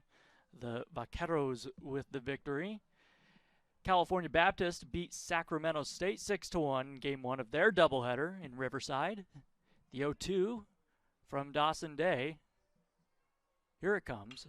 A swing and a high fly ball deep to right center field. Sprinting back is Marco. He's not going to get there. It's going to hop over the wall for a ground rule double, the second ground rule double of the day that we've seen. And a man at second base, nobody out for Smits. I was thinking, we've never seen a whole lot of ground rule doubles here at the park of that variety where they bounce over the wall, but we're seeing a few now after the new turf has been installed. It's not AstroTurf, but the field turf still has some bounce to it. So, Dieter at second. With nobody out, here is Smits, who doubled in a run in the 3rd inning. He's also popped up, 1 for 2 today. The pitch to the right-handed batter, a fastball misses up high, and it's 1-0. On that out-of-town scoreboard, Grand Canyon is leading Dixie State 3-0 in the bottom of the 6th, that game in Phoenix. That's game 1 of a doubleheader down in Arizona. Right now, Grand Canyon would be the 1 seed in the WAC tournament. Here's a swing and a chopper foul on the first base side. A fastball in on the hands of Smits. And the count is even at 1-1. Tarleton leads UT Grand Valley in the game 2 of the doubleheader. 3-2, the Vaqueros trailing. So if Tarleton can hang on in that one, they'll split that doubleheader in Texas. The 1-1 pitch. Misses down and in. Another fastball. It's 2-1. Smits on the year came in batting .291 into this ball game. The Aggies trying to lengthen their lead. Dieter at second base, nobody out. Dawson Day, the 3rd pitcher of the afternoon for the Wolverines. Fastball misses down and in, and it's 3-1. Smits does have 2 homers on the year. The wind gusting out towards center field. Day, the lefty, comes set. The 3-1 offering. Swing and a miss with the fastball, and it's 3-2. Smits is just 0 for 3 against left-handers this year. He just hasn't seen a whole lot of them. Graham is on deck, one of just 2 New Mexico State players who do not have hits this afternoon in this game 2 of a doubleheader. 3-2 pitch from Day. Missed down and in, not close. So a double, now a walk. And Britt Graham, the freshman who's had 52 at-bats coming into the ball game, will come up. Graham has walked and bounced out to second. Obviously the first time he's facing Day. Graham also has not faced a whole lot of lefties this year. He's just 0 for 5. Now Polson playing in on the grass, expecting the bunt. Graham squares around, bunts at the baseball, and misses for strike 1. A fastball on the outside corner. Not a good-looking bunt from Graham, who kind of stabbed at it. You want to catch the pitch with the bat. Graham now waving the bat behind his right ear. Day comes set. The 1-strike pitch on the way. Graham does not square around. Instead, he takes a mighty hack and foul tips it into the glove of Newman, and it's 0-2. New Mexico State 6, Utah Valley nothing. We're in the top half of the 5th inning. Day would love a double play ball. Utah Valley has turned a lot of them this season. The 0-2 pitch. A swing and a miss. He challenged him with a high fastball, and Graham couldn't catch up. One away. Good pitch by Dawson Day. He really reached back. High 80s with that fastball. Here is Laux. Laux is the other Aggie who does not have a base hit this afternoon. He has struck out twice. And we're going to have a pinch hitter, actually. That is not Laux. That is Jake Bayer. So Bayer will bat in the designated hitter spot.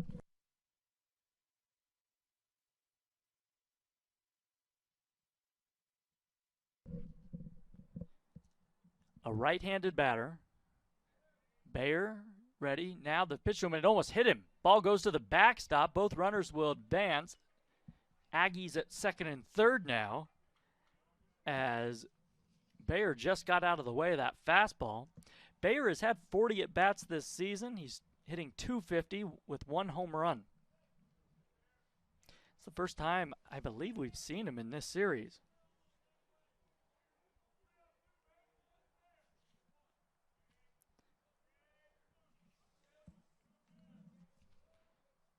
Dawson Day comes home. Infield comes in. A swing and a miss from Bayer, and it's 1-1. Bayer, a redshirt junior out of Calabasas, California. Transfer from Moore Park College. Infield in for Utah Valley. They trail 6-0. Men at second and third, 1 out. Another swing and a miss at a fastball on the outside corner, and it's 1 ball and 2 strikes. That is an excellent pitch from Dawson Day. Just not a whole lot you can do with that as a hitter. We'll see what he comes with here. A walk and a double in this inning. With the 1-2 pitch from Day. Slider missed down low. And the count is even at 2 balls and 2 strikes.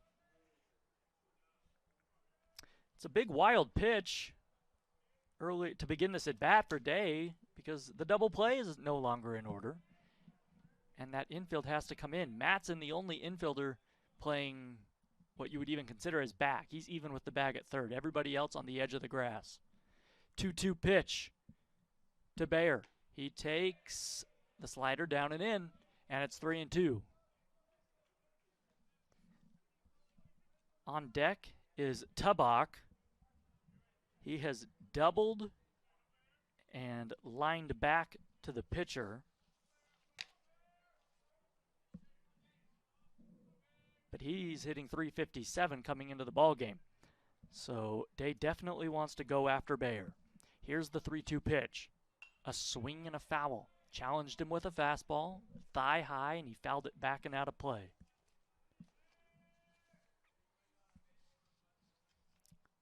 The Aggies, no doubt, have the 7-run rule on their mind. They can get up by more than 10 runs after 7. This one will be called. They lead just 6-0 now, though. Here's the pitch. Bayer swings and fouls another one back. A fastball in on the hands. And we'll do it again. Day throwing a lot of pitches. Nobody up in the bullpen for Utah Valley. Day came in to begin this inning. Gave up a double to Dieter, walked Smits, struck out Graham. Now he's gone full to Bayer. Now Polson, the first baseman, moves back just behind the first base bag. 3-2 pitch. Fastball missed up high, and he walked him. Not a real close 3-2 pitch. Easy take for Bayer. And the Aggies are threatening to blow this one way open. Here is Tubach. Tubach doubled and lined out to end that big 5-run third inning for New Mexico State. I say he lined out. He lined one off of Carson Brown, the pitcher, who then retrieved the ball and threw it to first. But it was hit hard. Bases loaded, 1 out. Here's the pitch. Fastball comes inside to the left-handed batter. Ball 1.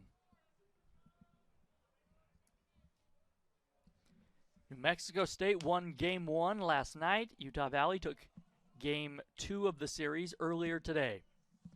6-0 Aggies here in Game 3. Fastball off the outside. It's 2-0. Well, Dawson Day's got to dig deep here. Nowhere to put Tubach. Bases loaded. The infield has moved back, hoping for a double play ball. The outfield very deep and straight away. 2-0 pitch. Tubach swings and bloops one into left field. Base hit. 1 run comes in to score. Here comes Smits behind him. No throw. It's 8-0 New Mexico State. Not a hard hit ball by any means, and I say into left field. It actually hit the lip where the dirt meets the grass of the infield in that 5.5 hole on the left side, but it gets the job done. A 2-run single for Tubach, and it is 8-0. Dieter scores. Smits scores. Bayer stops at second. And this is Dawson Day's game. Nobody up in the bullpen. And now they turn the lineup over, so Zarek Signs will come to bat. He's singled in a run today. He's also had another single. He's 2 for 3.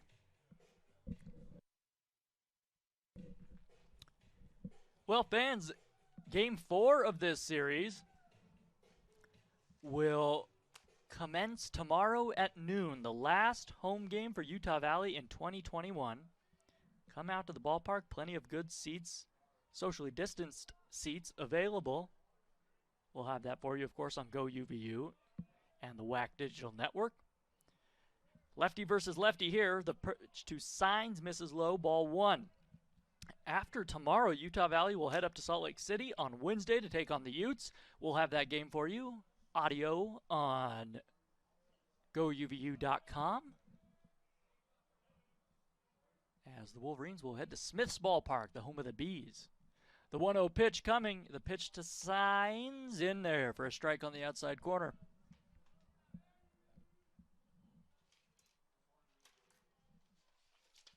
Two men on, just 1 man out.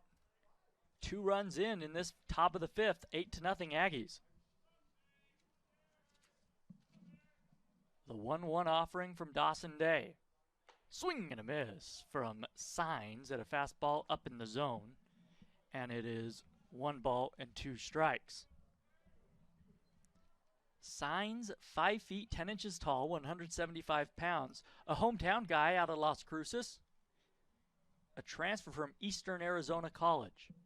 Bent at the knees, slightly open stance, waving that bat behind his left ear.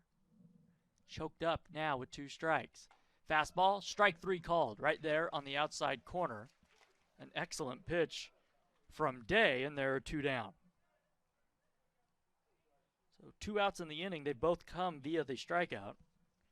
Here's Jimenez. Jimenez singled and scored a run in that 5-run third.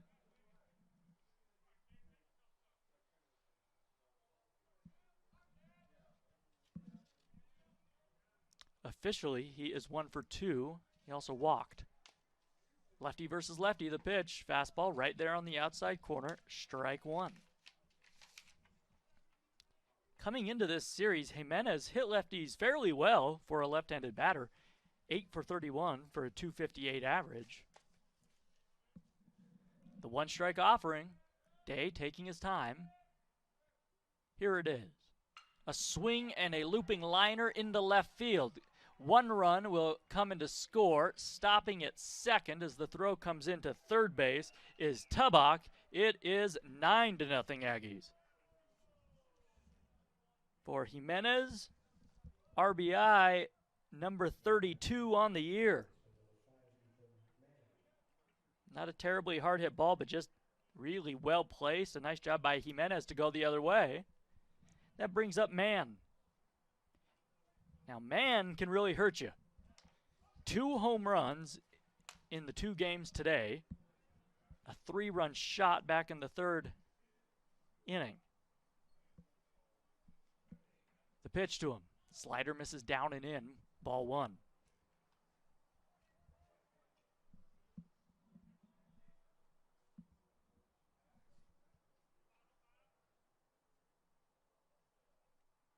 Bayer was the man who scored on that, by the way. Tubach to second and Jimenez at first. Here's the pitch. Big swing and a miss by Mann. And it's 1-1. He was trying to send that one to Provo. And Dawson Day wants a new baseball.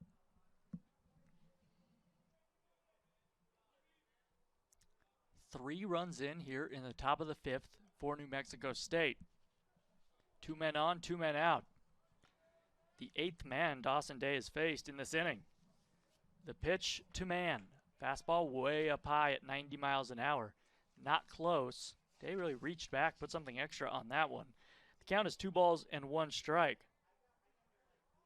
Mann leads New Mexico State with 9 home runs on the year, 45 batted in.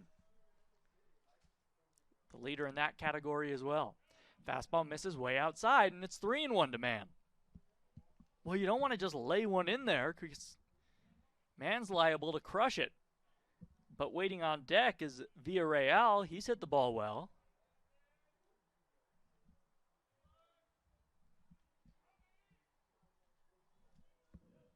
The 3-1 pitch. Ooh, just missed above the belt for ball 4. That was close, and Dawson Day visibly upset. He thought it was a strike, but Mann reaches, and the bases are indeed loaded for Villarreal. So the 9th man to come to bat here in the 5th. The Aggies are threatening to bat around for the 2nd time in this game. Villarreal, a left-handed batter, coming into the series. He was 6 for 19, so he's against lefties. He's hit lefties very well. There's a good-looking fastball on the edge. Inside part of the plate, taken for strike 1. Villarreal is 2 for 3. A single up the middle, and he blooped one into left back in the 4th inning. We're in the 5th right now. There's a swing and a chopper up the middle. Morales charging. He gloves it, throws to first. He's out at first base. Polson dug it out. What a play by Morales. A nice job by Polson to dig that out of the turf. and New Mexico State leaves them loaded. However, they do score 3 runs. We go to the last of the 5th. The Aggies lead the Wolverines 9-0.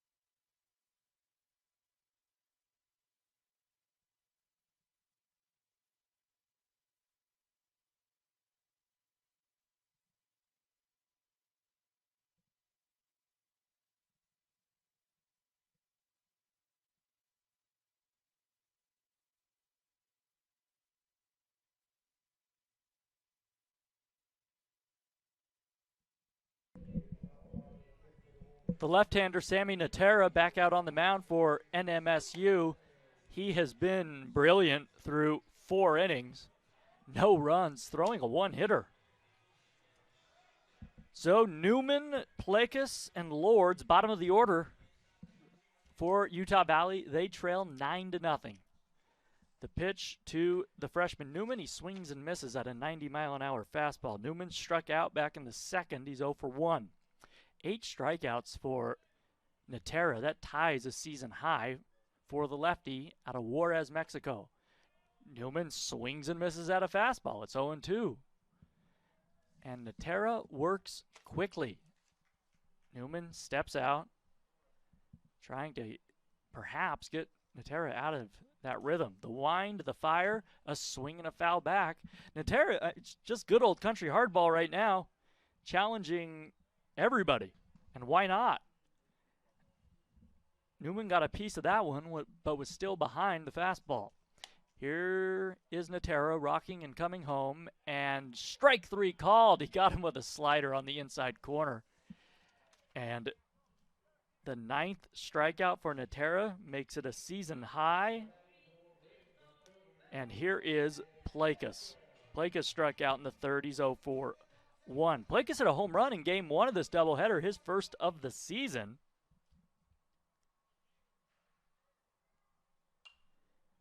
Here's a swing and a foul onto the rooftop, a fastball at 92 miles an hour. It's 0-1. The Wolverines need base runners. They need to get Natera into the stretch. Anything to break up the rhythm. He is just cruising right now. Slider misses down low.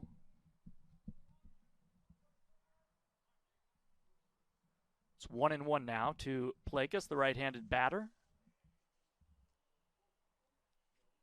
1-1, off speed, down low again, and it's 2-1. So facing Plakas for the 2nd time, Natera has featured a slider, and I think that may have been a changeup. He missed with both of them. The 2-1 pitch.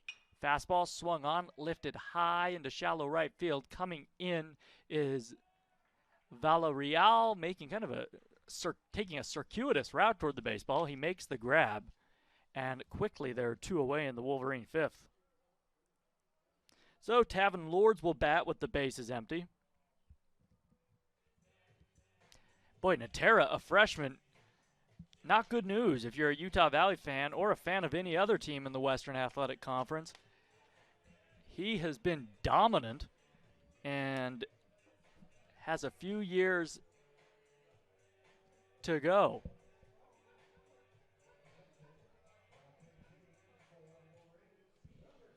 So here is Connor Hall pinch hitting for Lords.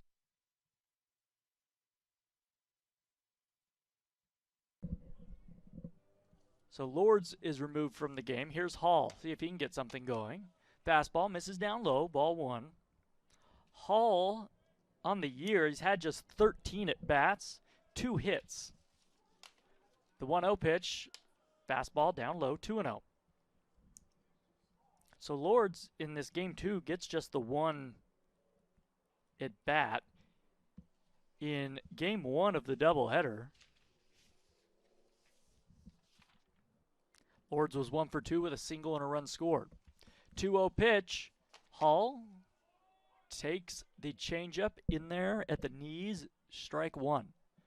Now that was, if the radar gun was correct, that was a brutal changeup at 73 miles an hour. Took something off that pitch, missed low with it though, and it's 3-1. Hall trying to get on base. 2 outs. Here's a swing and a foul back on a 87 mile an hour. That may be a get-me-in fastball. 9-0 Aggies. Bottom of the 5th. Base is empty. The pitch. A swing and another foul back. This one into the grandstand on the first base side. That was another off-speed pitch. So if you're Connor Hall, you've been watching all game Sammy Natera just throwing heat, and you get up there and he's throwing your breaking stuff. 3-2 pitch. There's a fastball on the inside corner. Nice job by Hall to get around and just get a piece to stay alive. Full count. This is one of the better at-bats we've seen from a Wolverine today. Hall, a freshman out of Riverton, Utah. 3-2 pitch. The former Silver Wolf takes ball 4. Fastball high and away, not close, and the Wolverines have a base runner. I've said it time and time again. We got to recruit more guys from Riverton, Utah. And I'm not just saying that because I'm a Riverton High alum. Here's Mitch Morales. I think this is another pinch hitter for you, Jordan. This is Ty Mead, it looks like. So Morales is done. Ty Mead, another freshman, will get some experience. A right-handed bat. Mead this season in 19 at-bats has 2 hits. So David Carter emptying the bench a bit here in a 9-run game. Try to get some guys some experience, see if they have any luck against Natera, who's been brilliant. Mead waits the pitch. He checks his swing on a fastball up in the zone. He did not go around on appeal, says Blake Jensen.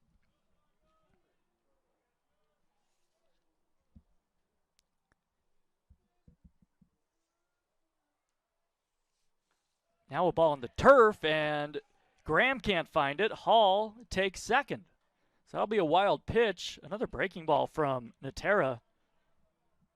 Well, Natera was throwing nothing but gas, and he was commanding it well up until he faced Plakus, really, or excuse me, faced Hall in this inning and decided, well, I'm going to throw more breaking stuff. And since then, he's not been commanding it all that well.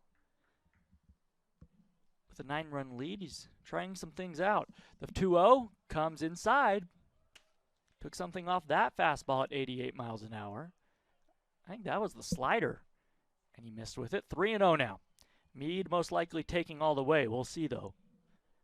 Natera set at the belt. He kicks and fires, and hard slider missed inside. Ball 4. So 2 men on, a little 2-out mini rally for Utah Valley.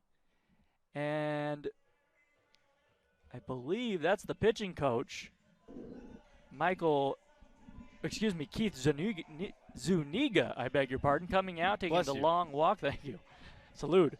To have a word with his right-hander. It is a 9-run game. The Wolverines looking just to get on the board.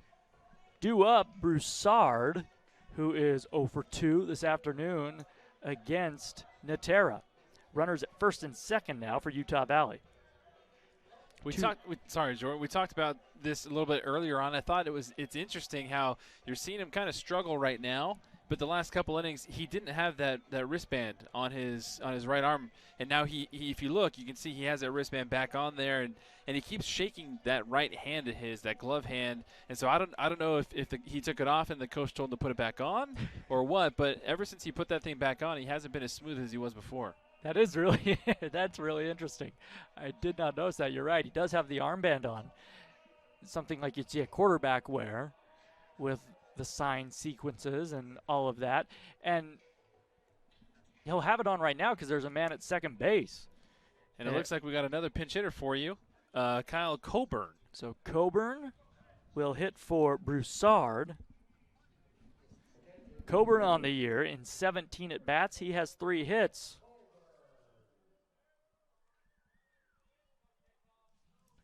A right-handed batter. The pitch to him. That looked like a curveball. That was nasty on the outside corner for strike 1 to Coburn. And there he goes. He's just checking his little play chart to see what the sign is that Graham's going to throw down between his legs. There's an off-speed pitch for a strike, and it's 0-2 to Coburn.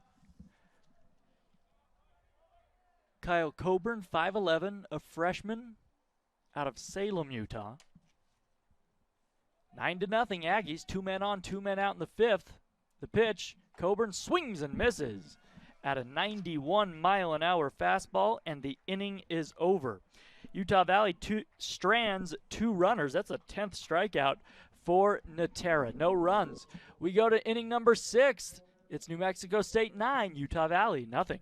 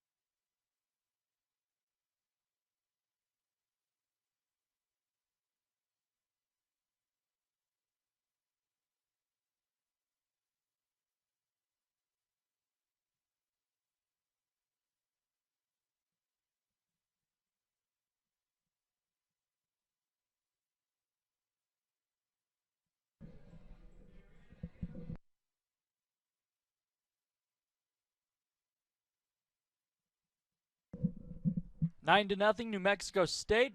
Top of the 6th inning. Some changes defensively for Utah Valley, as you can imagine. Dawson Day, not one of them. The lefty back out on the mound. His 2nd inning of work. First pitch misses outside to Dieter. Ball 1. Well, the defensive changes. Coburn moves to shortstop. Jeff Ahrens comes into the ball game as a defensive replacement. He'll be at third base as a ball misses outside, 2-0. Meade is at second, and Connor Hall is in center field, shaded toward left center at the moment. 2 for 3, Dieter waits and takes a fastball on the outside corner for strike 1. 2-1 the count. Well, the Wolverines broke their 11-game winning streak earlier today, game 1 of a doubleheader. They are now 6-24 in WAC play. Here's a swing and a foul. Fastball in on the hands of Dieter. Hits it high and off to the right. Utah Valley vying for that last seed in the WAC tournament. A lot of unknowns with this program right now. Eric Matson, the longtime head coach for the Wolverines, resigned 2 weeks ago. Interim head coach David Carter has taken over. 2-2 pitch. A swing and a miss. He struck him out. That was a good-looking slider from the lefty Dawson Day. 1 away.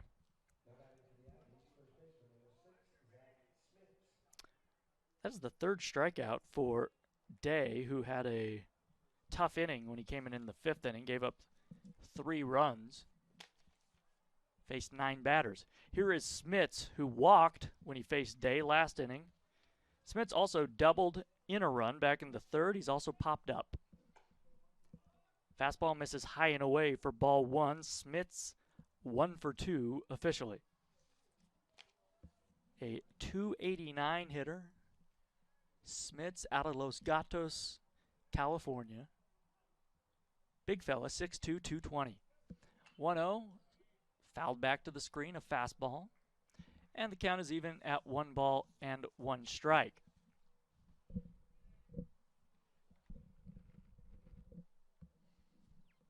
An okay-sized crowd on a cool, sunny afternoon here at the ballpark.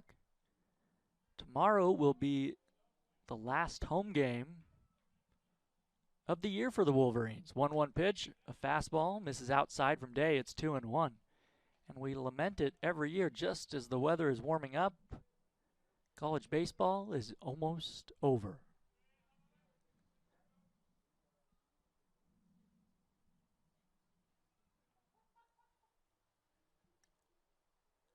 The 2-1 pitch from Day.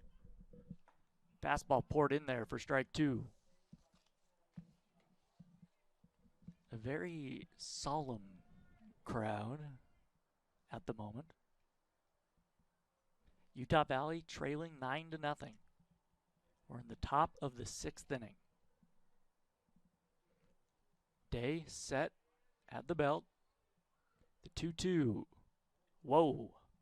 That one went all the way to the backstop. I don't know if it slipped out of his hand or what, but if Willie the Wolverine were hanging about, look out. That was like Nick LaLouche from Bull Durham hitting the bull.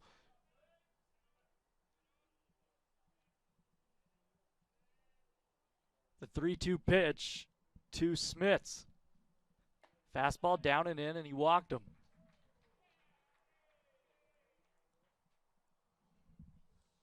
So here's Graham. If Ryan were in the booth with me, I would ask him if he had seen Bull Durham. Ryan would, of course, equivocate on the question. And I would try to get an answer out of him for 2 or 3 innings. Unfortunately, Ryan is working with the official scorer, James Warnick. Brandon Crow, our colleague with us. But Ryan, I don't know if you're listening. We miss you, buddy. I think he'll be back tomorrow. A swing and a miss here by Bayer, who pinch hit back in the 5th. He walked in his only plate appearance. He swings and misses at another fastball, and it's 0-2. Day has good stuff. If he can locate the fastball like he is right now, he has a real good chance of sustaining some success. He has been a good option for Utah Valley this season. 0-2 pitch coming, a man at first base with 1 out. Fastball called, strike 3, 90 miles an hour, right there on the inside corner. They froze him, and there's 2 away.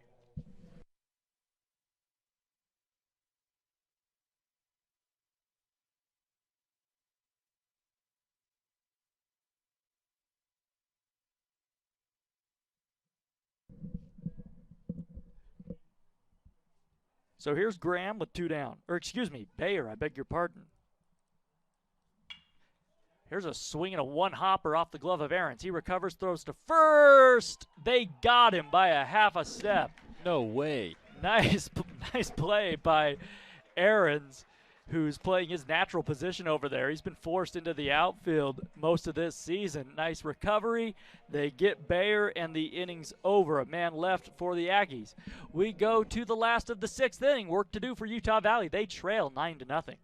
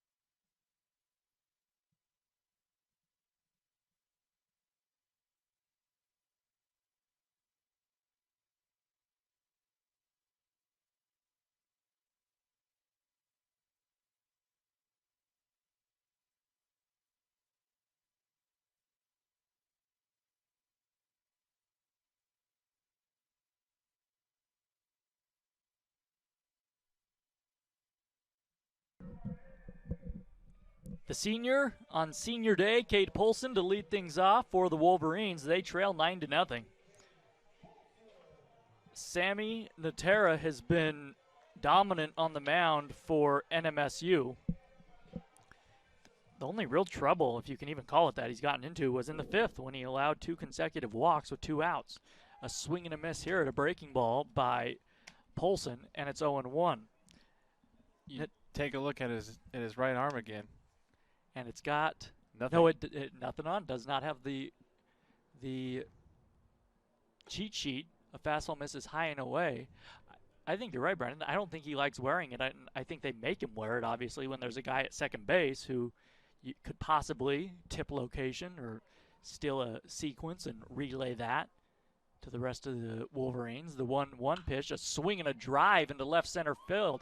Racing back is Tabak. He's not going to get there. That's into the wide open spaces, and it bounces all over the wall for a ground rule double, and Cade Polson gets cheated out of a triple. That was hit into triples alley, and it bounced over the wall. Well, that's no fun. You want to see guys be able to run. I say we got to deaden this track somehow out there. That's triples alley. Polson should be at third. That's what's fun about this ballpark. 427 to left center field, and that's where Polson hit it. Either way, he's at second with nobody out. A swing and a sharply hit ground ball to third. Off the bat of Marco. Up with it is Mann. He throws to first after looking back. Polson to second, and Marco is retired on 1 pitch. And here is, it's going to be Matson, but it's going to be Ahrens. Ahrens came in as a defensive replacement for Matson in the top half of this inning. So he's in the 5 spot. Well, we've seen that armband with a lot of different teams this season. And the most notorious team that we saw it with was Washington State.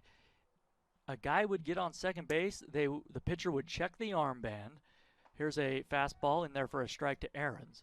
He would then look into the dugout, the pitcher would, get the sign from the coach, go back to the armband, and then go back to the catcher. This was after every single pitch with a man at second base. 0-1, the pitch to Ahrens. He's mad at himself. He tried to check his swing on a fastball up in the zone, but couldn't do it. 0-2 to Jeff, who is hitting 184 on the year. But and it's happening in the major leagues too, the absolute paranoia, especially after the Astros scandal, where they were stealing signs and banging trash cans and who knows what else as a ball misses up high to Ahrens. It's 1-2. But in the college game, the paranoia has been there for a while with teams stealing signs, giving location from second. 1-2 pitch. Ahrens takes a fastball in, and it's 2-2. It's hard to say that it's not justified. I mean, teams do it. They try to steal signs. But especially I'll watch games in the Pac-12, and when we play Pac-12, Utah Valley plays Pac-12 teams, man, they really, it's like an espionage movie. Like, I don't even know how to describe it. It's just, it gets to a point of a little bit of absurdity, but Ahrens takes a ball. It's a full count. The pitch to him, fastball, wow. I don't know where that one missed. Maybe a little in, maybe a little low, but Ahrens takes the walk. Runners at first and second, just 1 out. So Payson Hayes is scheduled to bat, but it's going to be a pinch hitter. That is Case Ogata, the transfer from Ogata. Got a plate appearance on Tuesday, I believe, against BYU. Did not get the base hit. On the year, Ogata has had 32 at-bats. He's 2 for 32. The pitch to him, a big swing, and a foul back to the screen on a fastball. From what we've seen from Case Ogata, he lets it just go on every pitch. That's a mighty hack. We'd like to see him square one up and see where it lands. 2 men on, 1 man out, but Utah Valley, they need base runners, trailing by 9. Curveball stays high from Natera, and it's 1-1. I say the curveball, that could be the slider. hard to tell when it doesn't have great break like that one. Checks the armband. Now he kicks and fires. A swing and a miss. A perfectly placed fastball in the outside corner. And it's 1-2 to Ogata.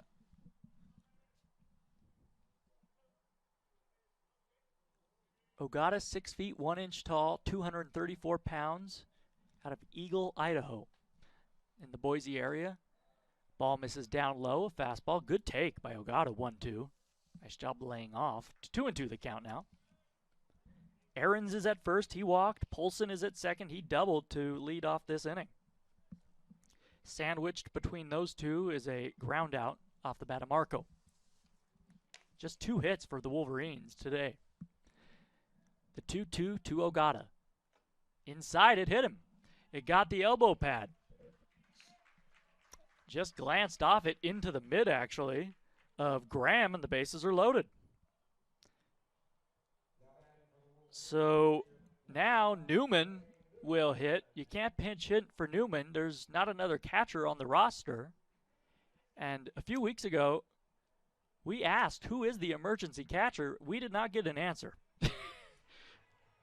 Hopefully we don't have to find out. Trey Newman, 0 for 2 with a couple of strikeouts this afternoon. Here's the pitch. A swing and a pop-up.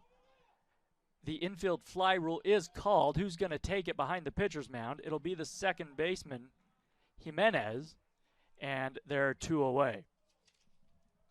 So Newman retired on 1 pitch, and it'll be up to Plakis with the bases loaded. 9-0 Aggies. We're in the bottom of the 6th inning. Plakis went deep in the first game of this doubleheader, his first home run of the year. A right-handed batter facing Natera for the 3rd time. He has struck out and popped up to right. Ball misses down and in, the fastball at 91, and it's 1-0. That was the 102nd pitch from Natera as a lefty and a righty get loose in the bullpen for the Aggies. The 1-0. Fastball below the knees, and it's 2-0. Nowhere to put. Plakis, if you want to see a head coach get angry, walk in a run with a 9-run lead. Sammy Natera takes a walk now. He's ready to go. The 2-0 pitch, way inside, not close, ball 3. And Natera kind of shrugs his shoulders and just trying to figure out what's going on. Why can't I throw a strike? All of a sudden, takes another walk, looks at the wristband. The wristband says, pour one in there. This guy ain't swinging. 3-0 pitch. Ball 4 inside, and he walked in a run. So the Wolverines are on the board. It is 9-1 as Polson comes in to score, and Plakis picks up RBI number 3 on the season. And here is Connor Hall. I think that's going to be it for Natera. So, yeah, that will do it. And we'll take a break on GoUVU and the WAC Digital Network. Base is still loaded. Connor Hall coming to the plate. We'll see if the Wolverines can get back in this thing. They trail 9-1.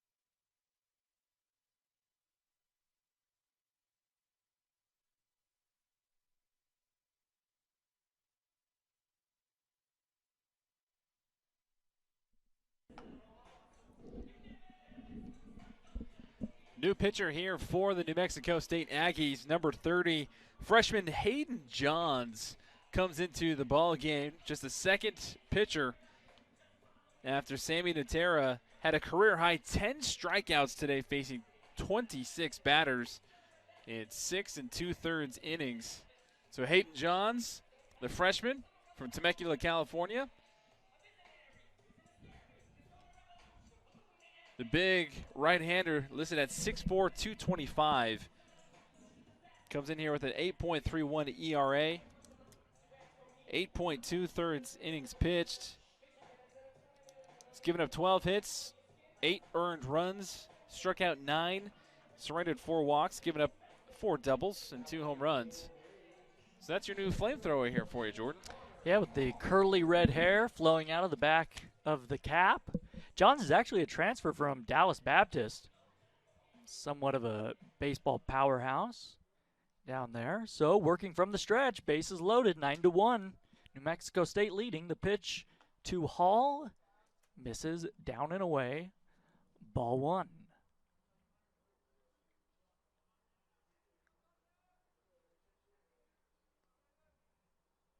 And I think that Johns is not a hard thrower in the sense that he gets in the mid-90s. There's a swing and a miss at a fastball in the upper 80s. It's 1-1. He's a fastball slider changeup guy. He checks the wristband. I was talking to interim head coach David Carter before the game. The 1-1 pitch, a fastball in there for a called strike 2.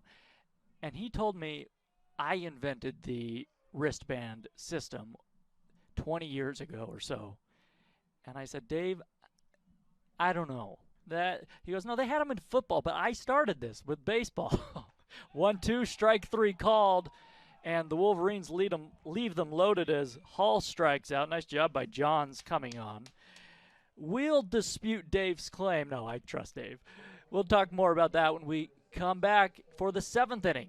It's the Wolverines trailing by 8 runs, 9-1 our score here on GoUVU and the WAC Digital Network.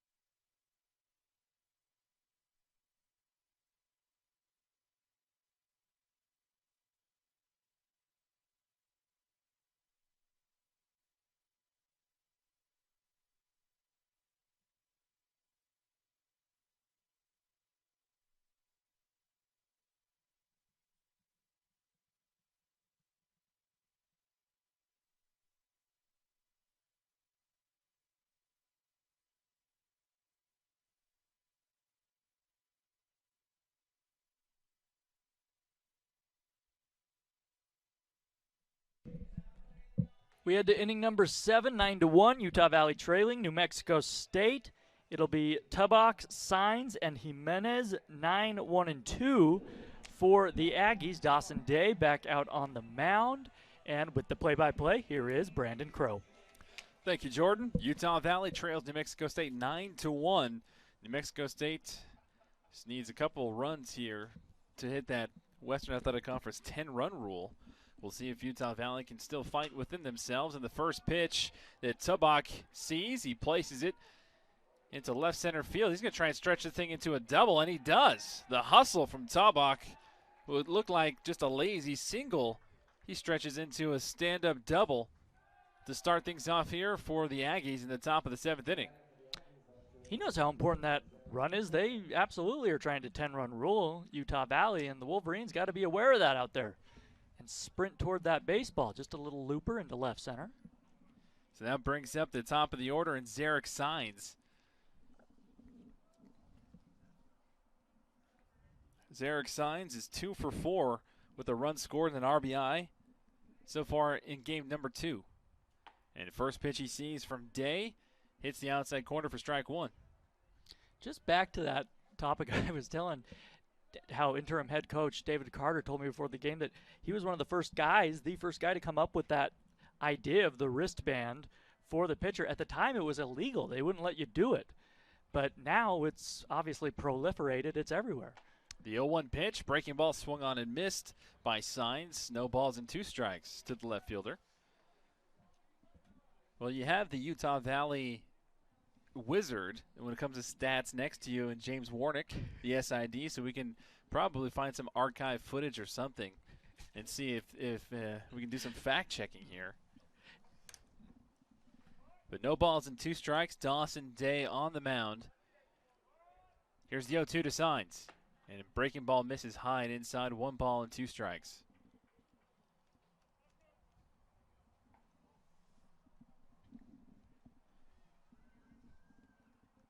So Tabak again leading things off for the Aggies with a double. He sits at second base. Dawson Day steps off the rubber. And the lefty, Zarek Signs, steps back into the batter's box. So lefty versus lefty. Day versus Signs. And Day again steps off the rubber, fakes a throw to second. Day waiting for a pitch he likes. He finally nods his head in agreement with his catcher, Trey Newman. Here's the 1-2 pitch. And a changeup missing outside for ball 2. 2 balls and 2 strikes. Signs singled in the first and in the third. Grounded out to third in the fourth and struck out looking in the fifth. Here's the 2-2 pitch. And looks like a slider that just got away from Dawson Day, came high and inside, almost hit Zarek Signs in the shoulder. Signs gets out of the way and draws a full count now from Dawson Day.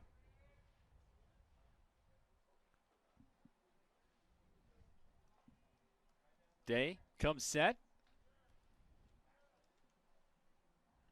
Here's the payoff pitch. And I have no clue where this missed. Looked like a perfectly placed fastball right down the middle, but home plate umpire Andrew Torfin said that was too low. So a leadoff double followed by a walk.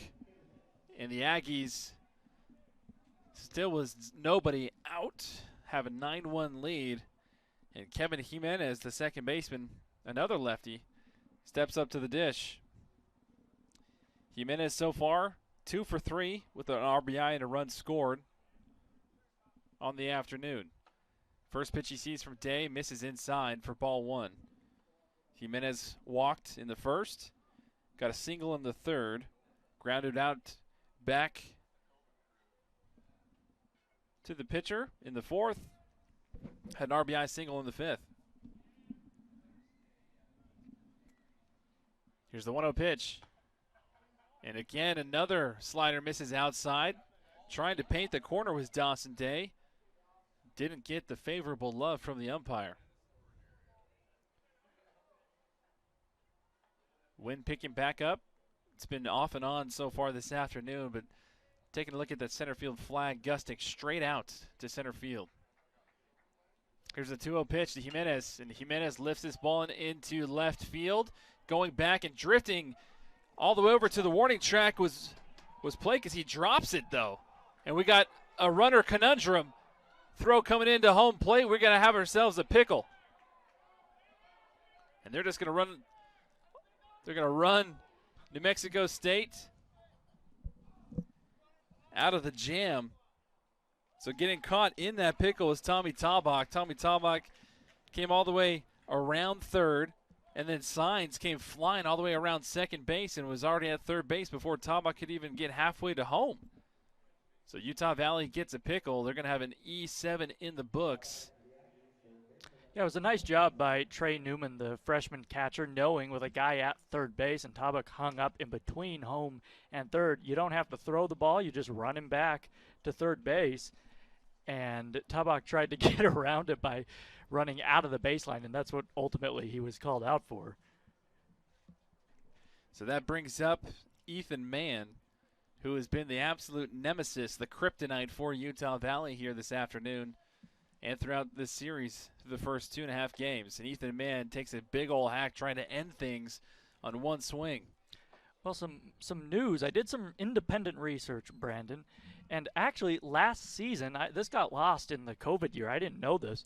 Last season, the NCAA allowed those wristbands for pitchers for the first time. They could legally use them, hoping that it would speed up the game, hoping that there would be less visits to the mound because of those wristbands. Well, there you go. Has it been working? Hard to say. 1 ball, 1 strike, 1 out Ethan Mann, the rider, digs in the box. Here's the 1-1 pitch from Day. Big swing and a miss on another fastball high and outside. And Day comes away with that with a little bit of a smile, challenging Ethan Mann. Ethan Mann 1 for 2, 2 runs scored, 3 RBIs, and 2 walks so far here in game number 2. Batting .309, and with runners on scoring position, he's batting .386. Here's the 1-2 pitch from Day, and Mann lifts this one into shallow center field. Coming on to make the catch, Lords, who throws it in, but a sacrifice fly in the books for Mann. New Mexico State gets their 10th run of the afternoon across the plate. So 10-1 is the score. 2 outs here in the top of the 7th. And Cal Villarreal, the right fielder, another lefty, steps into the box. Villarreal 2 for 4 with the run scored.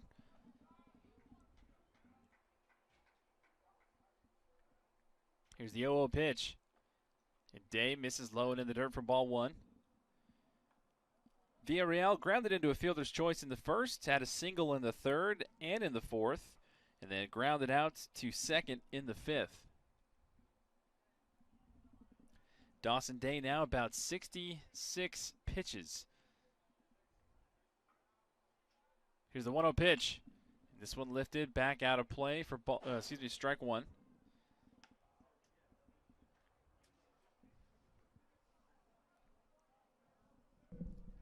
The lefty Logan Pettit appears to be ready in the bullpen, should they go to him. So Utah Valley has some arms working in the bullpen. Dawson Day trying to get out of this inning. 2 outs in the top of the 7th. Here's the 1-1 pitch. Big swing and a miss. Strike number 2 to Villarreal. Villarreal steps outside the batter's box, collects his breath. The lefty right back in the box, taps the plate a couple times. He comes set. And Dawson Day, after getting his sign on the mound, the other lefty. He comes set. Here's the 1-2 pitch. And this one gets past Trey Newman, a wild pitch. And the runner advances over to third. So Kevin Jimenez, who had a really solid secondary lead, saw that thing go by Trey Newman and walked down to third base. Brandon, I think he was going on that pitch because that stunned me, and the official scorer has ruled that a stolen base. There you go. So the Aggies continuing to be aggressive here. That mercy run rule is 90 feet away. And Dawson Day misses outside with the fastball by inches. Maybe by whiskers. Not sure. So full count now here to Villarreal. And Day is going to call timeout to tie his shoe.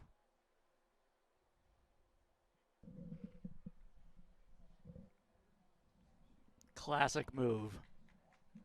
Tie the old tie the shoe routine.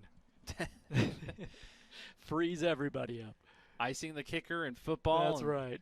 With a full count, 2 outs, and the mercy run rule at third base. Dawson Day steps off to tie his shoe to freeze up Cal Villarreal. Here's the payoff pitch. Villarreal strikes out, swinging to end the inning. Dawson Day finds it within himself to get out of the jam. New Mexico State tacks on one more. Utah Valley trails 10-1. We're going to the bottom of the 7th here in Orem, Utah.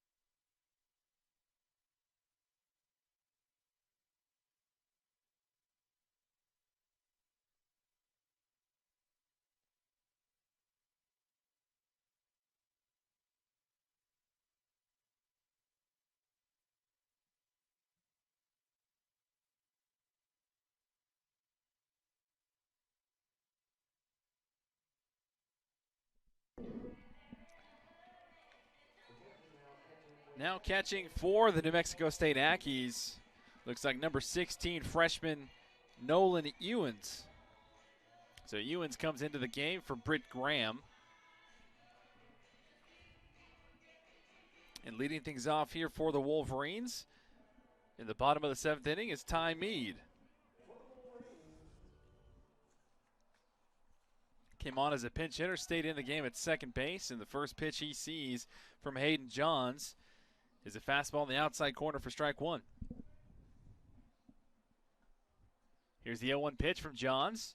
Johns hits the same spot on the outside corner for strike two. So Ty Mead came into the ball game in the 5th inning and drew a walk. Here's the 0-2 pitch, and Johns misses with the fastball this time, still trying to hit that outside corner. Ty Mead, when he's leading things off, hitting .250. Here's the 1-2 pitch. Check swing. Did he go? No, he did not, says first base umpire Blake Jensen. So 2 balls and 2 strikes to Mead.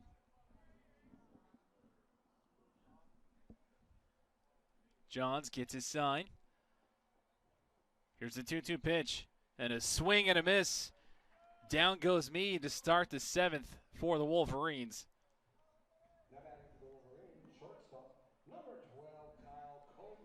So Kyle Coburn now steps up to the dish for the Wolverines. Again, they trail 10-1, New Mexico State on top of Utah Valley in the bottom of the 7th inning of Game 2 of today's doubleheader and Game 3 on the series. And the first pitch he sees from Johns, he lifts deep into center field, and this is a home run. Caught the jet stream, Kyle Coburn. Would look like, again, Jordan, another just casual pop fly. If you take a look at that center field flag, just gusting, and just flew out of here. Not in the box store, Brandon. He gave that one a ride. Good for Coburn. So Coburn goes back to the dugout, gets mobbed by his teammates. Cade Polson now steps into the batter's box, looking to try and do something similar. Well, you're absolutely right, though. The wind is gusting out toward right center. And that ball, I mean, I want to say it was crushed because it's 388 out there. The 1-0 pitch, and Polson lifts this one foul down the right field line. Tubbuck took 2 steps in, and all of a sudden he just started sprinting to his left. And the ball just kept carrying and carrying. But either way, Utah Valley only trails 10-2 now. And here's a 1-1 pitch to Polson. And Polson gets jammed and lifts this one high into the air to short. Camping under it to make the play is Brandon Dieter. It's a 2 away here in the bottom of the 7th for the Wolverines. And Alexander Marco. We've seen the wind blow here, obviously, at doTERRA Field at UCCU Ballpark, but I haven't seen it gust out consistently like this in a really long time. So the first pitch to Marco. Johns hits the outside corner for strike one. And that's helped aid in a bet about 3 home runs we've seen so far today. Here's the 0-1 pitch. Low and in the dirt for ball one.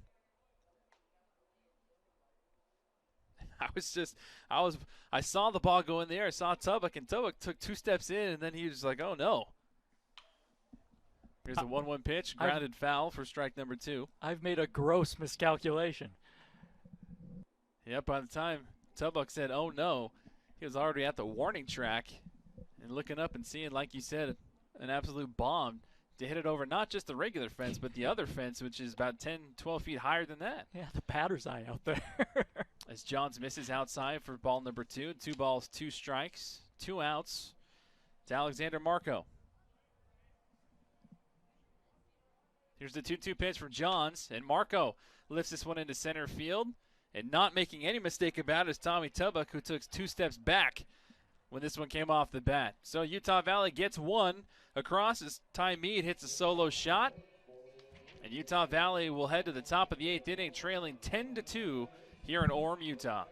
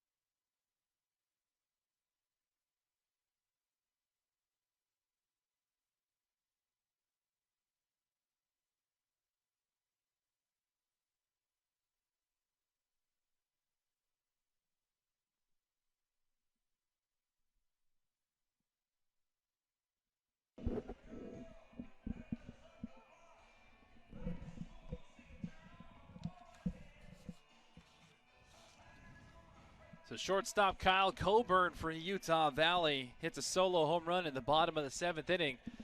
And the Wolverines trail the Aggies of New Mexico State 10-2. And here taking over the play-by-play here in the top of the 8th inning, Jordan Bianucci. Thank you, Brandon. Dawson Day back out on the mound for his 4th inning in relief. Dieter, Smits, and Graham due up for the Aggies. Lefty versus righty. Smits has walked twice facing Day today. Off speed for a first pitch strike at the knees. 0-1. On the out-of-town scoreboard, UT Rio Grande Valley beat Tarleton 9-7 in Game 1 of a doubleheader. In Game 2, those two teams are tied at 4 in the top of the 7th in a 9-run game, I should add. There's a fastball missing outside for ball 1 to Dieter. Grand Canyon beat Dixie State 5-0 in their 7-inning Game 1 affair. Game 2 of that doubleheader should get underway in about 45 minutes as this fastball's fouled back and it's 1-2. Northern Colorado is taking on the University of Utah up in Ogden at 7 o'clock Mountain Time. Yes, in Ogden, the Utes and the Bees. Utah plays at Smith's Ballpark in Salt Lake City, where the Wolverines are headed on Wednesday, but it's the home of the Bees, and the Bees are in town. So Utah is up at Lindquist Field in Ogden as Dietrich looks at strike 3. I say Dietrich. Dieter looks at strike 3, 1 away. That's the 6th strikeout for Day in relief. And here is Smits. Sacramento State leads California Baptist 3-0. That game in the top of the 5th. That should be a good series. Two good clubs.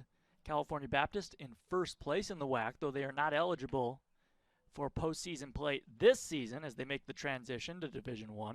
Smits takes a ball outside, a fastball missing.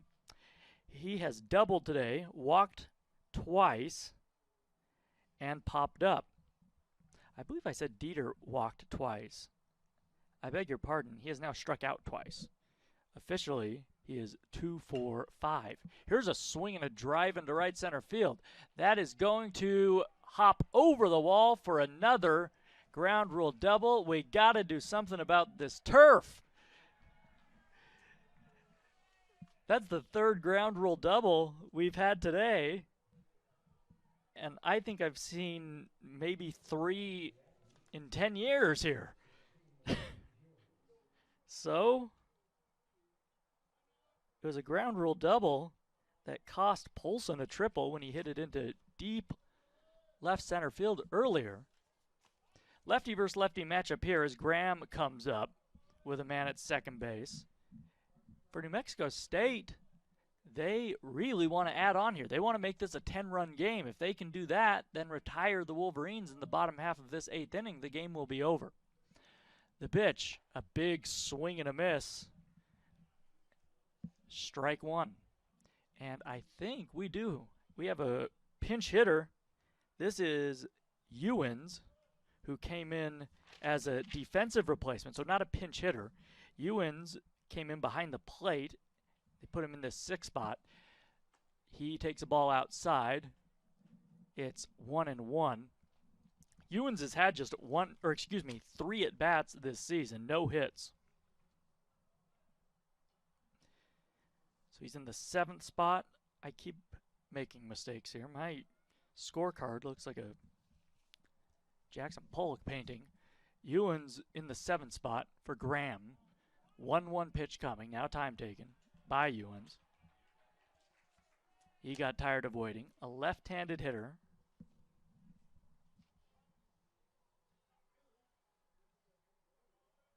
A redshirt freshman.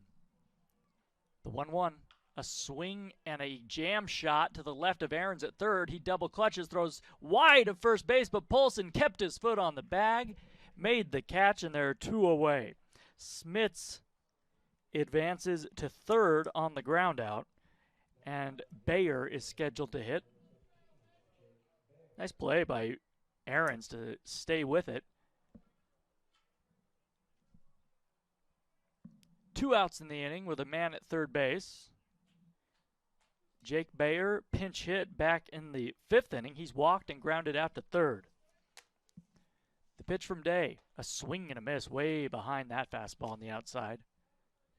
0-1 the count.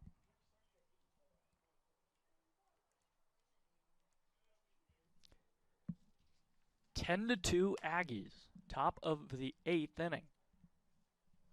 Day set, here it comes. Fastball misses high and wide at 90 miles an hour, and the count is even at 1-1.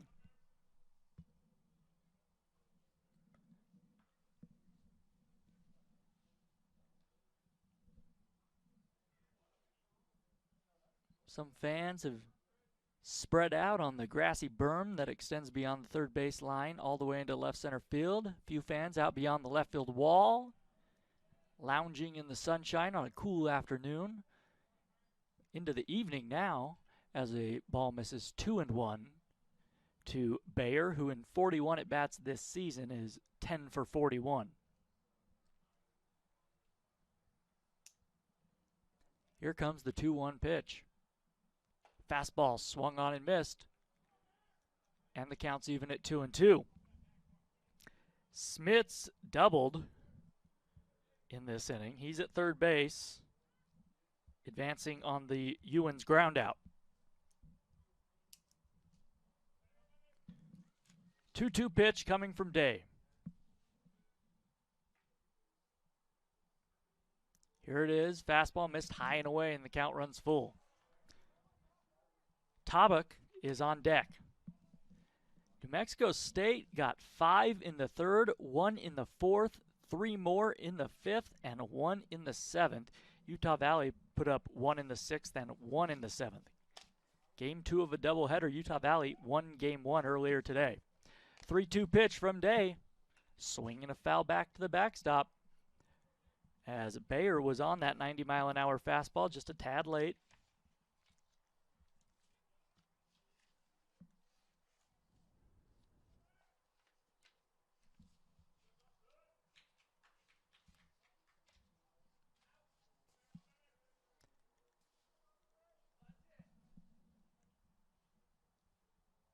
Here's the 3-2 pitch. Swing and a miss. He struck him out. Nice job by Dawson Day working around the 1-out double. We go to the last of the 8th inning. 10-2, Utah Valley trails New Mexico State.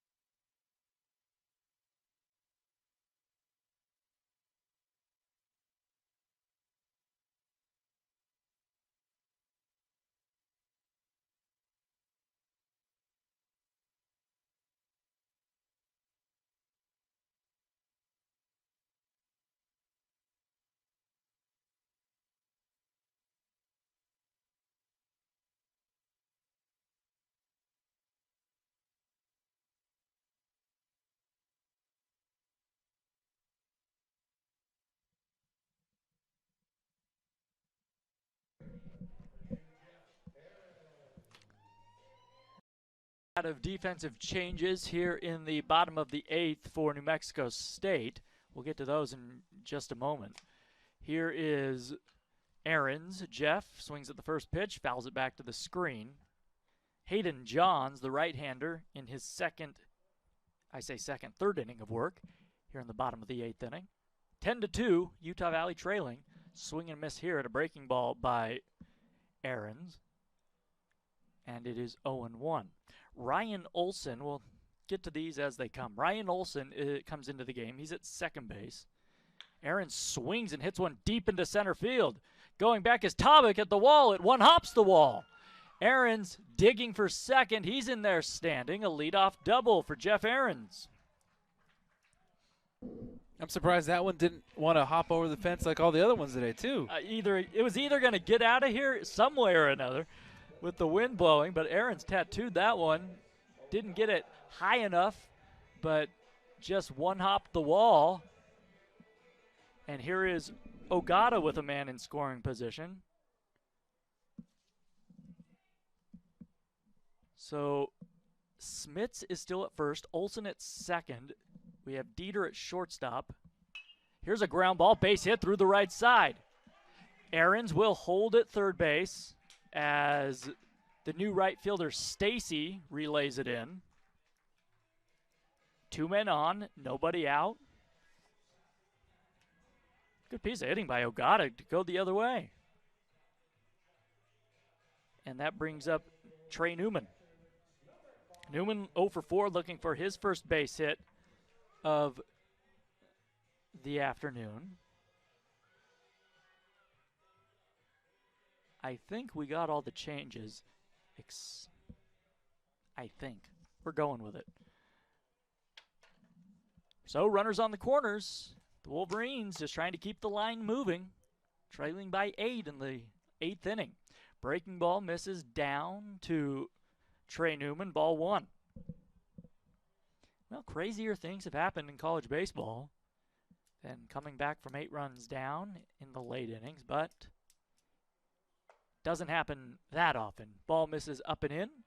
2-0 to Trey Newman. There is a lefty getting loose in the bullpen for New Mexico State.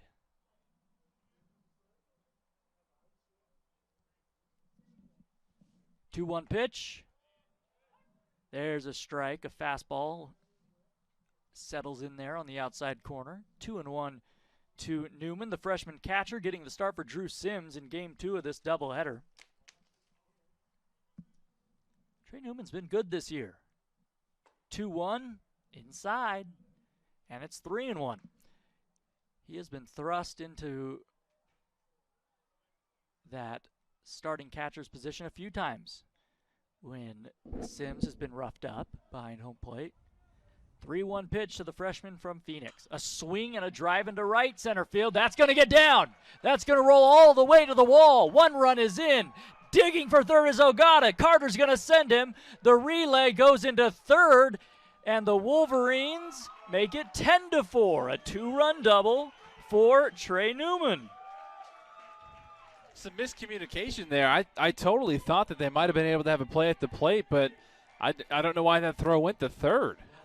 I don't know if they're playing it so conservatively that they did not want Newman to advance to third with less than 2 outs, but I think I'm with you, Brandon. I think there was a miscommunication.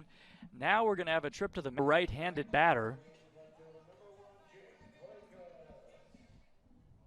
with a man at second base and nobody out.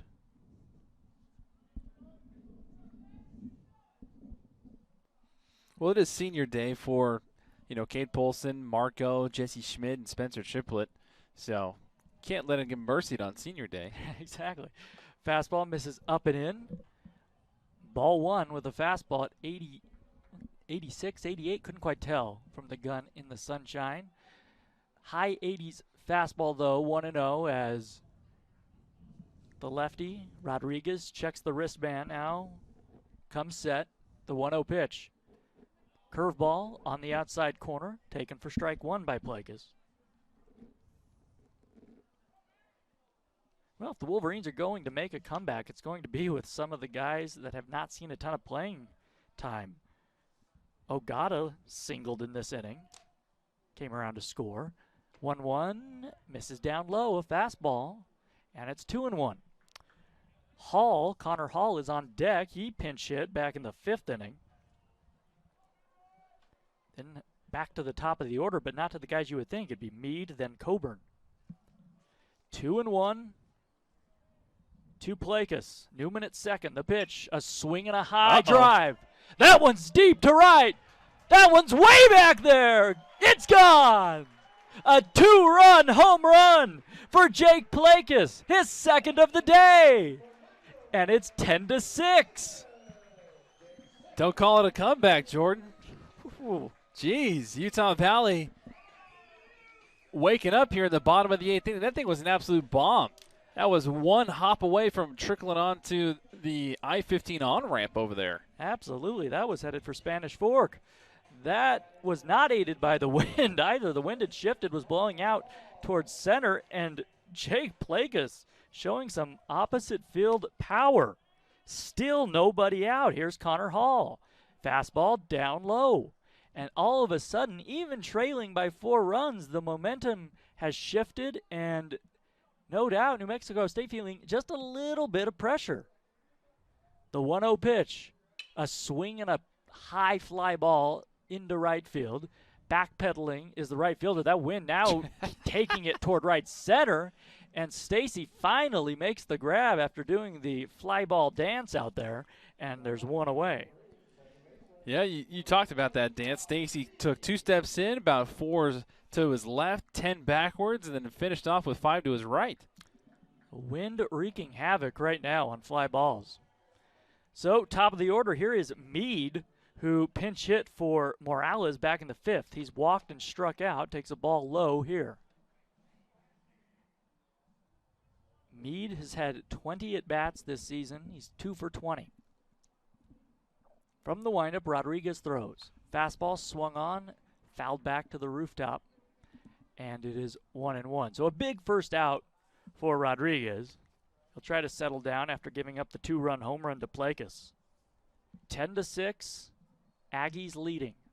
1-1, fastball misses up high, and it's 2-1. The center fielder, Tabak, is pulled way over into right center field, thinking Meade will not pull the ball. There's an off-speed pitch that just catches the outside corner, belt high, and the count is even at 2 strikes. Well, to New Mexico State's credit, if you think about all the home runs and things and singles, everything has been to that side of the field. He pulls this one, a little pop-up to left, right where the left fielder Villarreal was playing, and there are 2 men retired in the Wolverine 8th.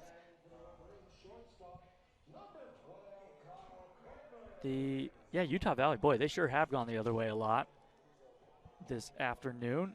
So here is Coburn. Coburn went the other way over the right center field wall for a solo home run last inning. He pinch hit for Broussard back in the 5th, 1 for 2. A swing and a high fly ball, deep trouble. left center field. Going back is Tabak. He makes the grab on the run, and the inning is over.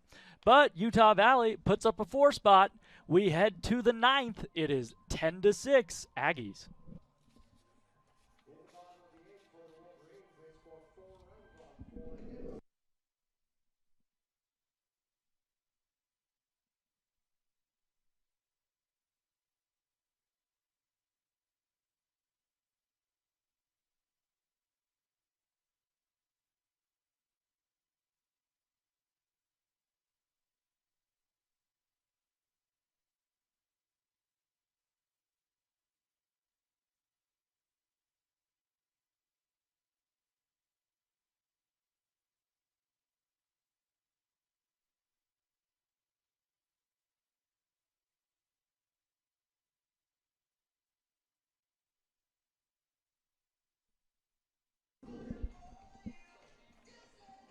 So Dawson Day's day is done for the Utah Valley Wolverines. 7 strikeouts, 4 innings pitched, giving up 5 hits. And now the new pitcher for the Utah Valley Wolverines, sophomore left-handed pitcher, Logan Pettit, number 18. Logan Pettit, the pride of Boise, Idaho, coming out of Centennial High School. Pettit has seen 19 innings pitched so far this season, 5.21 ERA. And he will try and close the door on the Aggies in the top of the 9th inning, Jordan. He will indeed try to give Utah Valley some kind of chance in the 9th. The Wolverines scored 4 in the bottom of the 8th. It's now just a 4-run game. We say just because the Wolverines have routinely trailed by 8 or 9 all game, or it seems like. They were 90 feet away from being mercied. They were. Great point. The 10-run rule nearly came into effect. The Wolverines would have had to bat in the bottom half of the inning, but they've come back. Here's the pitch to Tabek, misses outside, ball one from the lefty Pettit. Tabek doubled in a run back in the 5th inning. He's also doubled 2 other times, 3 for 3. Pettit throws, fastball up high, and it's 2-0.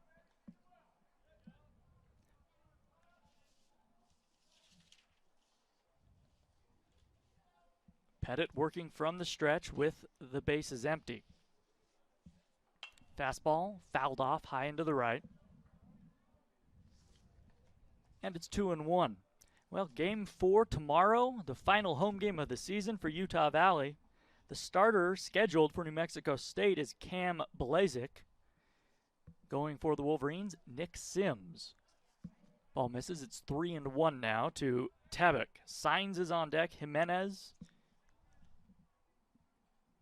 batting second. I say they were scheduled to be, but with all the defensive changes, the 3-1 pitch outside, ball 4, and the batter will be Tristan Stacy, who came in to play right field. This is his first at bat in this ball game. Stacy, we've seen him in this series. I don't have the series numbers on him at my fingertips. Takes a fastball, no, an off-speed pitch right there on the inside corner, strike 1. Stacy, a right-handed batter, hitting .256 in 39 at-bats this season. Here's the pitch. Ball misses down and in. So right now, Pettit's got to find the plate.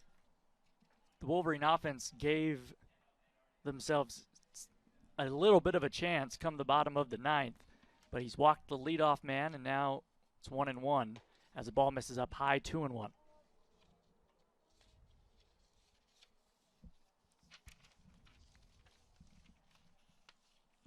Lefty versus righty. Stacy with an open stance. The 2-1 pitch, way up high, not even close. And now it is 3-1. Waiting on deck is Ryan Olson, another defensive replacement who came in earlier in the inning. I say in the inning, came in the last inning. 3-1 pitch, a swing and a foul. And Pettit poured that one right down the middle. It's 3-2.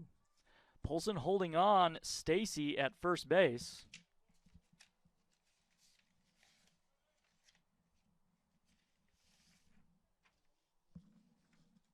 Here comes the pitch.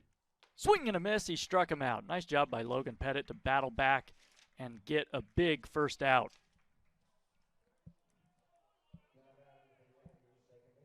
So with one away, here's Olson, his first at bat of the ball game. And his first at bat, I believe, of the series. Olson on the year has had just 5 at bats. He is hitless, 4 strikeouts. Pettit would love a double play ball. The pitch, a swing and a grounder, foul past third.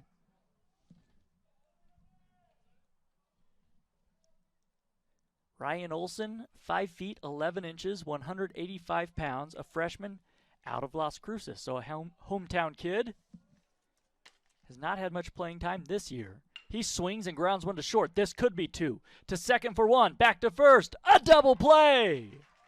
Well done and nicely turned. Coburn to Meade to Polson. And the Wolverines keep the deficit at 4. Bottom of the 9th coming up. It will be Polson, Marco, and Aarons. Why not? A couple of seniors on Senior Day. Utah Valley trails New Mexico State 10-6.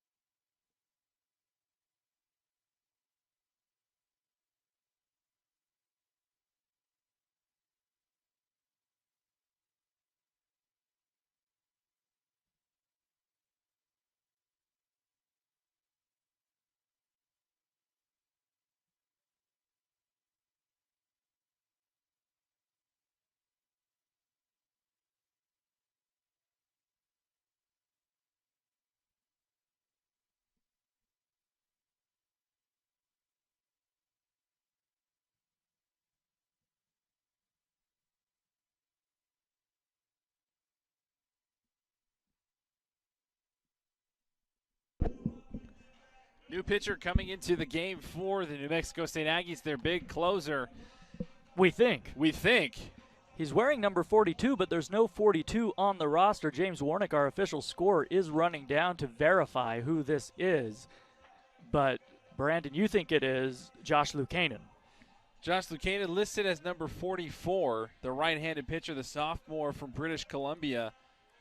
6'2", 205, that's what they list him at. And with no, names or anything on the back of the jersey, he does fit the bill. So we'll see if this is Josh Lukanen. Either way, it's solid deductive reasoning.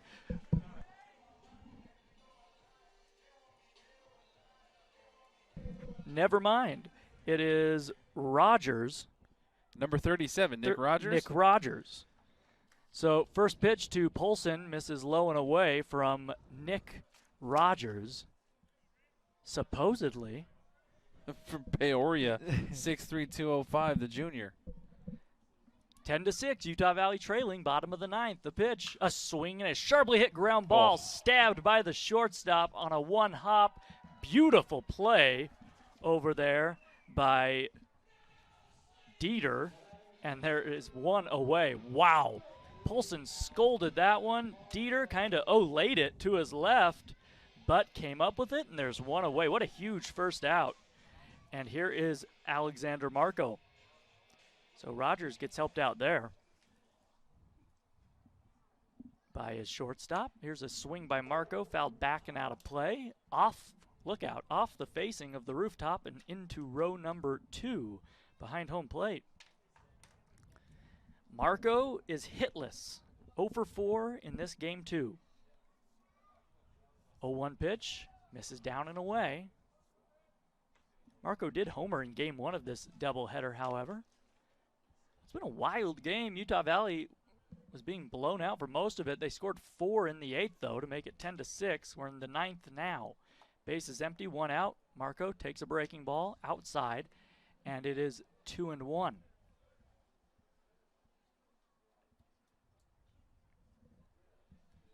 From the windup, Rogers comes home. Slider outside, not close, and it's 3-1. On deck, Jeff Ahrens, the right-handed hitter, is waiting. He doubled in his first at-bat after coming in as a defensive replacement back in the 6th. There's a swing and a high drive. Deep to right center field. That one's way back there. It's gone! Off the facing of the scoreboard. And Marco stops at second. He wanted to make sure it wasn't a double. It's not a solo home run. It is 10-7. That was an absolute bomb by Alexander Marco. Didn't need the wind's help. I'm sure it did help just a little bit, but as soon as it left the bat, we had a fan down here right below our booth that just said goodbye. That was an absolute shot, and I think you're right. The wind sure helped that out a bit, but I think he got a hold of that one. That may have been gone either way. So it's a 10-7 game, 1 out. Here's Ahrens. Unbelievable. Fastball on the outside corner, strike 1. Ahrens, I mentioned he doubled into right center back in the 8th inning.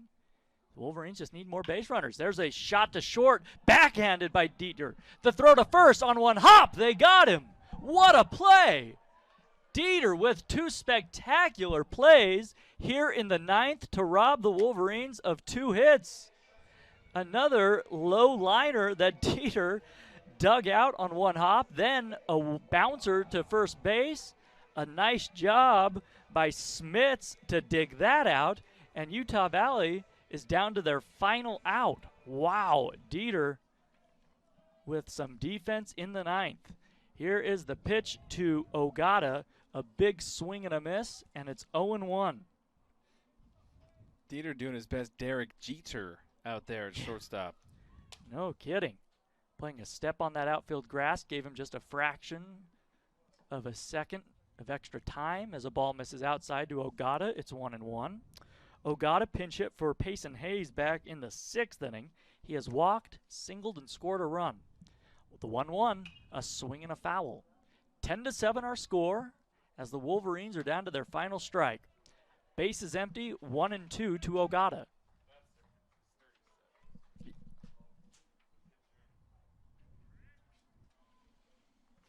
Rogers from the windup. Here it comes. Fastball way up high, and it's 2-2. An easy take for Ogata. Should Ogata reach, it would be Trey Newman. 2-2. Here it comes. Way up high again. Full count. So those are not good pitches from Rogers in the sense that those are very easy takes for Ogata. Ogata, a right-handed batter. 3 hits and 33 at-bats this season. Transfer from Boise State. 3-2 pitch. Swung on, lined into right field. That's a base hit. And that will keep the line moving in the bottom of the 9th. And Trey Newman will come to bat. Not a frozen rope, but a line drive nonetheless that took a one hop in front of Stacy.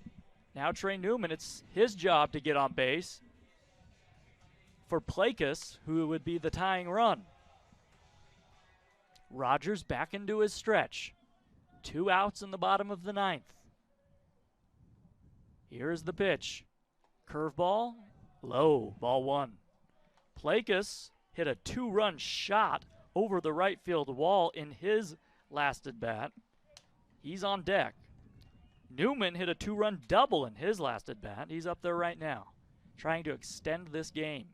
Rogers set at the chest, the 1-0, way up high, not close, 2-0. And all of a sudden, Rogers having a hard time finding the strike zone.